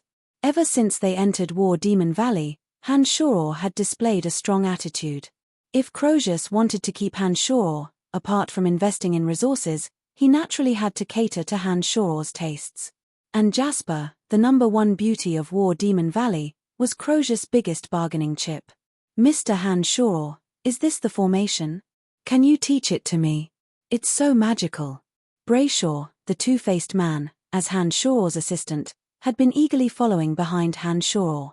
No one knew what he was thinking, but he had been nagging at Han Shor's ears with a disgusting, coy tone, which annoyed Han Shor to no end. As soon as he heard Brayshaw's words, Han Shor's expression immediately turned ugly. He glared at Brayshaw and threatened, "Don't give me that sarcastic talk. Have you completed the task I gave you today?" "Of course," How would I dare to not carry out the task you gave me? After spending 2 days with Han Shoror, Brayshaw discovered that Han Shoror wasn't as fierce as he had imagined. As long as one didn't deliberately provoke Han Shoror, he wouldn't do anything too out of line over trivial matters. This two-faced man, whose limelight and status had been stolen by Han Shoror, did not resent Han Shoror because of this. On the contrary, he was overly enthusiastic, busily gathering manpower and resources for Han Shoror. Even Han Shoror couldn't fathom what this fellow was thinking. However, his actions had indeed saved Han Shoror a lot of effort. Therefore, even though Han Shoror was extremely annoyed by his coy tone, he didn't really do anything to him. Forget it, forget it. You damned ladyboy, I can't be bothered to talk to you. Han Shoror grumbled impatiently. He glanced at Jasper, who was snickering beside him, and said, "All right, we can finish tomorrow. All that's left is to wait for those Venomfang Castle scumbags to come and test their might." Han Shoror, actually, Uncle Brayshaw is a very nice person. At least, he's much more straightforward than that Brachia, Jasper suddenly said on the way back. Her eyes were filled with a faint trace of worry. It was unknown whether she was worried for Han Shoror or Brayshaw, but she reckoned that the latter was more likely. Han Shoror felt somewhat puzzled after hearing Jasper's words. He asked, "What's the matter with that Brayshaw? Uncle Brayshaw comes from a strange race in a remote region. His race all look like this." When he first came to War Demon Valley, Uncle Brayshaw was discriminated against by many. However, thanks to my father's protection and Uncle Brayshaw's formidable strength, he gradually established himself in War Demon Valley. When I was young, Uncle Brayshaw used to amuse me. He doesn't put on any airs at all. He's always like this. Sometimes his voice is male, sometimes female, and sometimes mixed. All these years, he has been fighting for War Demon Valley, unlike that Brachia who would seek revenge for the smallest grievance. I hope you won't end up harming Uncle Brayshaw because of some trivial matters. Jasper seemed to be rather concerned about Brayshaw. She was afraid that Han Shoror would casually find an excuse to cripple Brayshaw, so she tried her best to persuade him. Han Shoror creased his brows and nodded, saying, "I see. Don't worry, as long as he doesn't provoke me, I won't do anything to him. I fear no one in War Demon Valley, including your father. But since War Demon Valley is willing to provide me with money, manpower, I will at least show my gratitude." "Oh, right, I've found out about the origin of the bone tile you asked me to investigate," Jasper said with a faint smile. Jasper smiled faintly. Her heart relaxed a little after hearing Han Shoror's words. She recounted what Han Shoror had instructed her 2 days ago. Han Shoror's expression jolted. He hastily asked, "What is it? Perhaps you really have to make a trip to Black Jade City." "This bone tile was obtained from Demon King Manticore. Back then, my father advanced into the realm of demon with the help of Demon King Manticore. Lord Manticore was very happy and allowed my father to pick a few items from his armory. This bone tile was obtained from one of the armors my father picked. Later on, my father discovered that this bone tile was useless and casually threw it in the warehouse," Jasper explained. "Manticore, it seems that he must know what's going on," Han Shoror mumbled to himself. Soon after, he turned to Jasper and said, "All right, go back and meditate. I reckon that in a few days, you will be able to sense the presence of mental strength." After spending a few days together, Jasper had become very trusting of the mysterious Han Shoror. After hearing Han Shoror's words, she smiled, nodded, and left without saying much. She then muttered, "He must be in a hurry to go back and fool around with Hemana and Sylph, those two little vixens." Han Shoror's sharp ears caught all of Jasper's whispers. He couldn't help but burst into laughter. He thought to himself, "It seems that I'll have to find an opportunity to pluck Jasper, lest she criticize me behind my back." When Han Shoror returned to his manor, the two beautiful ladies, Hemana and Sylph, came to him. They hooked their arms around the crook of Han Shoror's arm and led Han Shoror into his room with beaming smiles on their faces. Their eyes were brimming with the desire of love. "Let's postpone today. I'm going to the secret chamber to cultivate for a while." Han Shor apologetically explained to the two ladies when he entered the room. Then, he went alone to the secret chamber unique to the manor. Using the secret chamber, he once again ventured deep into the ground and retrieved the ring containing Gilbert's soul. Han Shor had communicated with Gilbert over the past few days. Gilbert also understood the environment he was in. Now that Han Shor had enough materials and Gilbert's soul was sufficiently powerful, Han Shor said to Gilbert, "Gilbert, I have gathered all the materials needed to refine a body for you. Even without your original bones, I can forge a decent body for you. Do you want to give it a try?" "Forget it, Master. I'll wait a little longer. I still prefer my original body. When I return to Profound Continent, I'll use my original body as the foundation."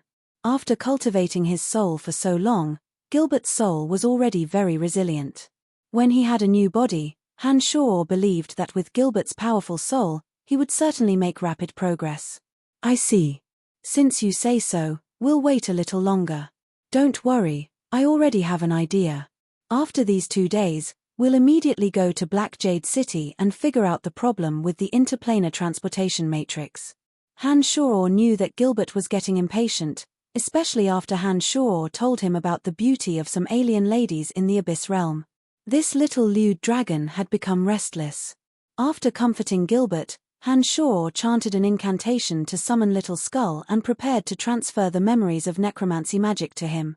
But when Little Skull arrived from the netherworld, Han Shor was immediately astonished by the little skull before him.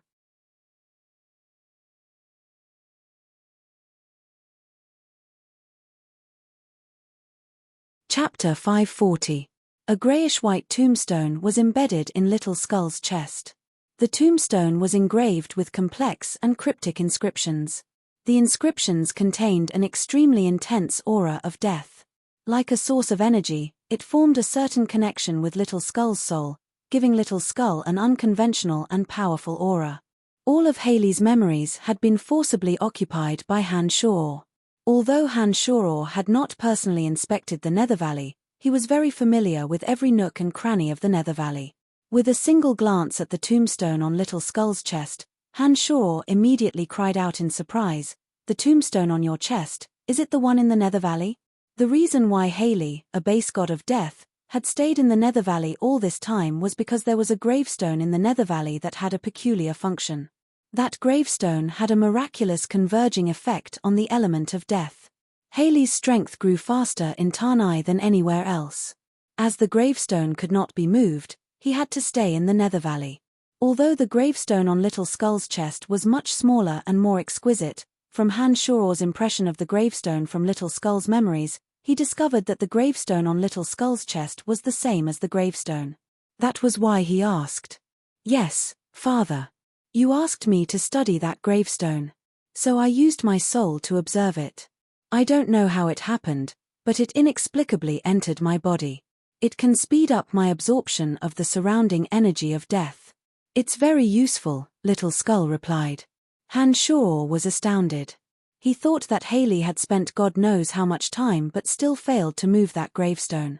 That was why he had been staying in Tarnai all this time. He did not expect that Little Skull would actually shrink that enormous gravestone into his body in such a short time after arriving at the Nether Valley. He even turned it into a mystical artifact that could amplify his strength. This was truly out of Han Shor's expectations. "Oh right, there shouldn't be any problems, right? Was it like the Purple Demon Eye, where a powerful soul appeared and tried to occupy your soul?" With the Purple Demon Eye as an example, Han Shor instinctively raised his guard against the strange thing on the Little Skull's body. After thinking for a moment, he hurriedly asked, "No. Through this tombstone, I seem to have understood something. However, I haven't gotten it into my body for long, so I haven't really figured out what's going on," the Little Skull replied. After staring at the Little Skull for a while, Han Shor shook his head with a bitter smile and said, "Forget it. Be careful and don't make any mistakes.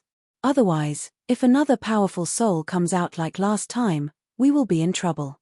"I know, Father. I will be careful." Han Shor did not say anything else.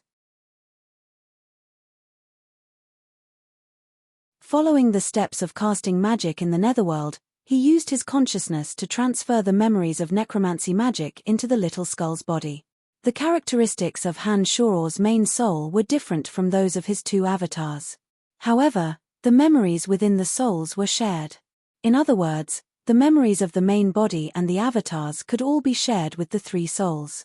Therefore, Han Shoror's consciousness was completely aware of the understanding of necromancy magic of his avatar of death. He could also transfer the memories to the little skull's soul through his consciousness. However, this time, Han Shoror was not able to smoothly transfer all the memories into the little skull's soul as he wished. The reason was because of the gravestone on the little skull's chest. The gravestone that the little skull had just obtained seemed to have a mysterious power that protected the little skull's soul from being invaded by any foreign objects. Even Han Shoror, who had some kind of connection with the little skull, could not cross the barrier and transfer the memories into the little skull's soul. What surprised Han Shoror the most was that the little skull did not control that power. Once Han Shoror's consciousness tried to transfer the memories into the gravestone, the power would suddenly appear and forcibly form a protective barrier that blocked Han Shoror's memories. This mysterious power was filled with the element of death. Han Shoror did not dare to rashly cause a conflict with the little skull's soul. Otherwise, he might cause the destruction of the little skull's soul. Therefore, Han Shoror gave up after giving it a try. He explained the problem to the little skull. "Father, I can feel this power as well. However, I feel that this power is protecting me and has no intention of harming me," the little skull answered after a long silence after Han Shoror's explanation. "That's right, I've also sensed it. This power is indeed protecting you." Han Shoror frowned and said, "However, in this case, I can't transfer some of my understanding of necromancy magic to you through this method. Forget it. When you can control this power and the mysteries of the gravestone, perhaps I can continue to use it." "Yes, Father. Recently, I have also been trying to understand the power of the gravestone. I discovered that through the gravestone, I have made some indescribable progress in understanding the existence and utilization of the element of death. Perhaps, this gravestone can also help me improve faster," the little skull explained. Han Shoror was somewhat surprised by his words. After thinking for a while, he said, "All right then. For the time being, you should focus on studying the gravestone. When you understand its mysteries, I will transfer the memories I have obtained to you." With that, Han Shoror chanted a magical incantation and sent the little skull to the netherworld. What would come would eventually come. The enormous threat that was Venomfang Castle was gradually closing in on War Demon Valley. In the short span of 2 days, all the hidden sentries within a radius of 100 miles around War Demon Valley were wiped out. When Crozius discovered the arrival of the enemies from Venomfang Castle, he immediately issued an order for all the hidden sentries to return to War Demon Valley and stop wasting manpower. The people from Venomfang Castle seemed to be waiting for something.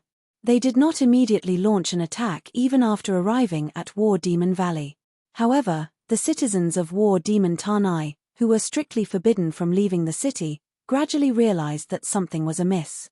Unwittingly, the shocking strength of Venomfang Castle gradually spread among the citizens of War Demon Valley.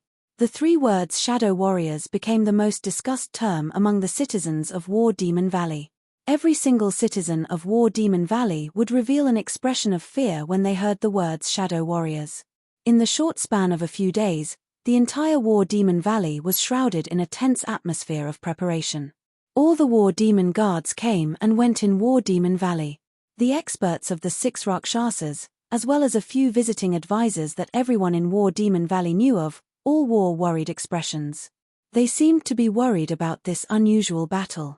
In War Demon Valley, Crozius, the 6 Rakshas, and the 5 visiting advisors stood shoulder to shoulder with Han Shoror at the entrance of the city wall that was as tall as a hill.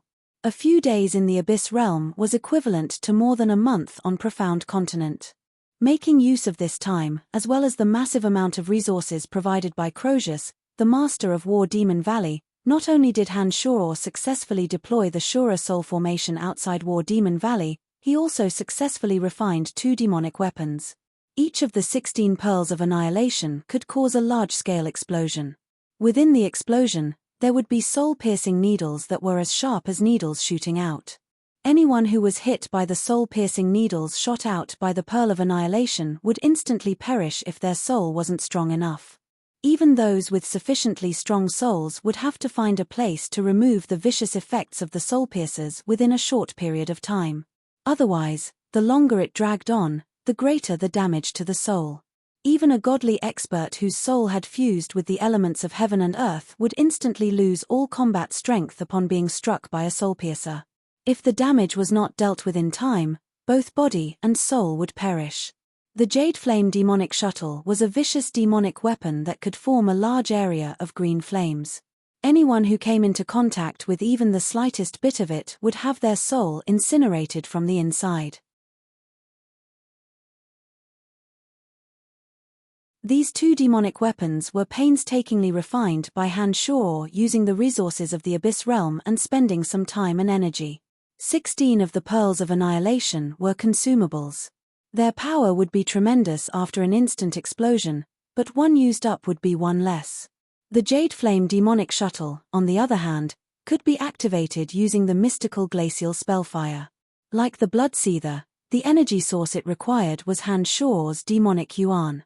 With these two demonic weapons and two avatars, Han Shor was full of confidence. He didn't pay too much attention to the invaders.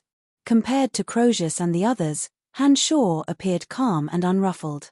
Mr. Han Shor, is the so-called formation ready? How can it display such formidable power as you have described? Brachia curled his lips in disdain as he gazed at the densely packed stone forest surrounding War Demon Valley, as well as the bizarrely shaped and colorful banners. Whether it's powerful or not, you might as well go in and give it a try. Hee hee. However, if Mr. Brachia accidentally dies inside, I won't be responsible for it. Han Shor looked at Brachia smilingly, brimming with confidence. I believe that Mr. Han Shor will definitely bring us some surprises. Crozius seemed to have a lot of trust in Han Shor. However, when he looked at the densely packed stone forest, his gaze was somewhat odd. In Crozius' heart, he was more concerned about Han Shor's strength. As he didn't know the true power of the formation, he thought that Han Shor was merely using this method to loot his weapons and resources. He didn't really hold any hope for the formation. In less than half a day, Venomfang Castle will launch their attack, said Han Shor confidently. Seeing the puzzled looks on everyone's faces, Han Shor put on a faint smile and said mysteriously, I can feel it.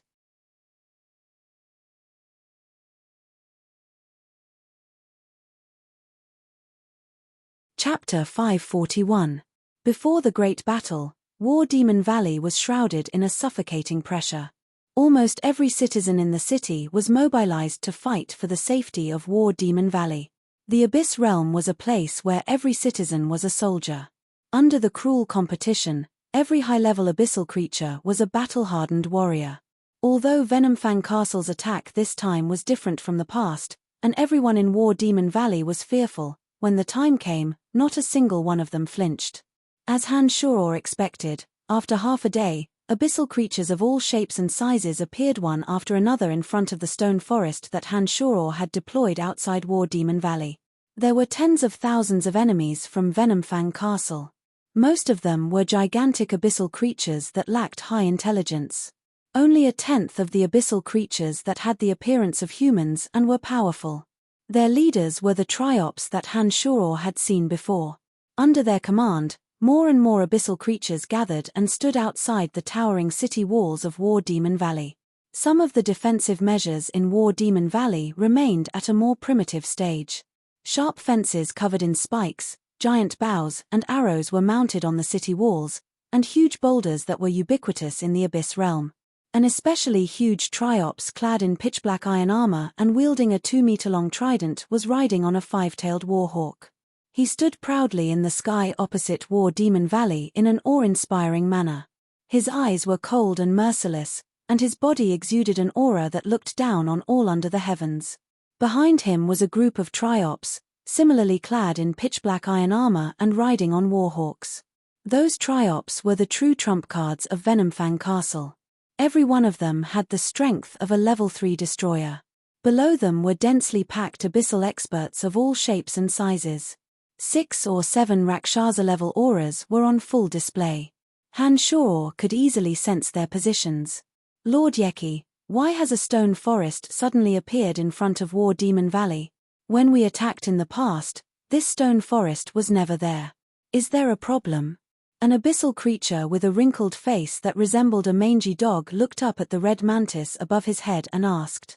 Hearing his words, the invaders also focused their attention on the open space between the two sides. Hundreds and thousands of jagged stone pillars were scattered in the middle of the two sides without any pattern.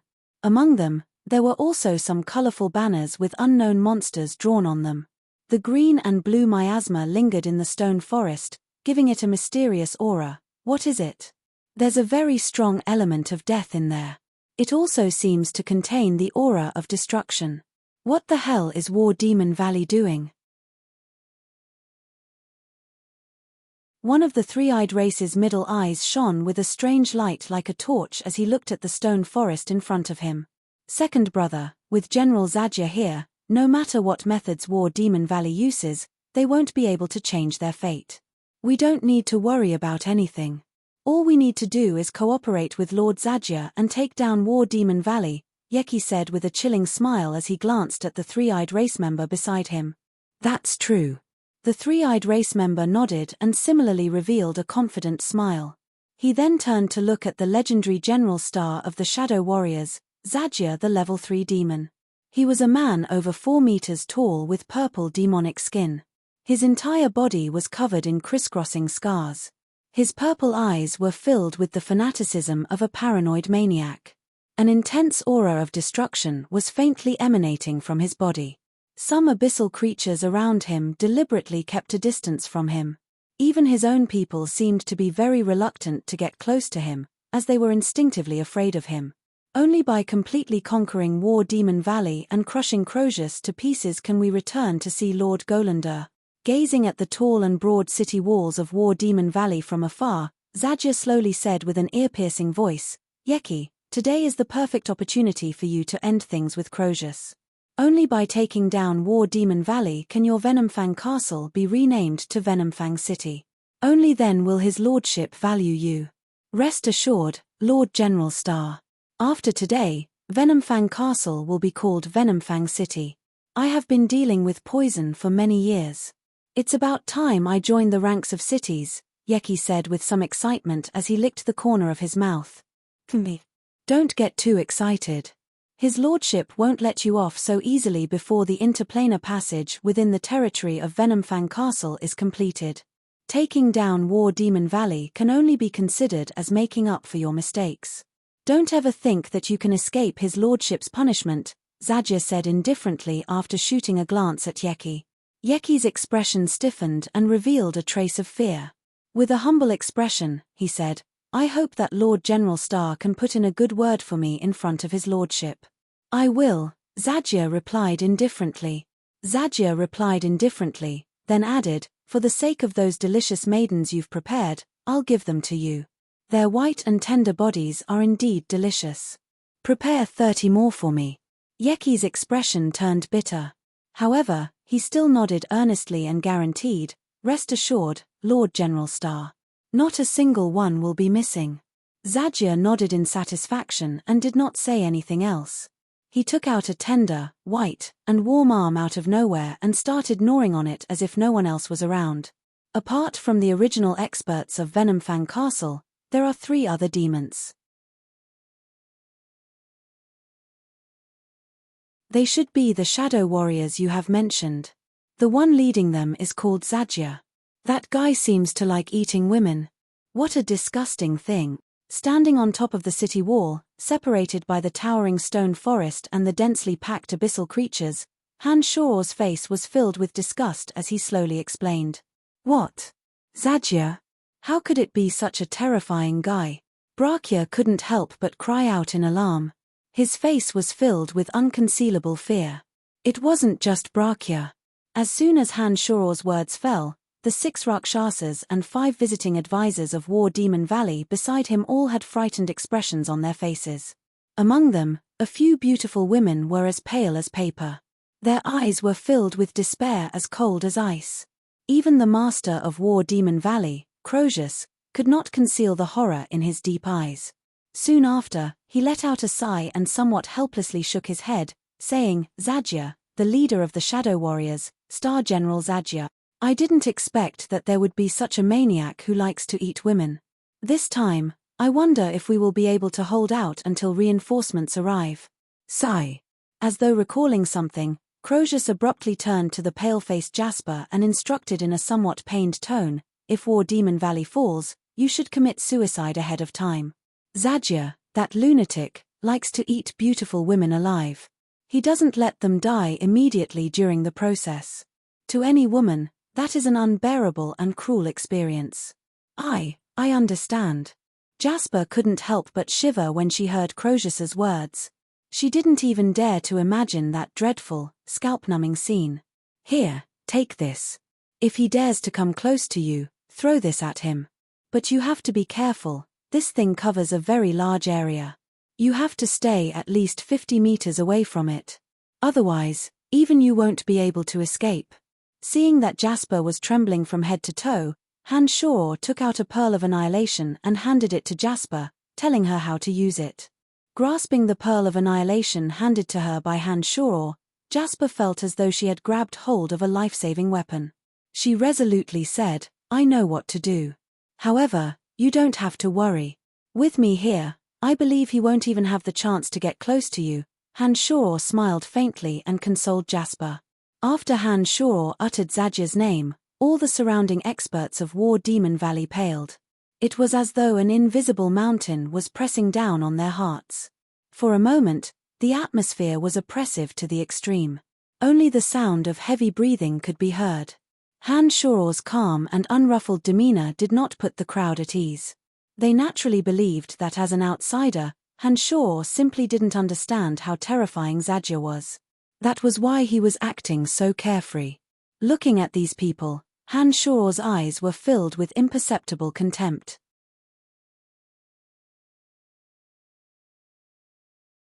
Zadja, an expert with the strength of a level 3 demon, was at best a pinnacle base god of destruction. Just by relying on that avatar of destruction with the strength of a low god, Han Shor could easily crush him.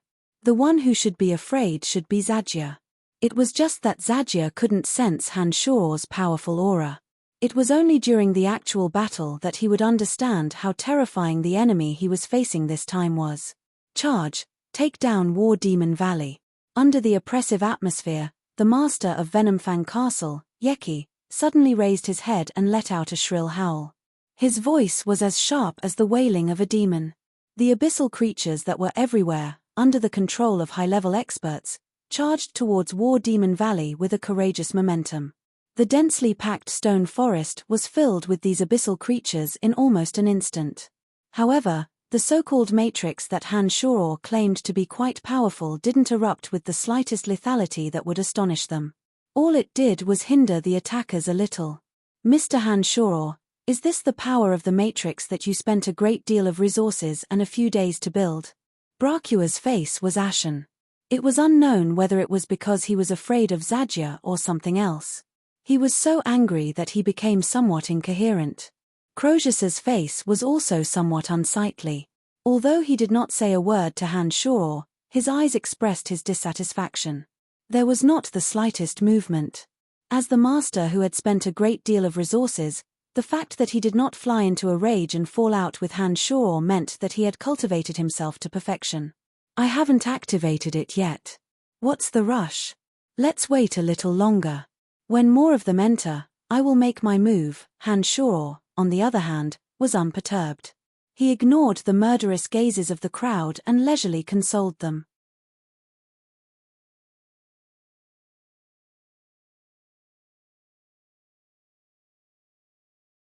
Chapter 542. As expected, it's useless. That gave me a fright. I really thought there was some trick to it. Yeki sneered disdainfully as he gazed at his subordinates surging into the stone forest. "Get ready. 3rd and 4th squads, charge in and take down War Demon Valley in one go. From today onwards, War Demon Valley belongs to our Venomfang Castle," that three-eyed clansman shouted excitedly while licking the corner of his lips. Under his command, the swarms of Venomfang Castle lined up in an orderly formation, mounted on huge, oddly shaped, low-grade creatures, and surged into the stone forest one after another. Zadja, the leader of the Shadow Warriors, had been watching Venomfang Castle's charge against War Demon Valley with cold eyes. He was nonchalantly gnawing on a fair, jade-like arm. The corner of his mouth was stained with blood. He appeared extremely cruel. The stone forest between the two formations occupied a vast area. It didn't seem crowded even with over 1,000 enemies surging in all at once. More and more enemies were entering the stone forest. The first to enter had almost reached the city wall. Crozius, the lord of War Demon Valley, first suppressed the fury in his heart and looked at Han Shor. Only when the enemies were within reach did he gnash his teeth and give the order, "Get ready. Once the enemies get close, attack with all your might." Mr. Han Shor, the enemies have already reached the city gate. Shouldn't we make our move? Brayshaw, that eccentric alien, was actually able to keep his composure. Even when Crozius, Brachia, and the others no longer held any hope in Han Shor, he still took the time to ask about Han Shor. "Yeah, Han Shor, it should be time to activate the Matrix, right?" Jasper also looked anxiously at Han Shor and said somewhat worriedly. Of all the people in War Demon Valley, Jasper could be considered as the only one who truly cared about Han Shor. However, it was precisely because she cared about Han Shor that she hoped that Han Shor could truly make some contributions to prove to everyone, so that they wouldn't view Han Shor as a worthless scoundrel who only knew how to take advantage of the situation to plunder War Demon Valley's resources. Forget it, I don't have high hopes for this so-called formation.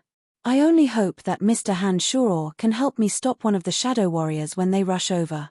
That would be enough. Crozius shook his head and sighed softly. His face was filled with disappointment. Han Shor, who had been unperturbed all this while, still had that infuriating look on his face. He put on a faint smile, looked at the crowd, and said, "Those who have entered the stone forest are all low-level existences serving as cannon fodder.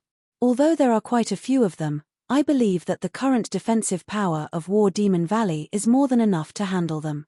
My Matrix won't waste energy on such trash."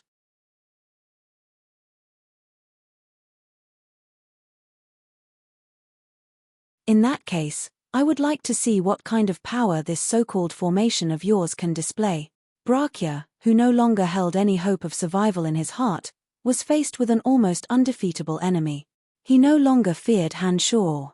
He might as well die anyway. His speech was no longer as secretive as before. He directly expressed his anger and resentment towards Han Shor. "You will see for yourself." Han Shor smiled calmly. Brachia had already regarded him as a dead man. There was no need for Han Shor to bicker with him. As the few of them conversed, the first batch of Venomfang Castle cannon fodder that had entered the stone forest had already crossed the stone forest and arrived before the city walls of War Demon Valley. All of a sudden, the hands and feet of the enemies, who did not bring any climbing tools, began to secrete a sticky substance. Under Han Shor's astonished gaze, these enemies of Venomfang Castle had already used their hands and feet to cling tightly to the walls, rapidly climbing up. Oh, the Abyss Realm is indeed the Abyss Realm. No wonder they didn't bring any ladders. So their hands and feet can secrete this sticky substance. No wonder. Han Shor couldn't help but exclaim in astonishment when he saw those low-level abyssal creatures using their hands and feet to climb up like monkeys climbing trees. Kill, beside Han Shor, the master of War Demon Valley, Crozius, suddenly bellowed with a gloomy face. At his command, 1,000 men moved in unison. Boulders, sharp arrows, iron hooks, these simple yet highly lethal defensive measures were suddenly activated, all of them falling towards the enemies that were climbing down. Fresh blood splattered, bones cracked, and bodies were torn to shreds. In almost an instant, hundreds of low-level abyssal creatures were struck down by the boulders and sharp arrows like raindrops. All traces of life were lost forever between heaven and earth. Barbaric and backward places were often bloody and cruel. This was especially true in the Abyss Realm. The Abyss Realm, which was extremely lacking in science and technology, had always lived in the midst of slaughter and conquest. In every great war, the most precious lives were consumed. Here, Blood and cruelty seemed to be the main theme. The never-ending battle between the two forces caused more and more warriors to become even more bloodthirsty and brutal. Below Han Shuro, that cruel scene was unfolding. The enemies who had come to invade War Demon Valley, even though they knew that the first to rush up to the city walls would only be throwing away their lives to buy time for those behind them, still pressed forward fearlessly. It was as if they didn't know the meaning of retreat at all. The people of War Demon Valley, who clearly knew that they were no match for them, were like that. The same was true for those who had come to die as cannon fodder. The Abyss Realm was indeed cruel. Kill.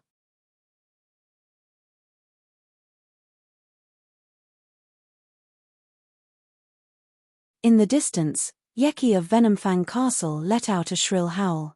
Soon after, he shouted, "Crozius, from today onwards, War Demon Valley is mine.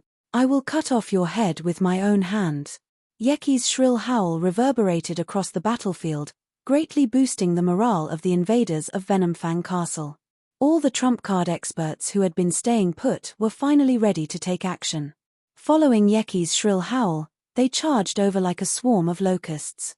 Zadja, the bloodthirsty maniac, appeared extremely calm at this moment. His eyes revealed an irrepressible bloodthirsty excitement. His mouth was still chewing on a broken bone, but his demon-like body had already soared into the sky. In the blink of an eye, he landed next to Kai Yang. The destructive aura of a peak base god instantly spread across the battlefield. With Zadja's appearance, the other two shadow warriors finally revealed themselves. One was a muscular man whose body was as black as ink. He looked like a giant boulder. He charged towards War Demon Valley like a bulldozer. His tremendous aura was on full display. The other was a bewitchingly beautiful young woman. She had voluptuous breasts and plump buttocks. Her scarlet shoulder-length hair fluttered wildly in the wind. The corners of her mouth curled into a seductive sneer. She flew over like a butterfly. The three shadow warriors were in the vanguard, followed by all the experts of Venomfang Castle. All of them flew over in the air. In order to boost the morale of their side, all of them revealed their powerful auras. It was as though they wanted to destroy the willpower of the people of War Demon Valley right from the start. General Ironstone, General Scarlet Fiend, and General Zadja. "I'm afraid that we won't be able to escape this time," Crozius mumbled to himself. His face was ashen.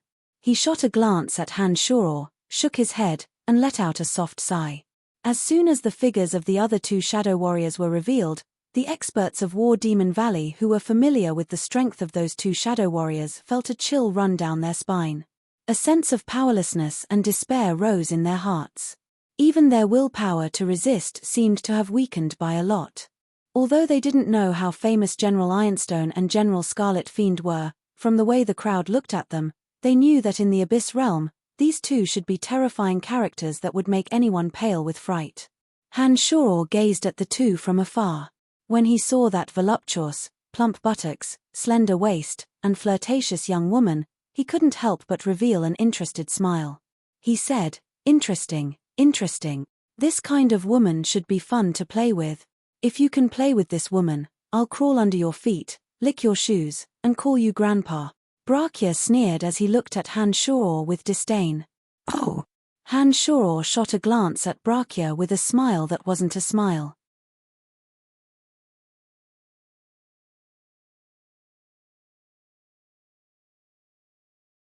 As if nothing had happened, he said, "All right then, just wait to call me Grandpa."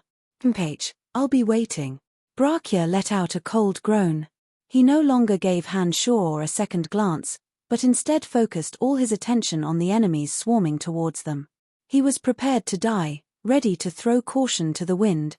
Han Shuro, that Scarlet Fiend likes to play with women the most. She is extremely hostile to men, and her methods are extremely vicious. You already have Hemana and Sylph. You'd better not provoke her." Jasper, on the other hand, was truly worried for Han Shuro. Her black brows were deeply knitted. It's about time. We should be able to activate the Matrix now." Han Shuro obviously didn't care about Jasper's kind words of advice. Before Jasper could finish her sentence, he indifferently interrupted her. Soon after, He looked at the enemies swarming towards them like locusts. Dark, cold demonic light suddenly burst out from between his two hands, shooting towards the towering stone pillars in front of him. As if lightning had struck the ground, after the demonic light shot out, the originally tranquil stone forest instantly underwent an astonishing transformation that left everyone dumbfounded and tongue-tied. In almost an instant, the top of the stone forest was shrouded in thick, dark clouds. Once the canopy of necromancy was activated, the negative energy instantly spread across the entire area. Immediately after, the 3 trump cards of necromancers, the boundary of aging, fear, and weakness, were completed almost immediately, enveloping all those who entered the stone forest. The chaotic energy of destruction, like 1,000 swords dancing wildly in the stone forest, instantly pierced through the bodies of all the abyssal creatures that were struck. Finally, the Shura soul formation was also activated. Suddenly, the stone forest shone with blood-red radiance. A terrifying, ruthless, and evil energy suddenly erupted. In an instant, the stone forest seemed to be welcoming the end of the world. All kinds of energies interweaved together. Tens of thousands of abyssal creatures were almost completely destroyed in an instant. Some were penetrated by the destructive energy, some were turned into rotten bones under the boundary of aging, some were shrouded by the blood-red radiance, their blood boiling and exploding, and some were trapped in a boundless illusion, strangely stabbing themselves with sharp blades. You're tuning in to the Celestial War YouTube channel. Don't forget to subscribe and join us on this journey to catch the most captivating stories.